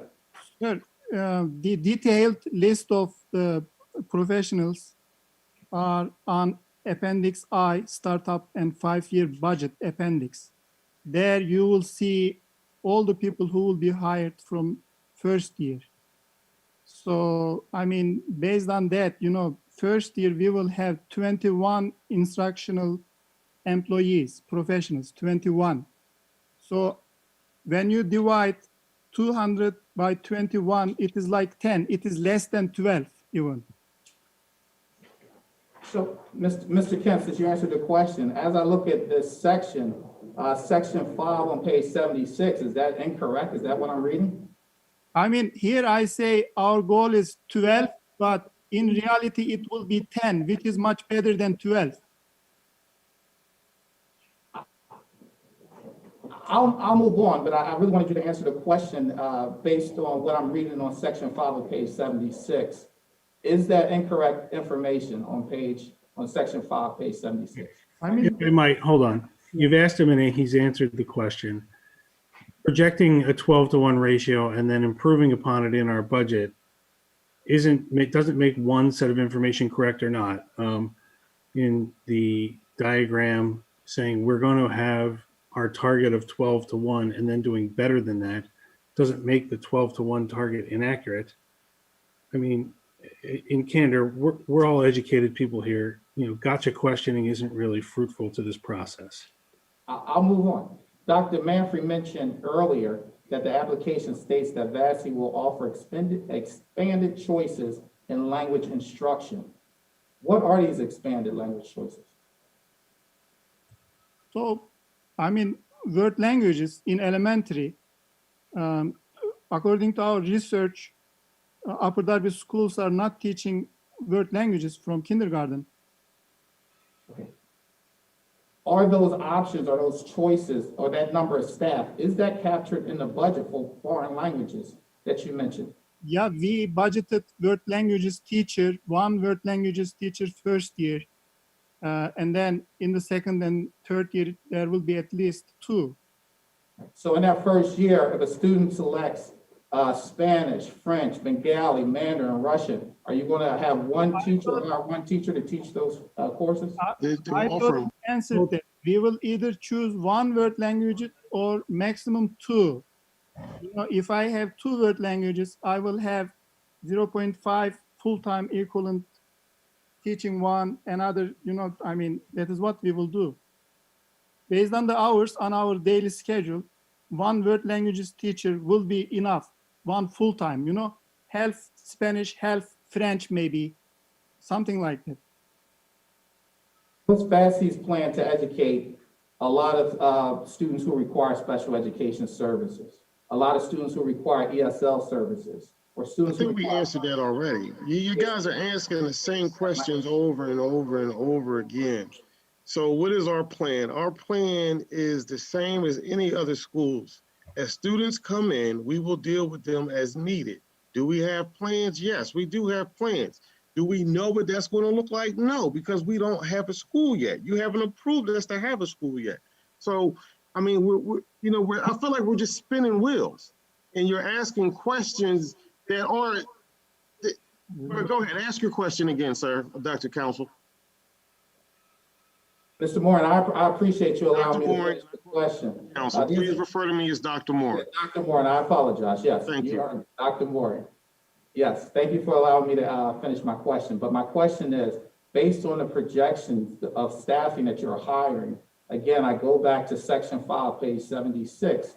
How will you, what is your plan to educate those students who require special education services, ESL services, require more intensive special education services that might not make it appropriate for them to be educated in a regular educated classroom? Hold on. Guys, hold on. Yeah. As the district is aware, the budget projections and the hiring projections of the school are based on our best estimate for the students that may attend the school. If more special education students attend the school, we would obviously receive additional funding from the district to educate those students, and we would use that additional funding to hire additional staff to service the needs of those students. So the estimates in our budget projection and our hiring projection are compatible to one another, but until we have the demographics or the makeup of our student population with regard to special ed needs, ELL needs, and all of those things, I can't tell you the exact number of every student that we're going to be hiring. So what we can tell you is we'll meet the needs, as we've said multiple times, we'll meet the needs of every student that comes to our door. Sure, just two more quick questions. As you can see on the screen, all Upper Darby employees are required to participate in mandatory federal, state, and district trainings. What's VASI's plan to provide all employees with training to meet the requirements of such things like Act 126 and Act 71? And who will be responsible for monitoring compliance? So Brian, you want me to answer? Go ahead, Adam. So we have to provide those mandated trainings as well. Though in that sense, charter schools are no different than public school districts. And our school leader, whoever we are hiring, will make sure that teachers are getting those trainings in time. And my last question is, what's Varsity plan to ensure that all of your applicants who have direct contact with children fulfill the requirements of Act 168? So it spells out clearly in our application that we will not hire anyone who doesn't satisfy the requirements for all of the background checks required under the law. That's not a complicated process. You don't hire anybody until no one comes to work in your building until you have all of their background checks done. At this time, I'm going to turn it over to Dr. McGarry. Can you change the slide very quickly? Yeah, it's Craig Rogers. Mr. Rogers, financials, and then we'll wrap it up with the last bit here. Yeah, so and I'll try to go through this quickly in effort of keeping everybody's time in mind. As I ask questions about the financials, could you direct me to who I should be asking those questions to? Mike Wisman is present and on the line to address any financial budgetary questions. So I'm just going to go through quickly, and this is just an overview of a few of the questions I'll have. They're going to be in regards to medical benefits and the projection of those costs, the salary inflation rate that is referenced in Appendix I, and then also discuss the average revenue increase, average expenditure increase, and that net impact on fund balance for the charter school. So first, I'd just like to ask, for medical benefits, how did you come to your projection of calculating those benefits? Mike, are you there? Yes, I am. Good evening, everyone. Appreciate the opportunity to hang in here and answer these questions about the financials. So I'll go ahead and do that. That's a great question. So, I think as we explained in the previous hearings, Charter Choices represents over 50 charter schools. And to that point, we have a number of internal documents that we use. Mr. Kenson Group has some experience around charter schools. And so when you look at the budget there, you'll see what we did, not knowing the exact personnel and their elections. We took what we have as averages. And so you'll see in the budget, the driver there is a percentage of total salaries, and that number is 25%. And I do see that. So are you aware of what would need to be offered in conjunction with what the district offers employees for benefits? So again, my background, I've been involved with charter schools since 1998. We represent over 50 charter schools. We're aware of the requirement under the charter school law and as it relates to the health and dental benefits. Yes. Okay. Did you contact the district to inquire about the medical benefits we offer our employees? And my answer is we didn't. Okay. So we haven't recently, but I'm sure we have at some point. I'd have to go back and look for that number. Yeah, I'd be interested to know who was contacted. As a CFO, I also sit on the board of the Delaware County Health Trust Committee, which is where we procure our medical benefits. So, I know I was not contacted. I just was interested to know if anybody else was contracted. That's a great point. It would be helpful for me to hear from you what you think the requirements are. Fair enough. But I appreciate your honesty in the answer. So the next question I have is in regards to the salary inflation rate that is up on the screen here. You indicate a 2% salary inflation rate. Is that for each of the 5 years? That is every year, as I see Mike here. So you're talking specifically salaries, correct? That's correct. You're not talking the driver. So this is an excerpt from Appendix I of your application. Yeah, so the driver there is a 2% increase, correct? Okay, so as I went through to evaluate the calculations, and I'm just highlighting here the principal CEO role, I've inserted numbers to indicate rows so that we could just facilitate this conversation a little easier. This is indicative of every position based on my calculations. It actually looks like from year 1, which is column 2 or year 2022, to year 3 or 2023, column 3, the salary increase each individual in the budget is actually 6.1%. Was that by design or is that an error? It's just a rounding calculation there. So FY22 would actually be the first year. So I'm sorry, and I don't mean to be ignorant, but a rounding error from 2% to 6% is, I'm not sure. No, that's reasonable. So you're going from 4% to 6%. Is that what you're saying? No, what I'm saying is your base year, let's just walk through the principal. They started a salary of $90,000, correct? In year 2, their salary goes to $95,509. Is that correct? That is correct. That's a salary increase of 6%, not 2%. Oh, I see. So you're suggesting that the budget is over budgeted compared to the 2%. So there's more expenses than budgeted. Yes, and I'm not suggesting that. No, I agree. You're right. And I recalculated that, and what it comes to, based on that, what I believe to be an error in this conversation, is a result of $355,000 in excess expenditure that I don't believe the charter will incur if the plan is to increase salaries at 2%. And I can share that calculation. No. You don't have to do that. I mean, look, the budget itself has a number of assumptions built in, right? So we can talk about the salary inflation rate. We can talk about the district rate. There's a lot of assumptions here that are in place that will likely change, right? I'm sure the district is not doing a 5-year budget that they're holding true for 5 years.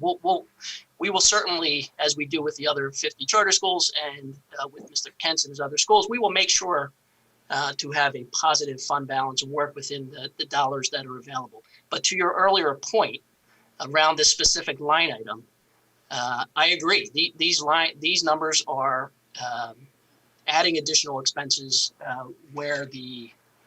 But still it is positive. Still the budget is positive, Mike. Oh, no. This would increase your bottom line. It will increase, but it is increasing already. So there is no deficit. Sure. No. I think his point is that there's an error in the formula, and I'll admit to that. Yes, there is. So, and it's not highlighted here, but if you look at the bottom of that excerpt, and this is just an additional question, more of my own interest at this point. But at the bottom, you have a math specialist. And you can see that in the first year, it's a 0.5, then it goes to 1, then 1.5 and 2. Is it fair to say that each year the starting salaries would be the same for a new employee as one with, let's say, 3 years of experience? So again, we're making some assumptions in terms of the base salaries for employees here, not knowing who exactly will be coming in. So in this budget, you can see in the column E, if you're looking at the under the base salary, you can see the dollar amounts assumed for each position. Sure, and I think what I'm trying to get at is, in most school districts, you have a starting salary based on experience. So you have step 1, step 2, step 3. Based on these calculations, it actually indicates that, in year 2025, when you have 2 math specialists, they would actually be making the same salary. I'm assuming it's just another mathematical calculation, but it was interesting to see that a teacher who could potentially have 3 years of experience would be being paid the same as a teacher in 2025 that had 0 years of experience. Well, again, we don't know the staffing, so these are averages. You may have some that are higher, some lower, but we think the base salary is a good average. So we don't want to make assumptions like you're making at this point because it is a 5-year and we don't know exactly who we're hiring. We don't have that luxury. At some point, like I said, we'll adjust as we do our hiring to exact numbers. Sure, and I'm sure that we could spend all night discussing this, but for the sake of time, I'll move on. So the next one here is actually 2 bullet points in the previous 2 slides. I just want to discuss, and I think it was Mr. Kens actually said, well, that's better, right? You know, the expenditures were overinflated based on that error. So I guess, you know, these numbers don't reflect that. These are what are in your actual application. But I just want to point out, you know, your budgeting practice is that over those 5 years, you have an average increase to your revenues of 17%. And your expenditures only increased by 15. So trending wise, your expenditures are exceeding at a lower rate than your revenue.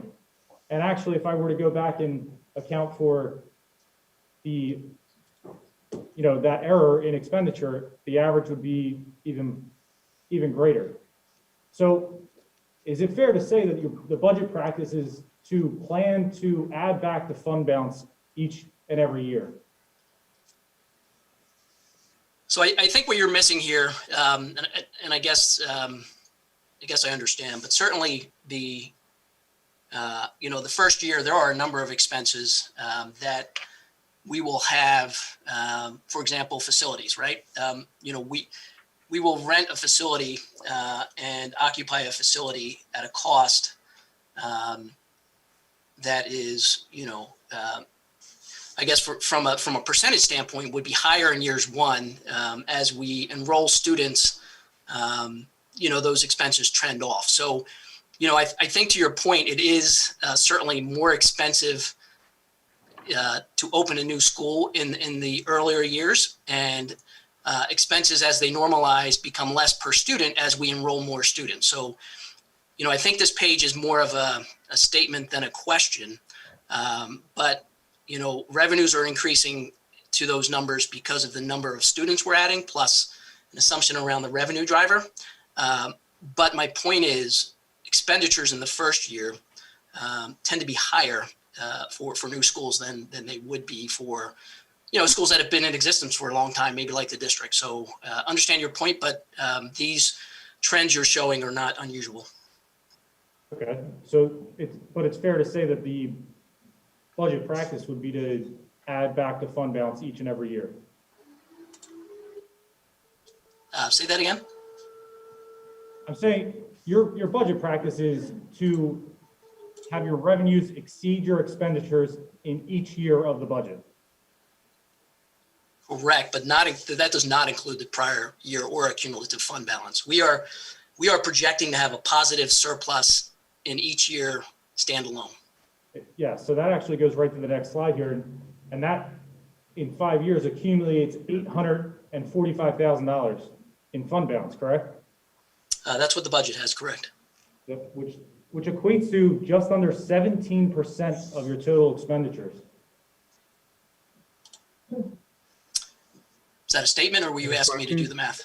It's a statement. It's 16.9%, which my real question is, and I guess if we were to then account for the $350,000 that we found in that error, it'd be closer to 1.2 million. But the real question is, what is the charter school plan associated with the excess fund balance? So, Mike, I'll take first crack and then you can supplement. I am sure the Upper Darby School District well remembers the budget difficulties that occurred in the first year of the Wolf administration, where academics and schools had no funding flowing from the state for some time. Charter schools that I work with and have worked with during that time experienced substantial financial hardships. In fact, I opened a charter school that year, and it was a very difficult year for a school to open. And so an accumulated fund balance of less than 20% of the school's operating budget would have lasted till October of that year. And as you all well remember, the budget did not get resolved until the spring of that year. And so for a charter school to have a modest fund balance accumulated in order to guard against that, because new charter schools need to make sure that they are able to provide those services, accumulating a fund balance of less than 20% of the school's operating budget is financially prudent. If the school didn't do that, I have had schools who were not able to accumulate or operate in the black or operate where their revenues exceeded expenditures face revocation for failing to adhere to the requirement of being fiscally responsible.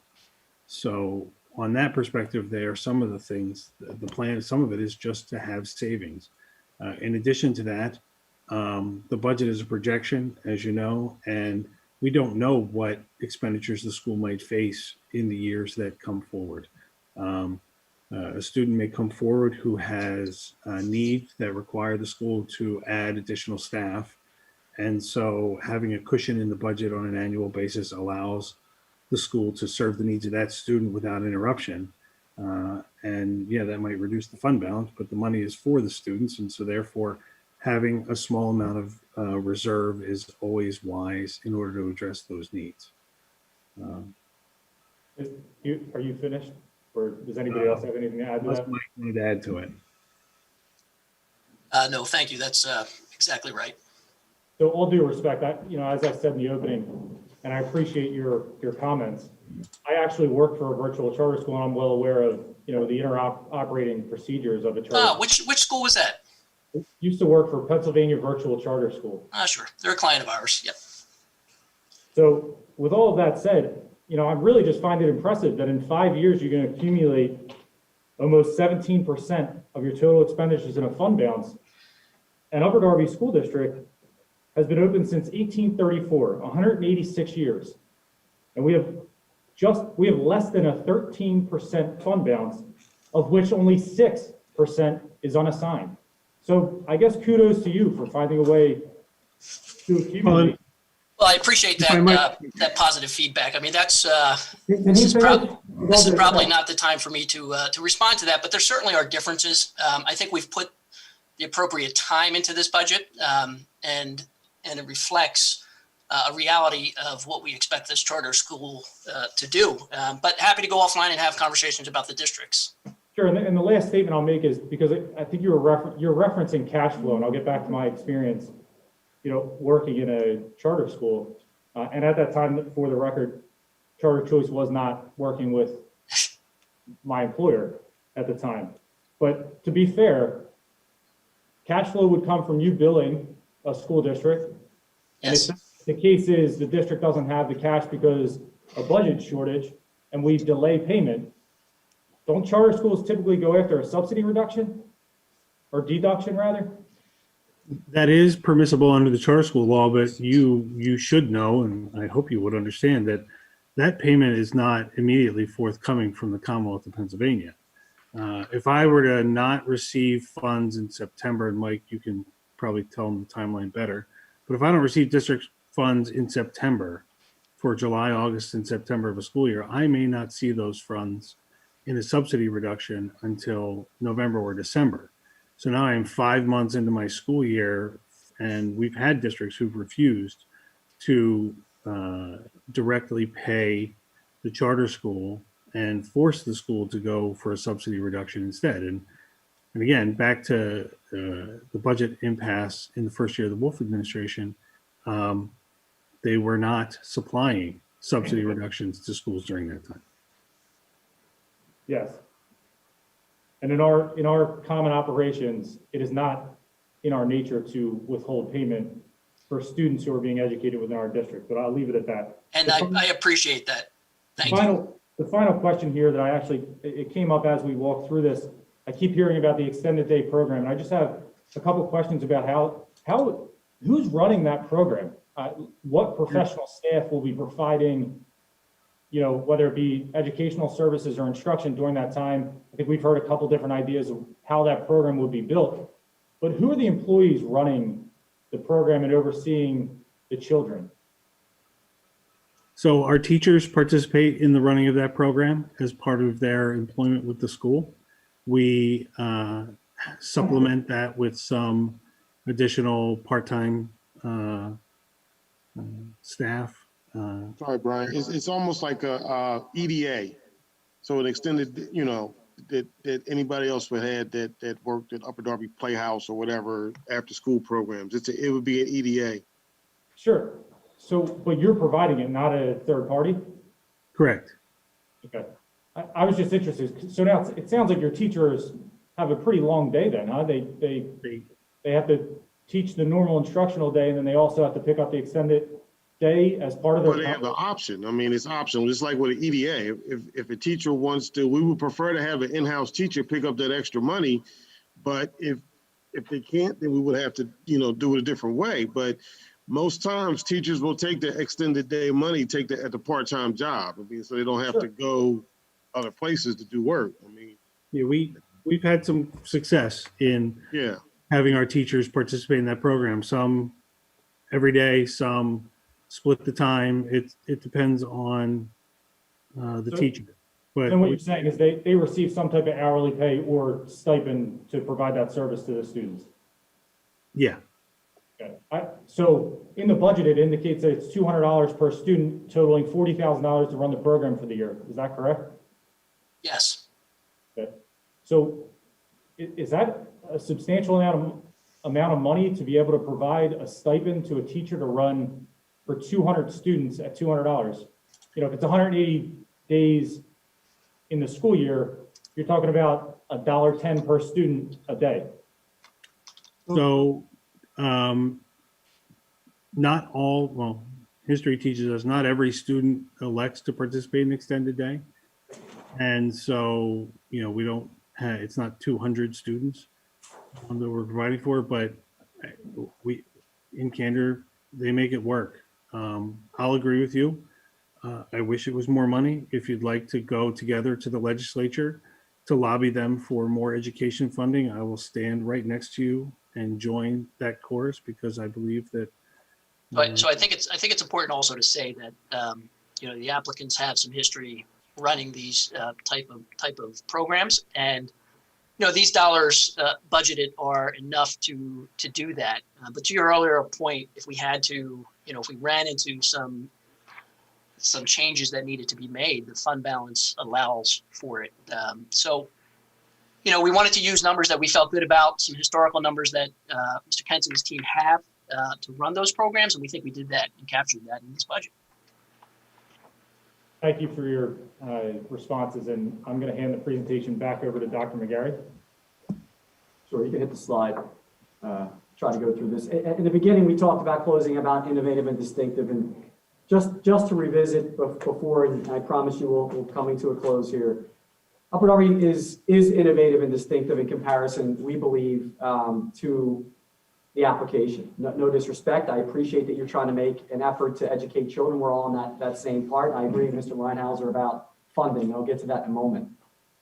These are just slides indicating what we do provide as a school district. You asked earlier, you weren't aware if we did or not, Mr. Leinhauser. We provide flipped classroom model, hybrid learning, asynchronous learning, synchronous learning. We have a K-12 social emotional learning curriculum. Our middle school students will leave our middle school having experienced 60 different careers by the time they leave middle school. Our middle school students will explore over 80 different languages, 80 different electives on top of the foreign languages they'll get exposed to and high school credits. We're among one of the top in the Commonwealth for data-driven decision. And we present most recently this year and again in the spring on data-driven decision-making, especially with diversity in school districts. Next slide. Just again, we have service learning. I know service learning was in your application, and I know, Mr. Leinhauser, I appreciate your pushing back that we read the whole application. I hope we demonstrated that we have. But service learning is a part of our school district. We have access to French, Spanish, and Mandarin, and moving forward, middle school students will have access to Mandarin as a foreign language. We have a Mandarin certified teacher. We have action research groups. They're listed on this slide. And just to point out one of the other unique parts that you guys have in your application, and Dr. Mooring, I think you mentioned it, class size in the beginning that I failed to have. I did have it on the presentation. Our class size is around 19 across the district, which I think is a little bit better than your class size. Next slide. Also, we have diversity across all of our schools. We don't think your curriculum sets yourself apart from Upper Darby School District. I understand in your comments, you don't know that has to be the reason. It's just that it's a brick and mortar charter school in our community. Mr. Leinhauser, you made that clear. We do believe we have a K-8 program. All of our resources are aligned. Our assessments are aligned. We do map testing, and I didn't ask questions about map testing tonight because we keep this all here all night. We do map testing kindergarten through 8th grade. So we map test and align our data all the way through the district. That makes us a K-8 school district. We are nationally recognized. There's a citation. We'll make it available to you. We've been nationally recognized for RTII and MTSS program. We're state recognized already for PBIS K-12. We're not waiting to put it in. It's already put in. We have youth courts, elementary, middle school, and high school youth courts that speak to restorative justice because we're restorative justice trained here in the school district through IRRP. Also, on the next slide, we'll just show you, because you brought it up in your presentation and your application about the Upper Darby School District comparing us to Lower Merion, Wallingford, Swarthmore, those school districts, which you know touches a nerve with us because we're competitors in Upper Darby. As an Upper Darby kid, a graduate, I take a lot of pride in this school district and what we do for the kids. These are the schools the kids go to from Upper Darby School District. These are the slides where kids go, the top flight schools, diverse kids from this school district. And in closing, the Upper Darby School District is well on its way to closing the gap that you referred to in Vision Academy Charter School of Innovation at nearly a $17 million a year funding gap. Let's be honest, that's what we're talking about. Dr. Mooring, your question was great today. You asked it. Where do kids come from for charter schools? They're your words, not mine. Poorer Black kids are pulled to charter schools because urban schools are underfunded. Upper Darby School District is underfunded, and it's not fair. Our richly diverse student population is our greatest point of pride. As evidenced by our presentation today, our recent improvements in curriculum equity, alignment of our K-8 programs, community outreach, complement perhaps the most unique aspect of our district, something the applicant fails to recognize. Our diversity is our strength, and we will continue to celebrate our accomplishments as this video points out.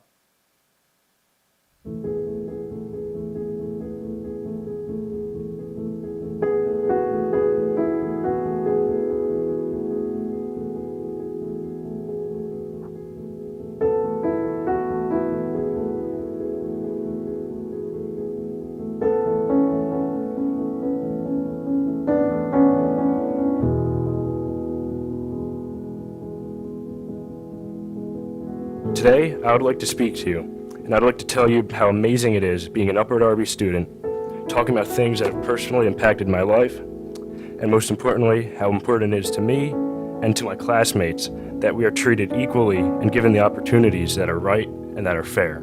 Upper Darby is composed of students from over 50 different countries, speaking over 70 different languages. Our district produces resilient, well-rounded children, ready to handle the challenges that they will come up against in life.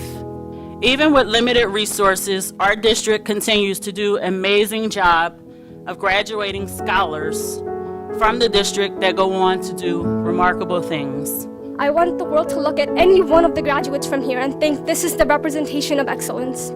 Of course, this will only remain a dream if we aren't funded properly. As you may know, many schools in Pennsylvania are impacted by inadequate funding. On another note, many urban schools aren't able to generate additional revenues to finance a quality education for many students, therefore having to raise taxes.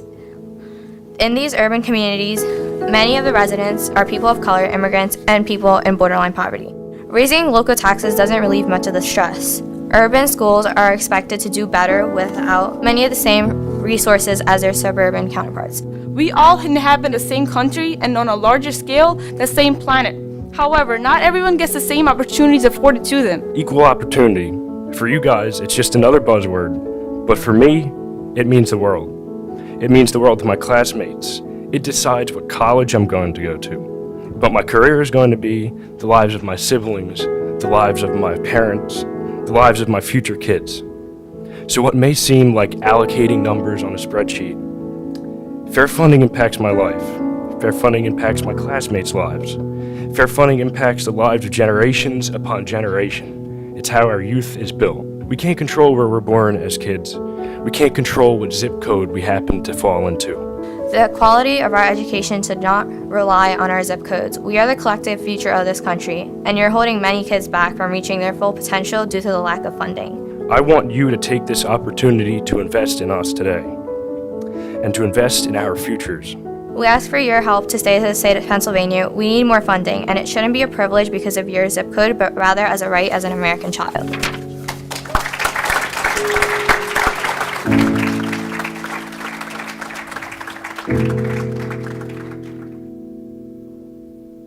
Mr. Fitzgerald, that concludes our questions and presentation this evening. Okay, thank you for that. And I know we want to wrap up fairly quickly in light of the fact that we've kept our court reporter here well over the deadline. I just wanted to note for the record, there was discussion a bit earlier surrounding the 4 Rockburn Road site. My understanding, it is in litigation right now. I believe the property owner sought some level of relief with regard to current zoning, which I believe they're zoned industrial. And I believe they are appealing the fact that they lost at the Court of Common Pleas to the Commonwealth Court right now on the zoning issue. That is my understanding. I'll confirm that, and we can note whatever the status is of the litigation of the current zoning of the property for the record in this process. However, at this time, I do want to afford members of the school board an opportunity to ask questions of the applicant to the extent that any questions do exist. We've been going for almost close to 5 hours and a lot of questions have been asked. I would ask that the board members, again, to the extent there are questions specific to the application here this evening. Mr. Brown, do you want to start that and see if there are other members of your board that have any questions? Thank you, Mr. Fitzgerald. I'll actually go last. I'll leave it to my board members to ask any questions they would like to ask, and then I'll go last if there are any. Thank you.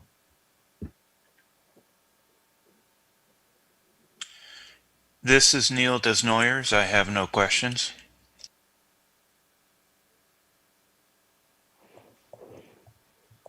Anybody else? Mrs. Mitchell, I do have a couple clarifying questions. I did review your personnel sheet as far as the budget. Are you contracting out psychoeducational evaluators, or is that someone that you're going to be including in your personnel? As you know, students come with needs, and in order to develop an IEP, that they would need a psychoeducational evaluation. That's my first question.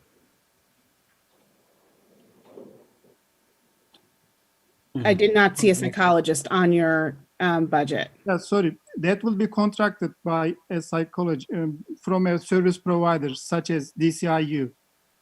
Okay, what is your budget for the services that you'll be asking DCIU to provide for you? I didn't see that either. I didn't, it is not certain from DCIU, but we prefer DCIU. So there is a budget for special education, an additional budget. So 1 second, let me find that here. Per student of special education, there's a budget here. Let me find and let you know. Okay. And then what is required for you to be outfitted at the Rockburn Road facility for the Vision Academy Charter School? Mr. Linehauser referred to being outfitted, and that was the responsibility of the landlord. What is required and how much time will that take? So let me answer your first question first. I found that section. We are adding $5,000 per student for additional related special education services, including evaluation. So that is in the budget already. Thank you. Regarding the building, the landlord is going to give it to us with use permit for charter school, and we have an allowance from him for certain improvements up to $200,000. I think $5 per square feet. And it is already, classrooms are already in there, and we have to make sure that it is aligned to the, ADAs and, so that we have public charter school use. But he's doing most of it, and he's giving us an allowance also. My question was, how long will it take for the building to be outfitted for the needs of Vision Academy Charter School? So the building is mostly outfitted. Classrooms are there. I mean, we have to make sure that it is allowed for, I mean, it is already outfitted. There will not be much construction in it. When you say not much, I asked you how long it would take for the building to be outfitted for the So- Vision Academy Charter School. We don't have a definitive timeline on that. Will there be a play yard available for the students at the Vision Academy Charter School at the Rockbourne Road site? There's a small play yard outside, play equipment outside. Just clarifying, I do not believe the current landlord owns the actually the immediately adjacent property. If my understanding is incorrect, will you have the ability to put a play yard on property he does not own? Already in front of the building, there's a small play equipment, play yard for younger children. Are you talking about the play yard that's on an exterior deck of the building? Is that the play yard you're talking about, the deck? And I'm wondering if whose responsibility is to make sure that that deck is safe for public school students, because charters are public schools. So it is our responsibility to make sure that it is safe, and we have to make sure that landlord makes it safer, and it is our job to make sure it is safe.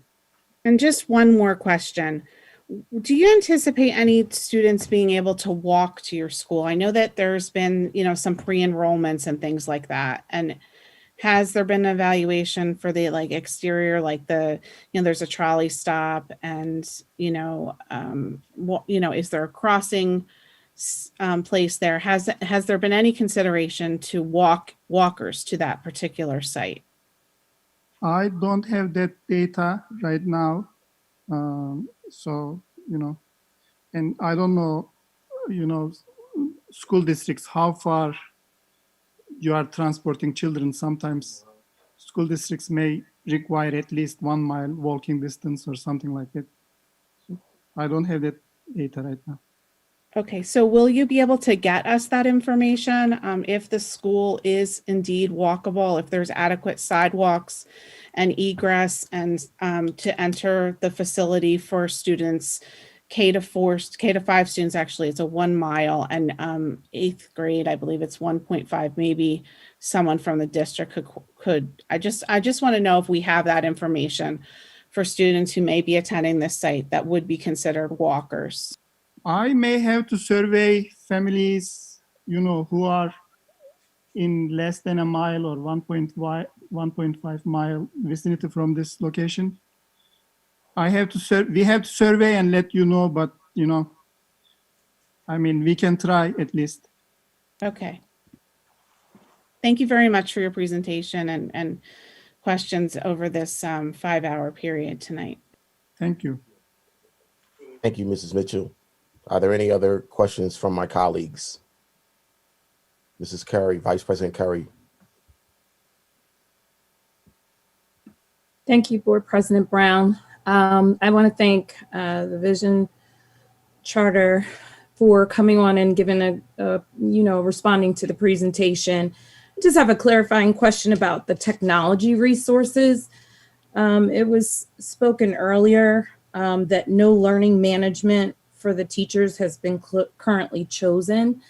And I just wanted to clarify what that meant in terms of the projection of what it will look like for the learning management. So, I said we didn't choose the product yet, but we have money budgeted in our budget for technology, for one-to-one technology, Chromebooks, and some other technology. We have a dollar amount budgeted per student.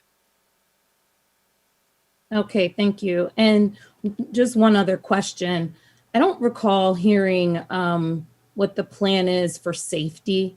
I know that Mrs. Mitchell just asked the question about walkers, but is there a partnership for safety of the property and the school children, staff, and teachers who will be in that building. And I was just curious to know what the plan was for that.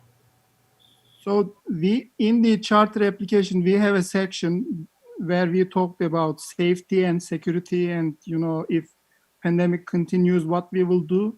So we have to abide by all safety regulations and make sure that, students are safe. There is a section in the charter we talked about it. That's according to the pandemic. I'm wondering about security and safety. That is also in there. I mean, it is our duty as a board, charter school board, to make sure that, we are providing a safe environment for our children. Can you expand on it a little bit for the public? So are you talking of the building will be safe. For example, in our sister school in William Penn, we have a school guard who is outside all the time, observing what is going on, who is coming in and out. So building will be a lockable building, people will not go in easily, it will be a secure educational setting, the building will be secure educational setting. As I said, for our sister school, we have a security guard there, school guard, full-time. I don't know if it is installed already, but in our sister school, we installed surveillance all over everywhere. ESLO provides, outside, inside classrooms, and somebody is watching that all the time. And we will have a safety team composed of families. Also, families will join in that also, like administrators, families, teachers, to make sure that building is safe. Each building is different to make it more secure. So we will have a team to work on those initiatives. Thank you very much. Mr. Kentz, I'll just chime in since Vice President Curry stole my technology question. I have a related one close to that. You talked about your sister school. You mentioned that several times, the one in William Penn. So you obviously have a learning management system there. I'm just curious, which one do you use there? Because you haven't specified one here, or you don't have one that you're leaning towards. So I'm just curious, what learning management system do you use in your sister school? They looked at Canvas in the past, but I have to check with them to make sure if that is what they are using right now. Oh, you don't know? It was not Schoology as you guys using in Upper Darby. They were checking Canvas and they are using, all those like Zoom they are using, Nearpod we are using. But about learning management system, I know they were looking at Canvas in the past. Okay, you said they're looking at it. So they're an existing school, so they have one in place, correct? I have to confirm with them. They were managing it without a learning management system. Oh, okay. But I have to check and let you guys know if that is something you would like me to do. Okay, so it's possible they're not using one at all. Okay. They were not using one as they were managing it through Google products, Google Classroom. They were using, all the teachers are trained and there are many who are certified as Google Classroom, Google education products they were using mostly. Sometimes, Google Classroom is free, whereas Schoology or Canvas is, you have to pay for those, especially Canvas for a school of our size might cost $25,000, $30,000. So, for sure, I know they are using Google Classroom. So the free ones are not as robust and they don't have all the bells and whistles that's typically used. So I was just curious to know. Dr. Mooring, I think you wanted to chime in. Did you want to add anything? No, I do have some things to add, but not in reference to that. Okay, thank you. That's all I have. Thank you. Are there any other school board directors that had clarifying questions about anything brief tonight? Okay, hearing none and seeing none, Mr. Fitzgerald, I turn it back over to you, sir. Thank you, Mr. Brown. In light of the discussion this evening and the potential that we're going to be receiving some additional report from Dr. McGarry, I'm going to, for the time being, leave the hearing open so we can have this information provided to Mr. Leinhauser to the extent that, go, yes, Brian. Are you contemplating adjourning for the evening? Oh, yeah, we're going to adjourn. We're certainly going to adjourn for the evening because we're entering the torture territory for our court reporter. Could I just put one brief statement on the record before I forget it? Yeah. Again another day. Let me just finish this thought, and then I will note to you. So we will adjourn for the evening. We'll leave the potential of having a third and final hearing open based on the information we share with you, Mr. Leinhauser, and then we can discuss the logistics of that as may be needed. You had a follow-up question? Not so much a question as I did not get. I appreciated Dr. McCary's passion and the district's push for a fairer funding formula for allocation of resources to districts. But I wanted the record to be sure to reflect that where charter schools are concerned, charter schools received 75 cents for every dollar that a district spends for the education of a student in the district. And so in your push for fair funding, I welcome the district's allegiance in fixing the formula for the education of students in all public schools, including charter schools. And as I offered earlier, I would gladly, as would my client, go to the legislature and assist in that effort, as we at least can agree on that. That is fair. One other point from my end with regard to more process. We have obviously the application. We have your presentation from the first hearing session. We just received a presentation this evening from the district administration, and there may be some additional documentation.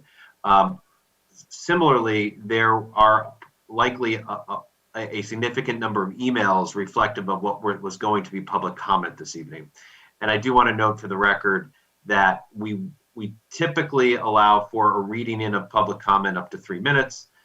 We discussed this with Mr. Leinhauser earlier, that due to time and instead of being here till midnight, we are going to simply note for the record and add to the record those emails that would have been read in as public comment for this evening. I will make sure once I get a copy of that I share that with you, so you have that. And then probably what we will do as we, over the next several days, is make sure that we have a totality of documents that will be added as the record to this matter. Thank you. Mr. Fitzgerald, I know I don't want this to be on the record, but I know to the board, we have meetings tonight still to run, so we may be here till 12 o'clock at night because we have committee meetings, public meetings to run. So Mark, as you go to adjourn, the administration needs a break, like a 5-minute break, if you don't mind. So go ahead. Okay, well then we will adjourn now, so you can have your second meeting. Let's play two, as Ernie Banks once said, and we will call this. We will be done for this evening. So thank you, everybody, and good luck with your second meeting. Thank you for your attention this evening. Yeah, thank you guys, and specifically Dr. McGarity for being so detailed in your reading of the application. It shows your fidelity in taking it serious. I did have closing comments, but just for the lack of time, I'm going to go to proceed there. I think we've said enough. But I do want to point out one thing that I did find. I know there was a lot of quoting of articles and research.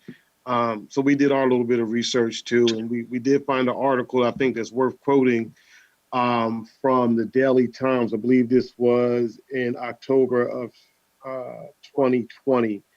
This is a quote from Dr. McGarity. This pandemic has highlighted our needs in major ways. Unfortunately, we are not able to bring our students back for more in-person instruction because we lack appropriate space in our schools, McGarity said.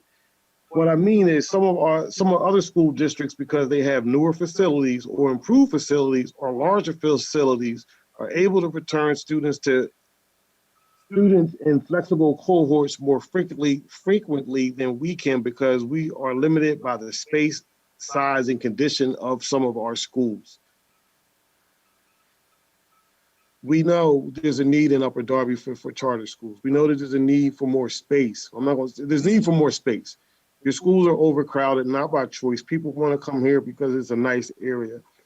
There's a lot going on in Upper Darby as far as positive things. You guys do a lot, but there's also some room for improvement. There's room for improvement in everything. The application we submitted could be better. Upper Darby could be doing better for their students, and we could be doing more. All we're asking Upper Darby is for the opportunity to prove our system, to let our system work. Our system does work. We've used it, we've modeled it. It's effective, it's efficient. We're asking you guys for the opportunity. We're here to answer questions. We're available. That's all I wanted to say at the end. I think you guys did your due diligence in reading it. That was clear. We appreciate it. We appreciate this marathon of a meeting that no one, I don't know, I did not expect to be here this long this evening, and I know you guys didn't. So we appreciate your effort, time, and energy you put into this application. I do hope that you go in our favor, and we'll take it from there. I will allow Dr. McGarry to respond because I believe you're citing an article probably with regard to reopening of schools based on CDC guidelines and Department of Health guidance. But so I think he's allowed at least a moment to respond to that. Yeah, just two quick things, Dr. Moore. Go work in finding that. I think there's a poem that hangs on my wall by Rudyard Kipling called "If," and I'll just summarize. If you can hear the words you've spoken, twisted by knaves to make a trap for fools. And in part of that, I just want to be clear that that's not what that article was about. It was about the fact that we have to reopen our schools during the pandemic. And as I made clear about the March 2019 report that I wrote with Mr. Duffy, we are trying to build a school in that area. We are trying to build a school in Clifton Heights.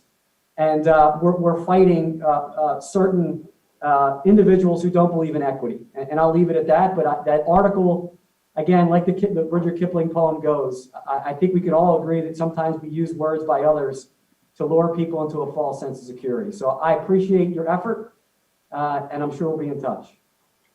Okay, this meeting is adjourned for the evening. Thank you, everybody. Well said, sir. Have a good evening, guys. Thank you.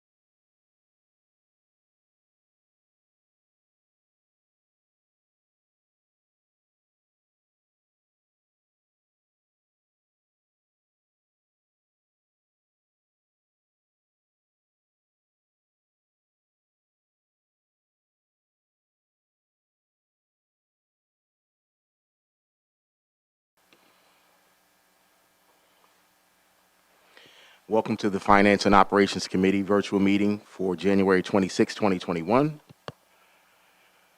During this unprecedented time, while social distancing requirements are in place, the Upper Darby School District needs to continue certain aspects of its business, which includes decisions concerning pandemic planning. For this reason, the Upper Darby School District will continue regularly scheduled school board meetings while pandemic-related restrictions imposed by Governor Wolf and any local authorities are still in place. It is the plan of the school board to hold these meetings with the minimum required departures from normal operating procedures. The Upper Darby School District School Board COVID-19 Special Operating Procedures document outlines expected departures from those normal operating procedures and the policy justification for such departures. At the start of each board committee meeting held while pandemic-related restrictions are in place, the board will review the departures from normal operating procedures as well as their justifications. While social distancing requirements are in place, the Upper Darby School Board finds it necessary to hold virtual school board and school board committee meetings to complete required business. These virtual meetings will allow for public viewing and participation. Following practices already in place for regular meetings, all virtual school board meetings, in addition to allowing near real-time public viewing and participation, will be recorded and the recordings made available after the meeting. Yes, Board President Brown, thank you for making it here this evening. Just for clarity to the public, we apologize. We had a meeting prior to this, and that's what pushed back our starting time, and that's why the majority of the school board is also at home. We're still practicing social distancing guidelines, and I know the board would love to be here in person, and I appreciate Board President Brown at home and then racing back over here tonight to be here, and I appreciate the board for the meeting prior to this and what we're doing now. But as Board President Brown said, we're making every effort, even during this pandemic, to encourage participation. Tonight, during our committee meetings, we'll start with our finance and operations. You could certainly provide a comment or a question by sending an email to committeequestions@upperdarbysd.org or phoning it in at 610-789-7200, extension 2000. If you use either resource to provide your comment or question, please make sure you leave your name and your address. And perhaps one of the most important aspects when you do provide your comment, please make sure you tell us the specific agenda item in your communication that you'd like to comment or question. That way we can make sure that we make it part of our record and we provide you the best answer that we can. Board President Brown, I'll update as we go forward, but I know we have an effort to get out of here with some alacrity and speed. Thank you very much, Dr. McGarry. The meeting of the Finance and Operations Committee will please come to order. Roll call. I think we did a roll call. Do we have to do that again, Mr. Rogers? Yes, because we changed formats of the meeting from the Zoom over to the Google Meet, so. Got it. So for roll call, please, sir. Dr. Haig? I am present and I can hear the proceedings. Mr. Desnoyers? I am present and I can hear the proceedings. Mr. Warsavage? I am present and can hear the proceedings. Mr. Neal? David Neal, I am present and can hear the proceedings. Mrs. Dawes? I am present and I can hear the proceedings. Mr. Fields? I am present and I can hear the proceedings. Mrs. Mitchell? I am present and I can hear the proceedings. Mrs. Curry? I am present and I can hear the proceedings. Mr. Brown? Present. Thank you, Mr. Rogers. The following motion shall be applicable for tonight's committee meetings. Policy 003 allows the board to suspend policies or parts of policies when appropriate. Therefore, due to the current ongoing crisis, I make the following motions to suspend language in two of the board's policies until the next regularly scheduled meeting. Policy 006.1, which regulates attendance at meetings via electronic communications, I move to suspend the language requiring board members to be present. Specifically, the language would be, a majority of board members shall be physically present at a board meeting when a board member attends through electronic communications. And Policy 006, which governs other requirements of board meetings, I move the suspension of language requiring that those members of the public wishing to participate be present. Specifically, the language in this section titled Public Participation would remove the words that read present at a board meeting. Do I have a second? Second, Mrs. Mitchell. Thank you, Mrs. Mitchell. All those in favor, please say aye. Aye. Aye. Aye. Aye. Those opposed, please state your name for the record. Anyone abstaining, please state your name for the record. The motion carries. I will now turn over the Finance and Operations Committee meeting to my co-chair, Mr. Fields. Thank you, Board President Brown. Mr. Rogers, please begin with an overview of your agenda items for this evening. Sure. Tonight we have 3 agenda items, 1 board action and 2 informational. The first agenda item is a middle school athletic field and track renovation update. The district has been researching our ability and what it would cost to actually complete middle school turf fields and track renovations at both middle schools. Tonight, Mr. Marvin Lee will present an update, and actually, this item is board action because we're recommending moving forward with a design and engineering company to start going through what's called the pre-construction phase. Second up is the vendor fair update, which is informational. Last month, we presented on the idea of the vendor fair for the 2nd year in a row. Tonight, Marvin will simply provide an update of the who attended and the results of the vendor fair. Third is also informational. It's the potential bond refinancing. We will provide an update on the potential option to have a bond refinancing, which would allow us to refinance 2 bonds into a bank loan. So if you don't mind, we'll jump right into agenda item number 1, and I'll turn it right over to Mr. Lee. Sounds great. Thank you, Mr. Rogers. Good evening, everybody. My name is Marvin Lee. I'm the Controller of Operations for the Abu Dhabi School District, and thank you so much for the opportunity to present tonight. Our first presentation is about the middle school athletic field and track update. The board action is required for this item. At the end of the presentation, I will be asking the board to consider awarding a contract to a qualified firm to handle pre-construction work in the next board meeting on February 9, 2021.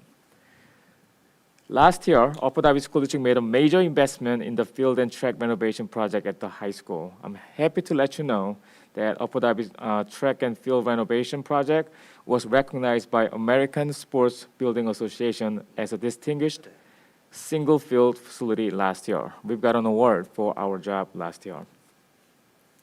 The Abu Dhabi School District is committed to continue investing in our existing buildings, including our athletic facilities. Tonight, I'm happy to inform you that the administration has started working on renovating the field and track at Beverly Hills Middle and Drexel Hill Middle School. Beverly Hills Middle School was built in 1930, and the Drexel Hill Middle School was built in 1957. The district may have invested some money here and there to renovate our field and track, but it is probably the first time that we are making a major investment to completely overhaul the athletic facilities in those schools. As you can see in the pictures, we offer less than desirable athletic facilities to our students. The picture on the left is Beverly Hills. The picture on the right is Drexel Hill. The project is to improve the sites and provide better facilities for our students and communities. We do not have the full specifications to share at this time because we just started the process. However, there are some key features and considerations that we will take into account when designing the field and track. At Beverly Hills, we will renovate both front and back field. Not only one field, but we will be renovating both front and back field. And we do have 2 separate fields at Beverly Hills. However, the spaces are relatively tight for regulation site athletic field and track. So we will work with our engineers and the administration to come up with the best possible solution for Beverly Hills Middle School. And also at Beverly Hills, we're reviewing 2 separate options. Number 1, either front field and back track, or front track, back field. The dimension of the space and the construction cost will determine what the best option is for Beverly Hills. At Drexel Hill, we have plenty of space to have both regulation-sized athletic turf field and 6-lane 400-meter track. And other options we will be thinking about will be lighting, grandstand, fencing around the perimeters, scoreboard, public announcement system, and we will also build a venue with the various public access options in mind. In next slide, I will show you potential outcomes of the project. But nothing is set in stone at this time. So we are showing an architectural design from the first cut, and nothing is set in stone at this time. This version has an athletic field in front and the track in the back. You see in the middle, that's the Beverly Hills Middle School, and right-hand side, the Garrett Road. The designer, if you see the pictures, also came up with an idea of moving the parking space up to the top to make the regulation size field up front. As it is presented, it is a regulation size field. You will be able to play football, soccer, lacrosse, and field hockey. And we have the track in the back. We are targeting for 6-lane, 300-meter track. We have a strong track team in Beverly Hills, and we would like to provide an athletic facility that our student athletes deserve and are proud of. The middle part of the track will be reseeded with a natural grass, and it will take several months to establish the grass in the middle, but it will be beautiful when it's fully completed. So in Beverly Hills, we're thinking about regulation size turf field and 6-lane, 300-meter track. At Drexel Hill, we have much more space to work with. The space is big enough to hold a regulation size turf field and 6-lane, 400-meter track around it. By the way, at the minimum 6-lane and 400 track is a regulation size. That's the regulation size track. Gold track with a purple accent, and the multi-purpose synthetic turf field will be provided as well at the Drexel Hill Middle School. I think both options are great for our schools, and it looks beautiful too. So I'm going to be talking about the timeline. The administration has been reviewing different options and companies since mid-December. At this evening, we will be asking the board to consider awarding a contract to a qualified firm to perform pre-construction duties in our next board meeting. Once the board approves the pre-construction contract, it will take approximately 15 weeks to complete the pre-construction work. That will include design and engineering, surveying, and permitting. After specs are fully built, we will be inviting multiple qualified companies for the pricing offers, and we will come back to the board asking for the approval of the contract of the construction company with the lowest responsible price. After the construction award, we expect the construction period to take approximately 26 weeks to complete the job, and that's for both schools. Anticipated construction completion timeline is late November 2021. We're very excited to work on this project for our students and communities. Thank you for your time. This concludes my presentation.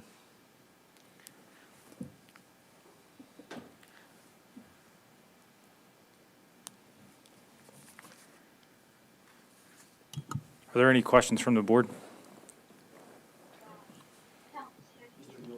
David Neal? Yes. Thank you, Marvin, for your presentation.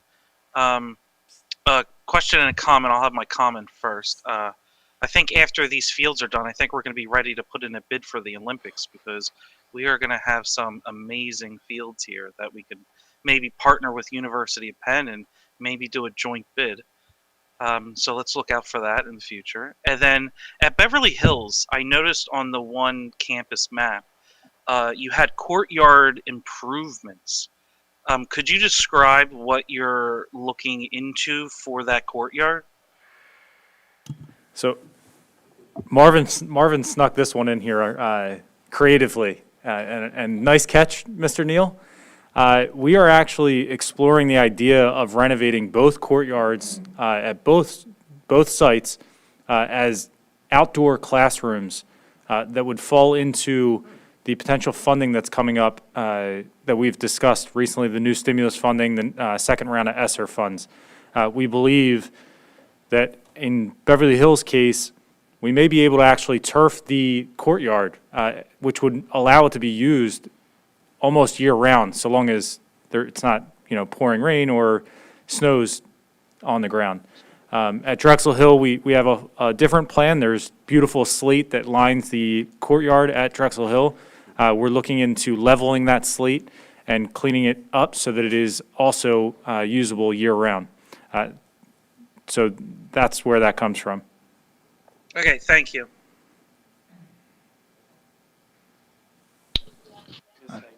Dr. Hayes has a question. Thanks, Mr. Fields. If you could just say a few words, you started to talk about how the interior, the courtyard could be funded by some of these stimulus funds, but the funding for the rest of this. Can you just say a little bit about what that's coming from? So same as the courtyard, we are going to try and take the stance that this will be considered outdoor classroom space. We believe, and we're in the very early stages of looking into this. We obviously just found out about the new ESSER funds recently. But we do believe beyond just an athletic, an ad for our athletic programs, there is a ton of added value that our PE teachers and even any other teachers that would like to get outside and be able to hold a classroom outdoors, this would afford them the ability to use the turf field practically all year round. So we're looking at into the viability of actually using the ESSER funds. That aside, we had this in a plan. I believe Dr. McGarry could attest to it probably 3 years ago when we started the high school field. We had planned to move on to the middle schools as well. So we have the ability to include this into our budget. We have funds available in the capital reserve, and we're evaluating overall where we stand budgetarily in the current year, moving to the next year to be able to push these projects forward. And Dr. McGarry, I believe, got an additional comment. Yes, actually, in February of 2019, under the facilities update, the exact date is February 26, 2019. At that time, we had considered this as part of a phase one project that financially at that time, with everything we had going on, it became difficult to pull off. But in that process, we talked about new track and new field at Beverly Hills and Drexel Hill Middle School. I think it was lost a little bit that night because that was the same exact night we were holding conversations about Clifton Heights and Aronimink. Thanks. I just wanted to make sure the public was aware of that. Thank you.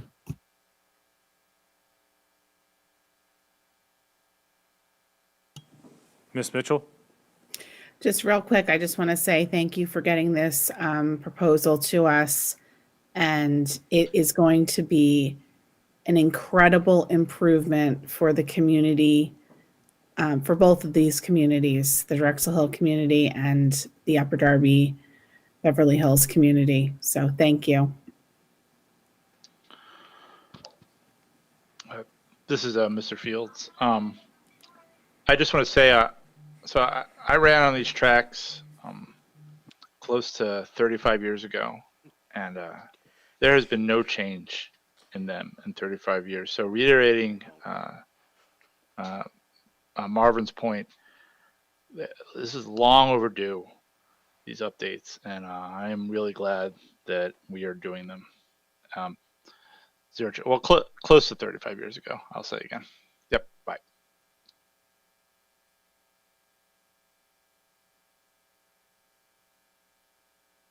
If there are no more questions, Mr. Fields, do you mind if we move into our next agenda item? You're on automatic. Keep going. We're on cruise control now. All right, thank you. Next up is the vendor fair, and again, Mr. Lee will wow us with his information. Thank you, Mr. Rogers. The next presentation, I'll give you a quick update on the vendor fair that we just had on January 18th, 2021. This presentation is informational. The main theme of the event was that Upper Darby School District is open for business. During the event, we talked about how to work with the Upper Darby School District. We also introduced many upcoming projects in the school district. But the best part of the event was every single participating vendor had an opportunity to share their stories with us. And Mr. Joe McGillibury was giving commentary after every single vendor's introduction, basically encouraging them to work with us. The virtual meeting has its challenges, but it allows you to focus on a single speaker at a time, so it really worked out very well for us at this time. We put a lot of special emphasis on broadening our outreach to vendor community this time. So we will not go over the list of vendors, agencies that we have on the screen, but we reached out to 23 MWBE certifying agencies. It's not 23 vendors. We're talking about 23 MWBE certifying agencies and 3 LGBTQ business associations, 4 local business associations, and also Blue Book network vendors.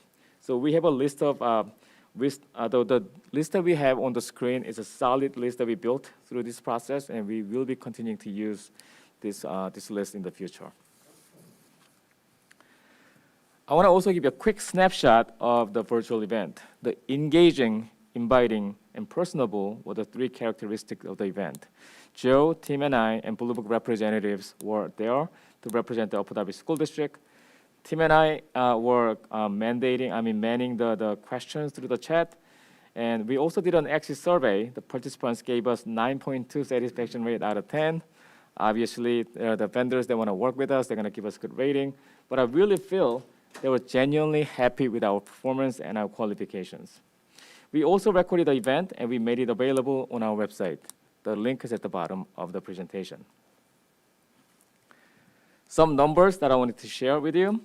80 was the number of vendors that registered for the event, and 66 vendors that actually participated in the event. And 20 out of 66 vendors were MWBE. That means more than 30% of the participants were certified women or minority vendors. And we also had 6 certifying agencies represented at the meeting. Our procurement office is getting a lot of calls and emails after the event, and we had a great time with our vendors, and we are looking forward to cultivating the relationship with our vendors. This concludes my presentation, and thank you so much. I'll take any questions. Just had a quick question. Can you put that last slide back up? 20 MWBEs participated in the last vendor fair. How many of those resulted in actual work for the business? I mean, for the district, work with the district? We don't have the stats, but we can find out about that. Thank you, sir. Yeah. I just want to add, Ed, the meeting occurred on the 18th. 18th. I believe Joe McGilvery is already in contact with many of them to start facilitating future work. So I think that's probably an added data point that we can track, so that when we give this update on an annual basis, to be able to report back the successful implementation of this process, and then finalizing it by actually seeing the work through. Thanks. I'm sorry. I guess I should have said for the last time we did this. So thanks, sir.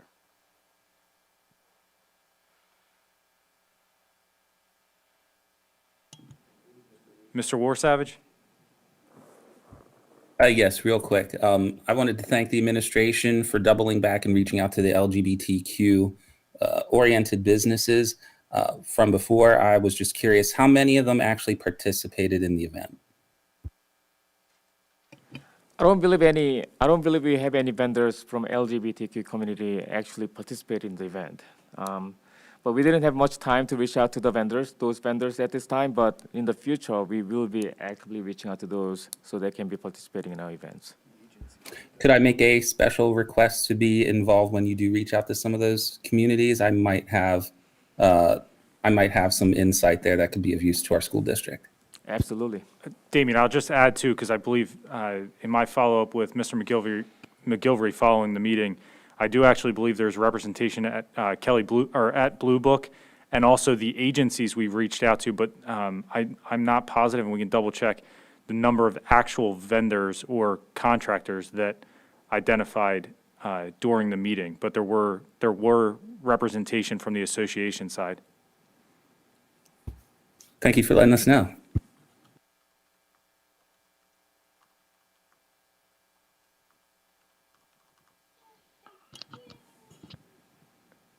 If there are no more comments or questions, let's go to the next piece. Sure.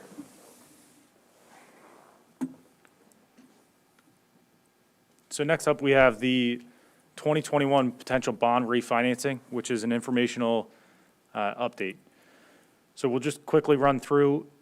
We have been, as we always are, looking for any opportunity to save the district money and improve our budget situation. We have come to the conclusion that we actually have 2 bonds that are eligible for refinancing at the current moment. Our general obligation bond, that's what GOB stands for, General Obligation Bond, 2012 and 2014. Both will expire by the end of the school year of June 30th of 2024. We also will go through and talk about, again, historically low interest rates, which affords us this opportunity. And then what a refinancing to a bank loan and what that actually means. And it's indicative of upon the expiration of the two bonds we're identifying here. So when you can see here, and these are excerpts from previous presentations that we've done on bond updates when we were going through the 2020 bond issuance. So you can see in column 14 and 15 that are highlighted, and also that, as you see there, the payments, the final payments are due by the end of the school year of 2024. So those are the two that are eligible. The reason why this is coming up is, again, interest rates are at an all-time low. What's more specific is the idea of refinancing typically is a general obligation bond refinance to a general obligation bond. Similar to refinancing your mortgage, you typically refinance to another mortgage, just a lower interest rate. When you have these two bonds that only have a couple years left, they actually are considered eligible for a bank loan, which is somewhat of a short-term loan. So right now we have our finance team out researching, and it doesn't cost the district any money. We're trying to price out where the interest rates could be. And so long as the interest rates come back favorably, we have the opportunity to save money over the course of the next 3 to 4 years by lowering the total amount to be paid during that term. So this slide here represents what would be indicative of a 0.85 interest rate, because right now our RBC Capital Markets is projecting that we will get sub 1% interest rates. And we'll have two options, the blue or column 1 or red column 2. The only difference there is shifting our payments around. In column 2, if we move the payment date up slightly so that the final maturity is in November versus February, we will save an additional, in this scenario at 0.85%, an additional roughly $14,000. So in either case, you're looking at anywhere from $60,000 to $75,000, and that's at a conservative rate, from what I've been advised, of a 0.85%. So there's a potential for a little bit more savings, but we want to display to the public and the board that we're doing our best to find every avenue to save in upcoming budgets for the next, as always. So are there any questions from the board at this time?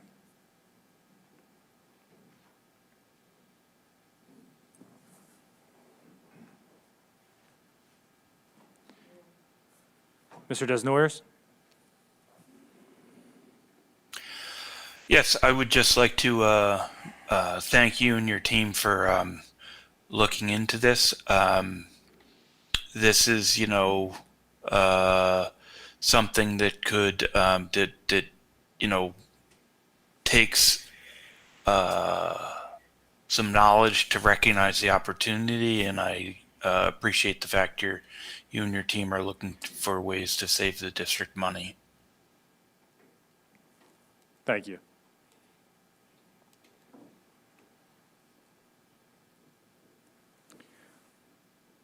So if we don't have any other questions, Mr. Fields, would you like me to review my agenda? At this, yes. Actually, I'm sorry, public comments. At this time, are there any public comments? And I think I'm going to hear a no on the public comments. There are no public comments. Fantastic. Mr. Rogers, will you review the agenda items presented this evening? So again, agenda item number 1, the middle school athletic field and turf renovation update, which would require board action. We're asking the board to move this forward to the February board meeting to vote on the pre-construction phase and approve a vendor to provide that. Okay, can I get get agreement from the board on that? I think that's just Yeah. Yes.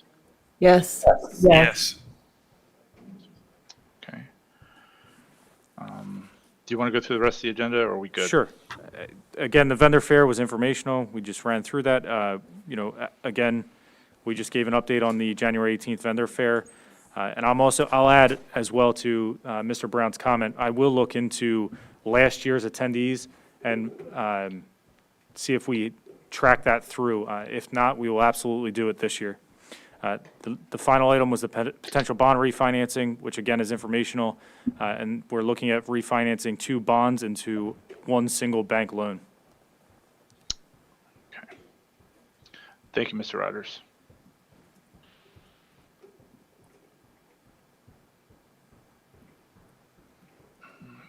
Board President Brown, I hand it back over to you.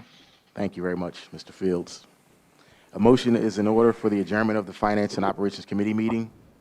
So moved. Thank you. All in favor? Aye. Aye. Aye. Aye. Aye.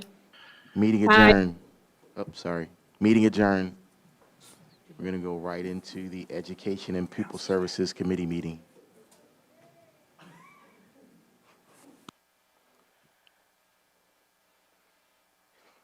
Do we need to have anyone change seats? Is it different presenters?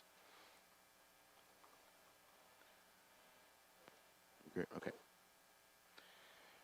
All right. The meeting of the Education and Pupil Services Committee meeting will please come to order. I will now turn over the Education and Pupil Services Committee agenda to co-chair. Who's going to do it tonight? I didn't hear. Gina Curry. Vice President Curry, please take it away. Yes, thank you, Board President Brown. Can everyone hear me okay? Yes. Okay. Yeah. Thank you. Great. Good evening. So for the Education and Pupil Services Committee meeting, would you please review the agenda items, Ms. Kelly? Absolutely. Good evening, everyone. Tonight we have 4 agenda items. All of these items will require board action. The first item is Delaware County Community College dual enrollment opportunity that Dr. Manfrey and I will present.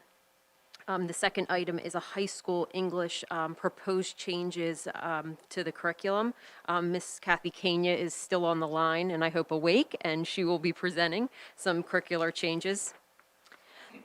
The third item is the 21-22 District 1-page calendar, which will require board action.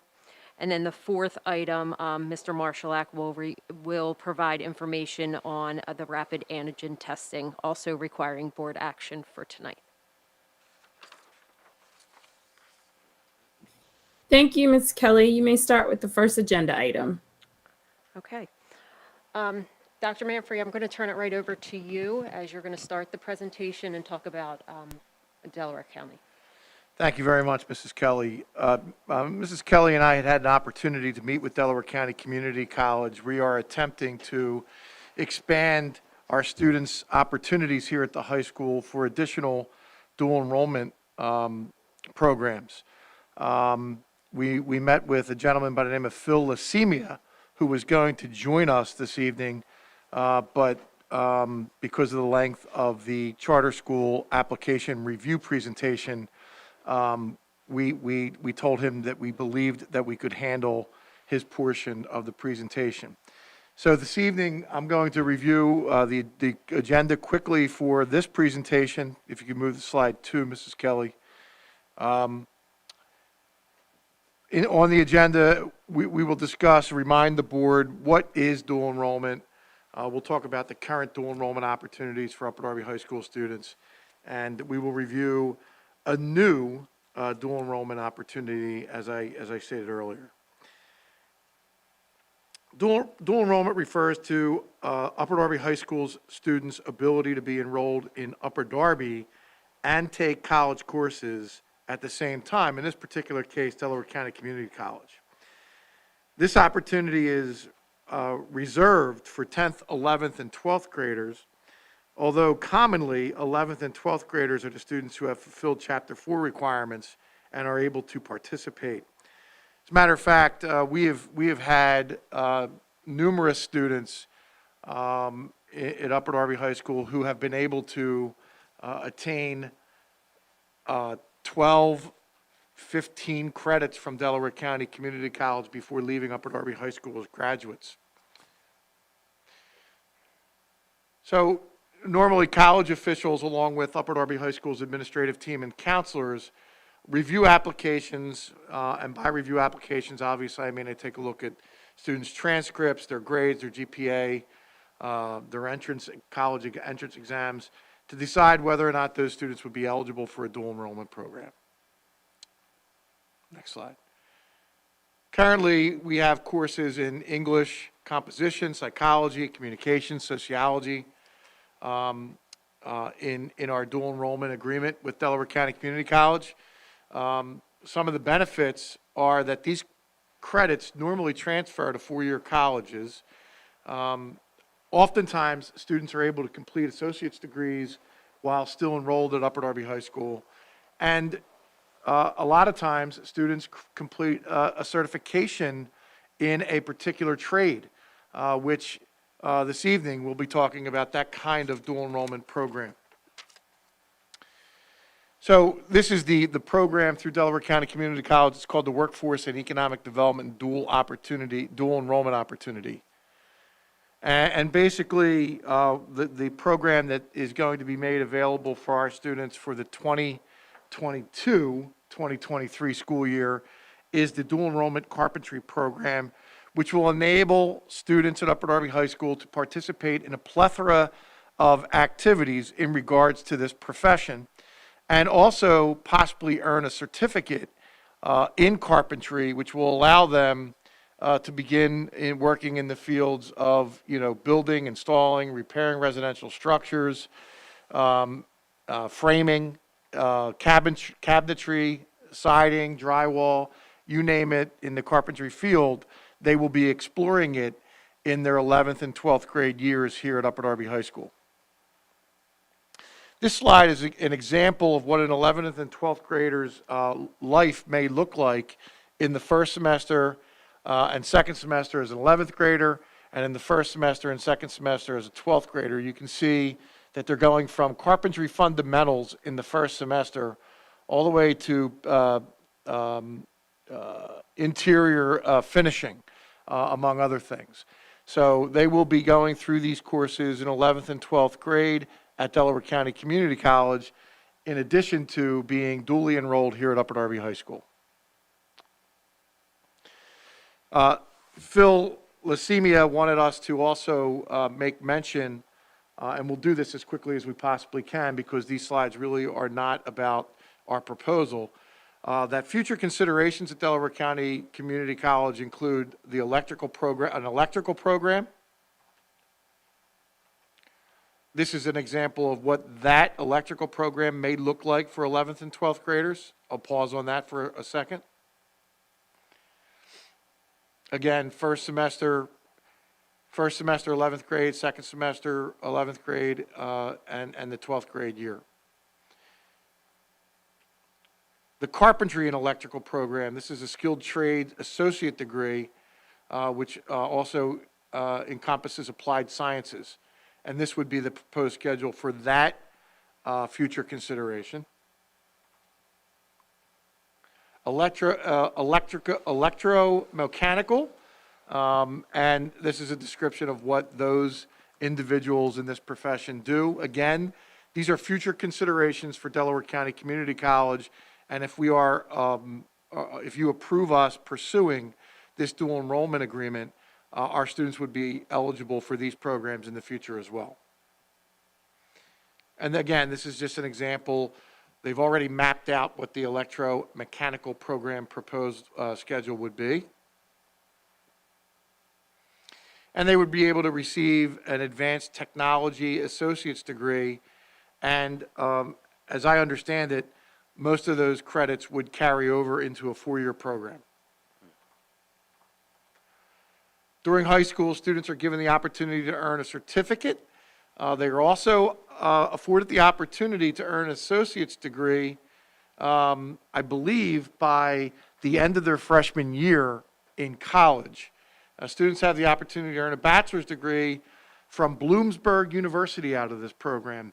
Delaware County Community College already has their own not dual enrollment agreement, but their own credit transfer agreement with Bloomsburg University. So these students' credits would automatically be accepted by Bloomsburg University.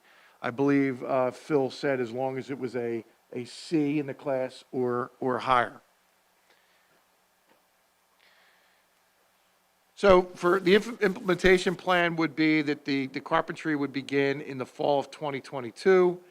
And if Phil is able to get the electrical and electromechanical programs up and running, they would run in the fall of 2023. I do want you to know that this program from Delaware County Community College perspective has been running for several years, and some of our neighboring school districts, including Interborough School District and Ridley School District, have been participating successfully, very successfully in this program. The cost is $63 per credit, which is the current pricing. The dual enrollment folks and Phil did warn us that could be a little bit higher in 2022, 2023. And you should know that some of the school districts who participate, like Interborough and Ridley, actually pick up the cost of this program for their students. So that would be something that would be on the table for discussion. I did the whole thing. Sorry about that. Thank you, Dr. Manfrey. You were supposed to jump in. I got excited. I'm sorry. So we're happy to field any questions that you may have at this time. Thank you, Dr. Manfrey. I believe there's quite a few questions. It looks like School Board Member Des Noyers has the first question. Yes, thank you for the presentation. I do think these are good opportunities. I'm especially excited about the electromechanical technician. But the for the other two programs, the carpentry and electrical, possibly the electromechanical technician, I don't know, but it seems to me that the school district offers some potentially similar opportunities through their CTE programs run by the IU, and I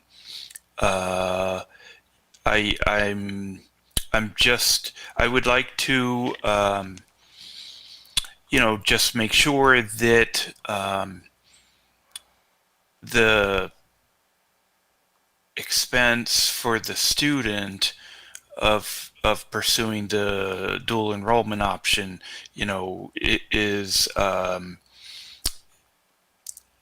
is justified by the fact that they have to put money out of pocket. And my second, the second thing I'd like to bring up is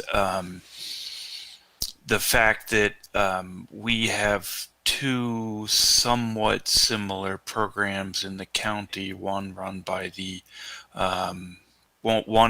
Delaware County Community College, one run by the IU, and I would like to hope that these entities work together so that to minimize programmatic overlaps and thereby save taxpayer money. And I'm thinking that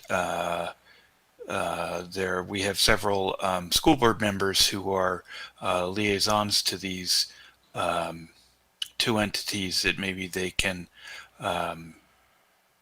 suggest or make sure that that is being pursued. But I do believe these are this is a good opportunity. Thank you. Mr. Des Noyers, I appreciate your question. That was actually a discussion that we had as a cabinet regarding this opportunity. Unfortunately, to be perfectly honest with you, I see these two programs as being competing entities. The difference being that the CTE program that's currently being offered by the IU does not provide our students with the opportunity to gain college credit, Delaware County Community College credit. And in terms of price, they are very comparable. In fact, you can correct me if I'm wrong, Mrs. Kelly, but I believe that the Delaware County Community College program presented here this evening may be even cheaper than the CTE program to run from the district's perspective. So I think that, you know, in speaking with other school districts who are involved in this program, it does take, honestly, students away from the IU CTE program. So I don't want to mislead any board members into believing that these two entities are working together.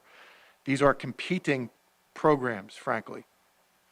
Yeah, and the you know, and when I hear that, I think to myself, well, both the community college and the IU are government entities, so I don't believe we have to worry about antitrust statutes, so they should be able to work together quite comprehensively to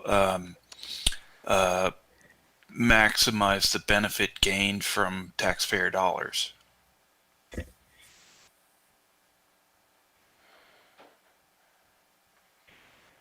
Thank you, School Board Director Desnoyers. Is that the extent of your comments? Yes, thank you. Thank you. I believe School Board Director Mrs. Mitchell is up. Thank you for this presentation. As the board member who sits on the Delaware County Intermediate Unit, I just want to ask a couple clarifying questions. Dr. Manfrey, have we had students that have been turned away for lack of space or it wouldn't work with the student schedule to participate in these 3 trades opportunities that I don't think all 3 actually are offered at the IU, but were there, do you know if any students might have been turned away or it didn't work for their schedule and how this would benefit our students for flexibility and also the college credits that are offered and the ability to continue the program seamlessly? Board Member Mitchell, I'm honestly not aware of any of our Upper Darby High School students who have been turned away from our CTE programs. Okay, but would you say that there might not be adequate space all the time in our CTE programs, or perhaps it's not adequately advertised? Yeah, so there are caps on these programs. So there's caps on the CTE programs. There's also a cap on this carpentry program as well, because of the number of students that would be taking part in the hands-on activities that are there. So, so that students would have a choice. They could choose to remain in a CTE program or elect to go into the Delaware County pathway and pursue that associate's degree. So they are 2 different pieces competing, like Dr. Manfrey said, and they are capped because the students do travel in a cohort. Okay, and then I know you had said at the end of the presentation that you wanted to discuss possibly funding the credits for these programs for dual enrollment. Is that like a broader discussion, Dr. Manfrey? I know it's late, that maybe we should be talking about like how we are going to help students to access the different pathways to graduation that involve dual enrollment. I know it's late and it sounds like a discussion. Do you have any estimates, like how many students might participate in these programs? How much would it cost the taxpayers to fund these programs? Maybe we could put it on like next month's agenda to discuss. We're certainly open to that. As a reminder, we did this early because originally we were hoping that we would be able to get this approved and up and running for 2021, 2022, but we felt like for planning purposes, we would be rushing it. So yes, we can certainly bring this back for a deeper discussion in terms of funding it for our students to be able to participate, but we're putting it off for 2022, 2023 for course selection guide purposes, scheduling purposes. We want to make sure that we have all of our ducks in a row. So we certainly have the opportunity to discuss that further. Yes. I guess like the question is really the funding part. I mean, I don't think anyone's going to object to our students having other opportunities. Got it. Thank you, Board Director Mitchell. Mrs. Mitchell, is that the extent of your comment? Yes. Thank you very much. Good question. I believe Board Member Mr. Neal has the next question. Thank you, Vice President Curry. Just a clarifying question. I'm a little confused on who's actually teaching the programs. Is it one of our high school teachers, or is it a staff member from the college? And where would it take place for both the like you said, the English 100 and these other programs that you ended with? Dual enrollment programs typically mean that the college who you have the agreement with staff would be teaching these courses. So that it's not at a cost to us, the staff those, or is that at a cost to us? We do not pay the staff member that the college does. Okay, thank you. That's the end of my question. Thank you, Board Member Neal. Board Member Leah Dawes. Good evening. And yes, thank you for that presentation. It was just awesome and very exciting to see. Just I guess a question or a suggestion that if we haven't already done so, have we considered partnering with the labor union supporting those trades? Typically with trades, they can instead of going to a 4-year institution, could go into an apprenticeship and then end up with a job that would pay for their 4-year degree. So just wanting to consider that, where you kind of have a kid that has that's obtained a certification that's employable, potentially employable at the time of high school graduation. End of comment. Mrs. Dawes, I do know that Phil Leucemia, when we met with him, spoke about this, and the Delaware County Community College does have those connections with the local trades organizations and unions to help students if they're not interested in moving forward with a degree. But I do know that Dr. McGarry wanted to comment on your question as well. I'm sure Board President Brown's itching to beat me to this comment that I'm going to make, but he and I, feels like forever ago, but it wasn't, met with the, Ms. Dawes, to your comment, met with union leaders down in Chester, I believe, Board President Brown, to discuss this very topic.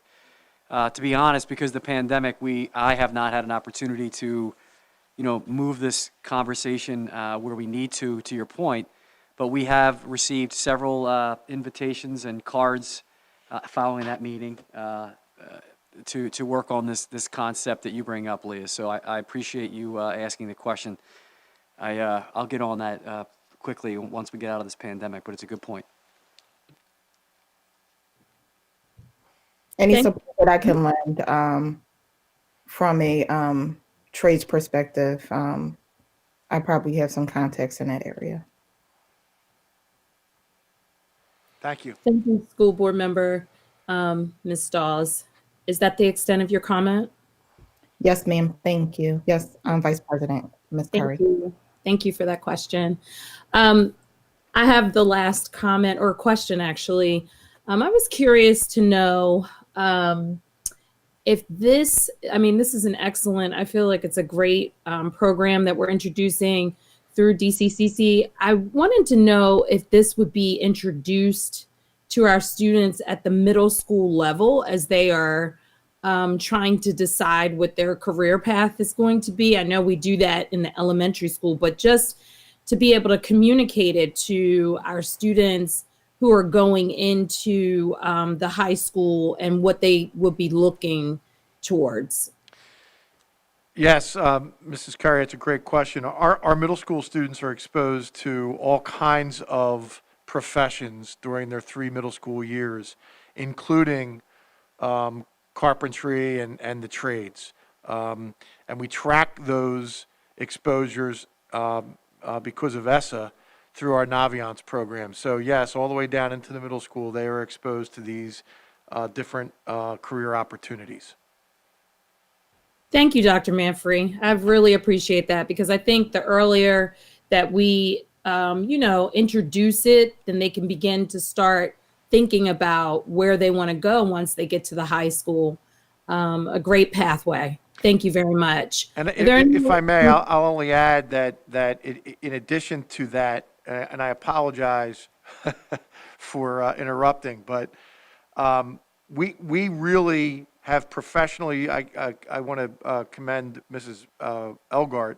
We've really did a lot of PD with our middle school counselors around this exact topic, in that we start having these conversations with kids, Mrs. Curry, as early as 6th and 7th grade, and have the conversation about what opportunities they have at Upper Darby High School. And certainly this would be added to that conversation.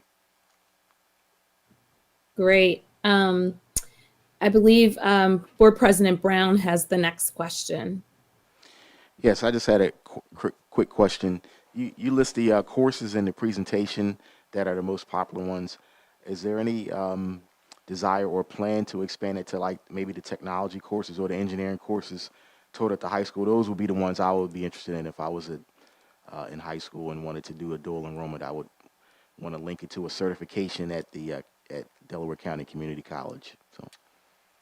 I don't know that we have explored those options at this point, to be honest with you, Mr. Brown, but we can certainly take those suggestions into consideration. Because you mentioned certifications that they offer, and they do offer like a Security Plus and a Linux Plus. There's some low-level certifications that I think our students would be interested in attaining early, which would position them nicely for four-year schools. We do offer some certifications through our business department, like the Microsoft certifications and things of that nature. Okay, thanks.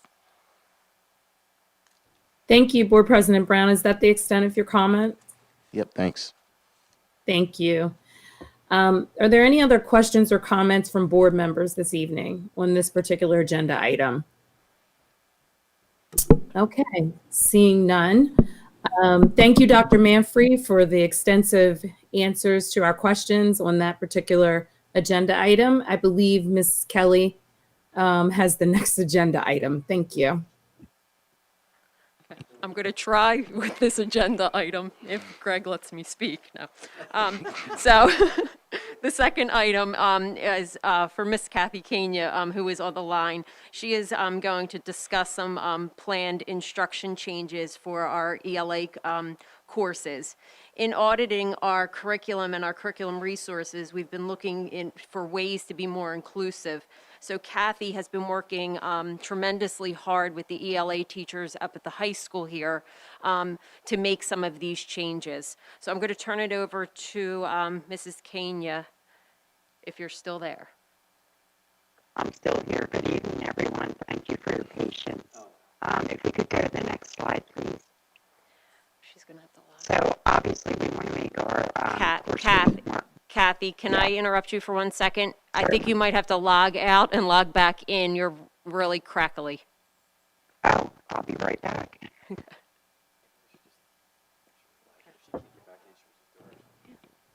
Thank you. There's a brief hold while Ms. Kenya comes back in. I'll start the presentation as Kathy tries to rejoin.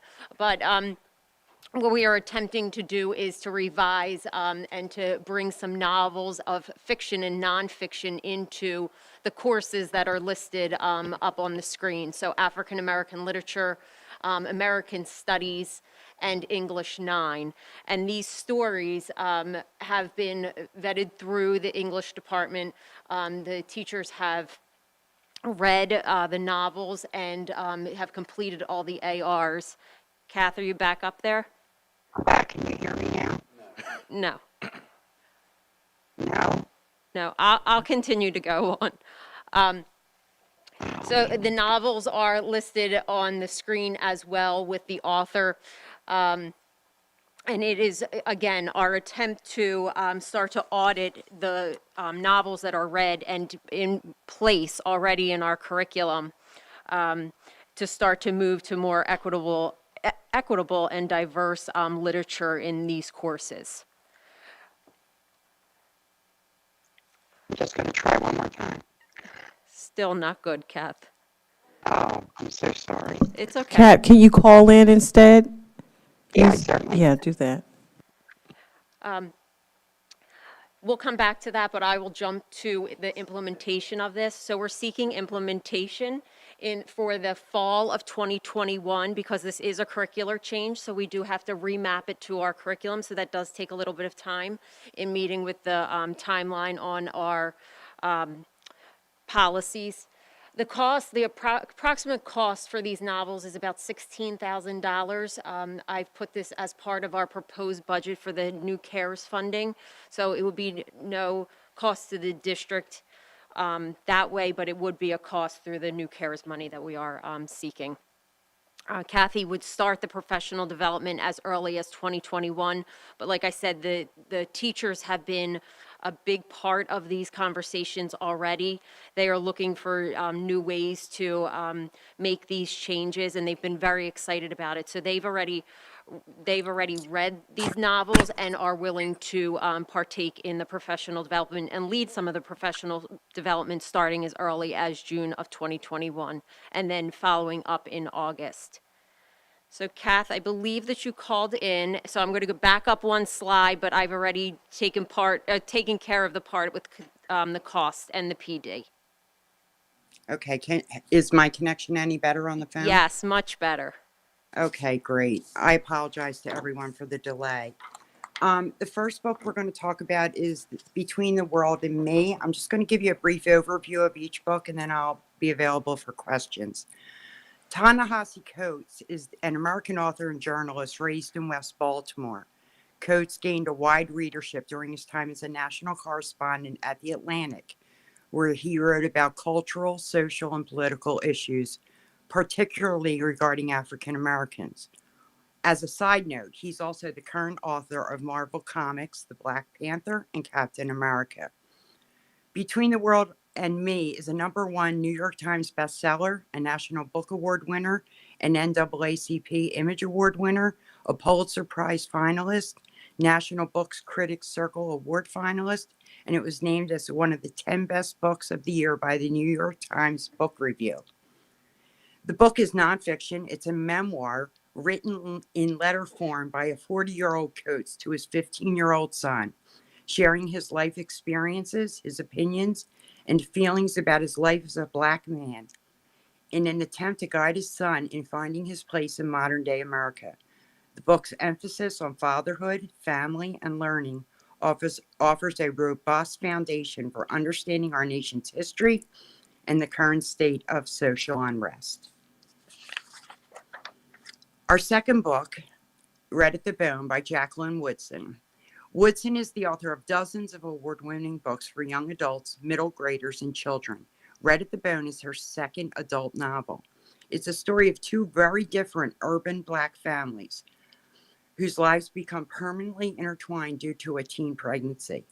The book moves in and out of different periods, revealing the consequences of decisions, especially those made by young people. Woodson also explores how identity intersects with class, race, sexuality, gender, and history. How Dare the Sunrise, Memoirs of a War Child, was written by Sandra Uringimana. Uringimana was born in the Democratic Republic of Congo, and this book is her first novel. The book is a tale of how a 10-year-old girl from the Democratic Republic of Congo survived a massacre, immigrated to America, ended up in a middle school in New York, and overcame her trauma by working on her education and dedicating her life to activism. The memoir explores themes of belonging, identity, survival, poverty, race relations, and hope. Given the current climate in the U.S. regarding immigrants and refugees, this is an essential read that can help us humanize those situations. Our fourth book, The Nickel Boys, written by Colson Whitehead. Whitehead's reviews, essays, and fiction have appeared in the New York Times, The New Yorker, New York Magazine, Harper's, and Granada, which is a literary magazine in the UK. The Nickel Boys is his 9th novel. The Nickel Boys won the Pulitzer Prize, the Kirkus Prize for Fiction, and the Orwell Prize for Political Fiction. It is also a New York Times bestseller. It is a fictitious story, but it's based on a true story of Florida's Arthur G. Dozier School for Boys that operated as a reform school known for its racist and abusive practices. The story revolves around 2 boys sentenced to the Nickel Academy during the Jim Crow era of the 1960s. Themes include friendship, trauma, civil rights, unity, power, fear, support, racism, and hope. The final book, The Lone Ranger and Tonto Fistfight in Heaven by Sherman Alexie, was written by Alexie. He was born on the Spokane Indian Reservation in Washington. He's a Native American writer whose poetry, short stories, novels, and films about the lives of American Indians won him an international following. The book is a collection of interwoven stories that won the Hemingway Award for the best first book of fiction, Lila Wallace's Reader's Digest Writers Award, the Washington State Governor's Writers Award, and the Best American Short Stories 1994. The book contains 22 short stories narrated by a cast of characters filled with passion, humor, compassion, perseverance, and dreams. Alexie vividly weaves memory, fantasy, and stark reality to paint a portrait of life in and around the Spokane Reservation. He depicts the distances between Indians and whites, reservation Indians and urban Indians, men and women, and most poetically between modern Indians and past traditions. Themes include poverty, resilience, alcoholism, racism, and isolation. That's it for me. Does anyone have any questions? Thank you, Mrs. Kenyon. We appreciate you persevering and coming back on through the phone. No worries. Present. There are a few questions from board members, and the first board member up is School Board Director, Mr. Fields. Hi, thank you very much. This is just a comment for all the administrators. I just want to ask the community that's still listening or watching this later to look at what has been introduced and approved tonight. Athletics from both meetings, athletics, trades, curriculum, right? Changes and improvements to all these areas. That is almost everything that can be offered by a school. And starting tonight, they are all in the process of being improved. And I think it's really great. I just want to, tell the administration I appreciate that, again, you guys are demonstrating your ability to walk, chew gum, and juggle flaming knives all at the same time. And I thank you very much for that. And that's all I have to say about this. Thank you, School Board Director, Mr. Fields. I think the next question or comment up is School Board Director, Mr. Desnoyers. Thank you. I would just like to compliment the English department and the curriculum folks for their courageous choices in literature. I believe these choices significantly advance equity in our district or broaden the understanding of equity issues in our district. Thank you. Thank you, School Board Member Desnoyers. Is that the extent of your comment? That's the extent of my comment. Okay, thank you. And I had the last comment. As one of the co-chairs for the Education and Pupil Services Committee, I just would like to say that as I went through the ARs to look at what books had been recommended by our wonderful English teachers, and I believe I believe there was an English teacher, Ms. Kenya, you can help me, and maybe social studies. I know that they took great pride in looking for the correct literature for us to help our students to get a better understanding of some of these topics. This is very courageous, and I look forward to seeing the same type of curriculum and literature recommendations for the middle school level as well.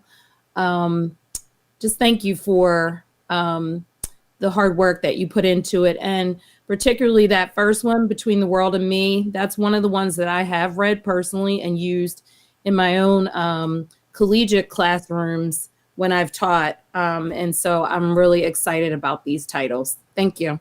I just want to note that it was the English department. I don't believe there was anybody from social studies. And I'd encourage you all to read all of them. I've read them all over the summer, and they're all fabulous books. Yes, I think we're looking forward to that. Definitely. I have all the titles. And so thank you very much for this presentation. Are there any other comments from the board or questions? Thank you very much, Ms. Kenya. You're very welcome. Thank you. Okay, I think that was it. Thank you, Ms. Kelly, for that particular agenda item. We can move forward to agenda item number 3. Okay, agenda item number 3 is the district one-page calendar. This will require board action. Every year we start this process in about January. It has become our labor of love for Rhonda and I that the drafts of this calendar and the changes and everything else, and especially with the 2021 school year, it's been definitely a challenge. This school year, or the upcoming school year, 21-22 school year calendar, I'm going to show you just some highlights. Whenever we're talking about the beginning of the school year, just thinking like a parent, well, when are the students coming back? When are the breaks? What do I have to worry about? So these are the highlights of the calendar. A draft of the one page has been added to board docs at this point. Some formatting, it is still a draft in that the formatting still has to be adjusted. Like I said, it's one of those pieces that as you shift one thing, the whole entire calendar and page changes. So we have been working on that as a team. But just some highlights of the calendar. So we're proposing that the first day of school for students in grades K through 12 would be Monday, August 30th. Again, starting before Labor Day like we have in the past. Looking at some professional development days before the students come back to school, and then after, throughout the school year, there would be 3 of them, November 2nd, February 18th, and May 27th. So this is a mirror image of the original 2021 calendar before everything started for us.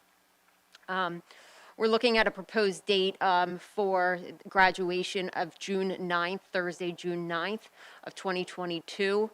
And then following that, the last day of school for the students and last day for teachers. The calendar, we watched, of course, the 180 days for our students. So we have 183 built in, as well as our teacher days and adhering to the contract. The teachers union has had a copy of the calendar as well for any feedback at this point, and just some other important dates. As you will see, the testing windows for state testing, they have been released already for the 22 testing year. We administer a test in Winter Wave 1. As you are well aware, we administer Keystone exams for Winter Wave 2. PSSAs are taking up more time, it feels. April 25th to May 13th is that testing window at this point for all students in grades 3 through 8. And then we finish up and again with a spring wave for our Keystone exams for students in grades 7 through 12 and our middle school students that would be taking Algebra 1 at that point. So again, there are a lot of testing days and windows that are there in our calendar that you will see reflected. This also includes the makeup windows on the calendar, so the testing days and the makeup windows that are provided by the state of Pennsylvania. Additional important items for people are just the monthly early dismissals, with the exception of January for the high school because of final exams and April because of state testing. We have conferences, again, scheduled for grades K through 8 in November, and an additional day for kindergarten in November as well. The winter break remains consistent with almost this year, and the spring break does as well, just a little bit later in the season. So at this point, that is really the review of the district calendar. Does anybody have any questions about how the year will look for the 21-22 school year?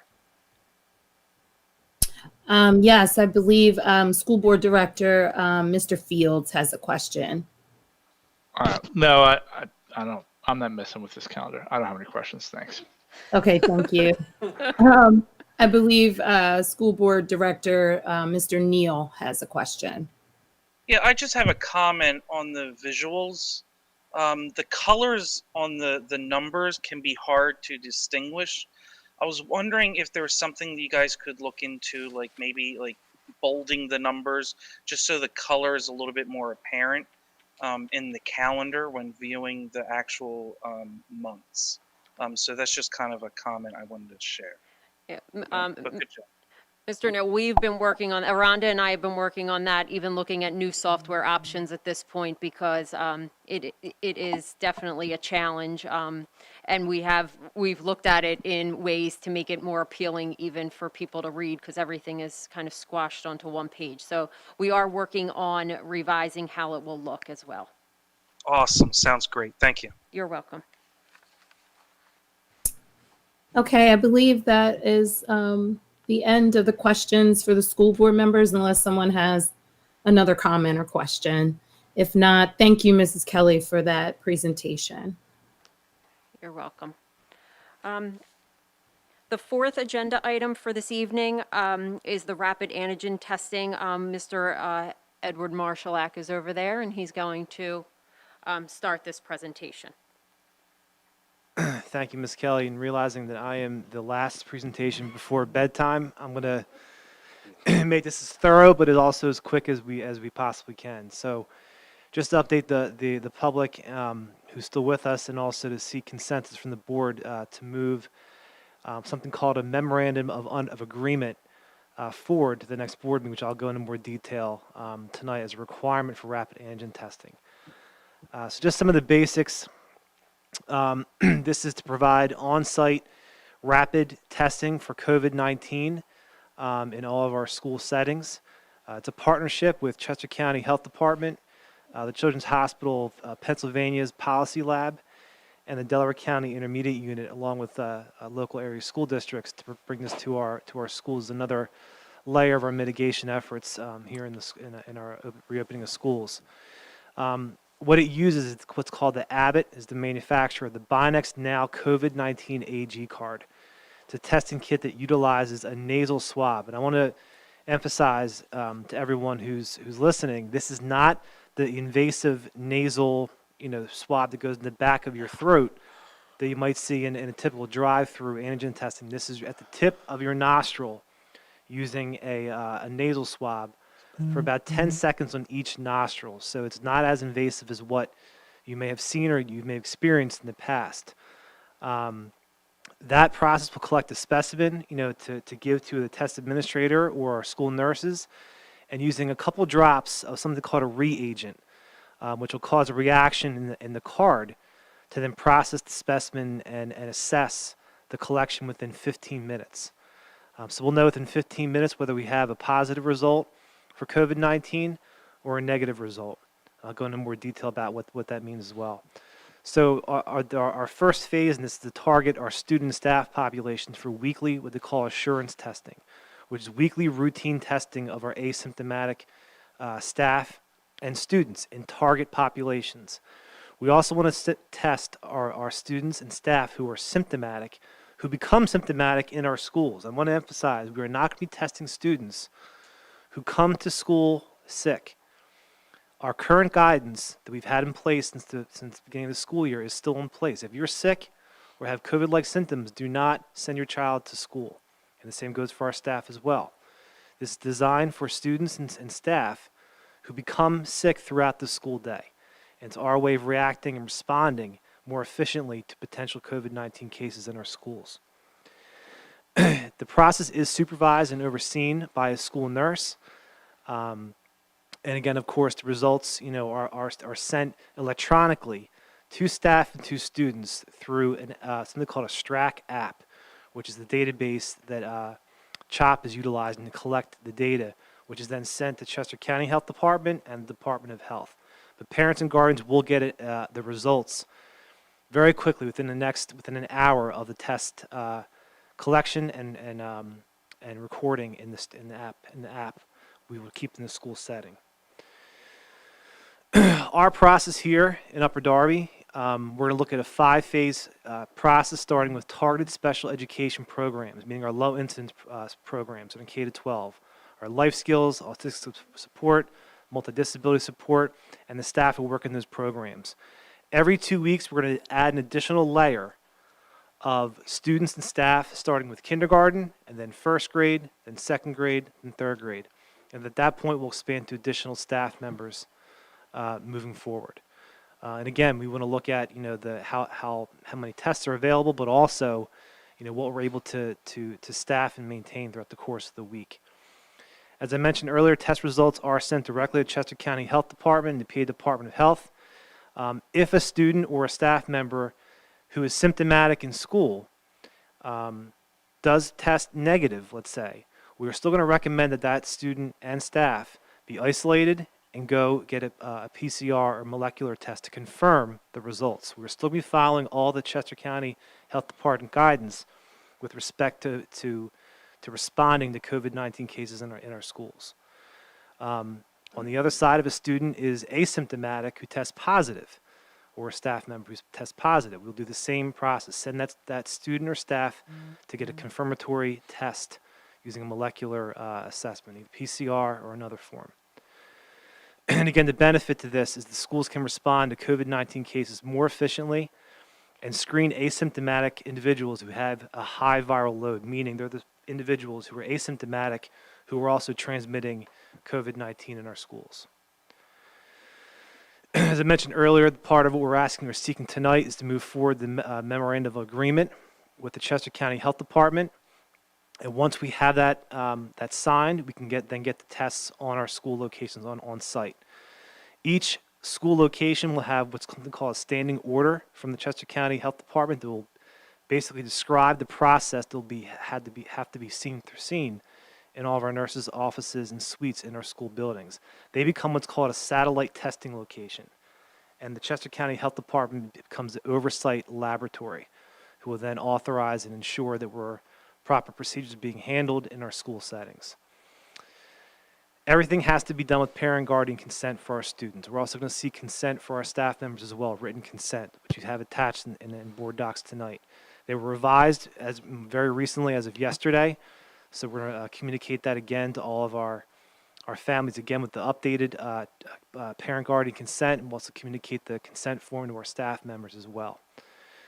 Every nurse and every test administrator has gone through what's called a skill validation process, where you have to be authorized and verified that you are skilled enough to conduct the Binax Now testing by a doctor from CHOP and the lead project manager from CHOP Policy Lab as well. And we hope, if everything goes well, our start date will be this week, tomorrow, the next day, whenever we can get the tests on campus and start working with our families and our staff who provide the consent. I'll take any questions at this time from the board. Any clarifying comments? Thank you, Mr. Marshallak, for that great presentation.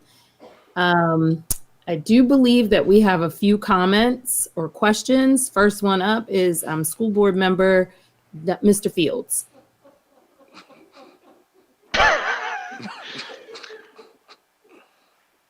This is really good. I don't have a comment. Okay, do you not have a comment? Okay. I do not. Okay, great. Dr. McGarry, please.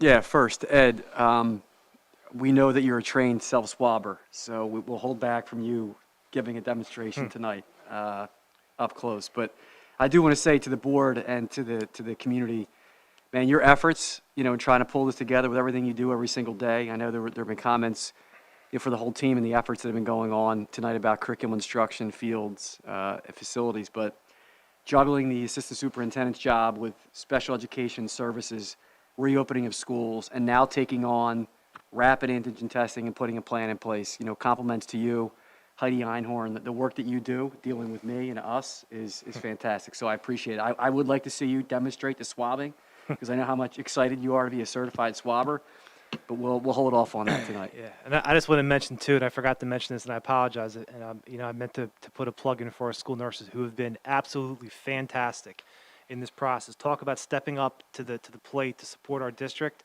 Heidi Einhorn in particular, our coordinator of nursing services, who's been right next to me with going through this process hand in hand to bring it to our district. But our nurses as a whole have been phenomenal.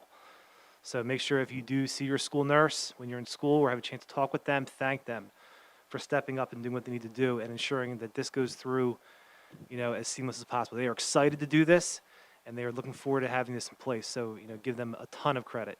They're the experts in this field. Thank you, Mr. Marshallek. Are there any other comments or questions from the board at this time? Thank you for everyone's patience. Can you please review the agenda items? Not yet, public comment. Public comment. Oh, I'm sorry. Is there any public comment on the Education and Pupil Services meeting tonight? Vice President Curry, there are no public comments. Thank you very much. Would you please review the agenda items? Absolutely. Number one was the Delaware County Community College dual enrollment opportunity, the carpentry program for the fall of 2022. Yes. Yes, I believe that's moving on for board approval. Yes. Is the board in favor? Yes. Yes. Yes, thank you. Anyone not in favor? Okay, thank you, Ms. Kelly. You're welcome. The second item is the high school English changes for planned instruction. So that's the approval of the 5 novels as presented by Mrs. Kathy Kenya. Yes, is the board in approval of this moving to the voting meeting? Absolutely. Yes. Yes. Thank you very much. Ms. Kelly? The third item is the 21-22 district one-page calendar. Thank you. Is the board in favor of moving this item forward? Yes. Yes. Yes. Yes. Thank you. And then Ms. Kelly? Sorry. And then the fourth item is the rapid antigen testing as just presented by Mr. Marshallek. Thank you. Is the board in favor of moving this forward? Yes. Yes. Yes. Thank you very much. At this time, I will hand it back over. Thank you, Ms. Kelly and Dr. Manfrey and Mr. Marshallek for your presentations at this late hour. And I thank all the board members for being patient as well and the administrators. And thank you to the public as well. I will hand it over to Board President Brown at this time.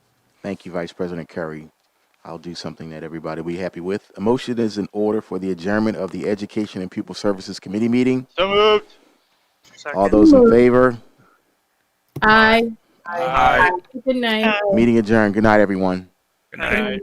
Good night. Be safe getting home, please. Good night. Be safe. Good night.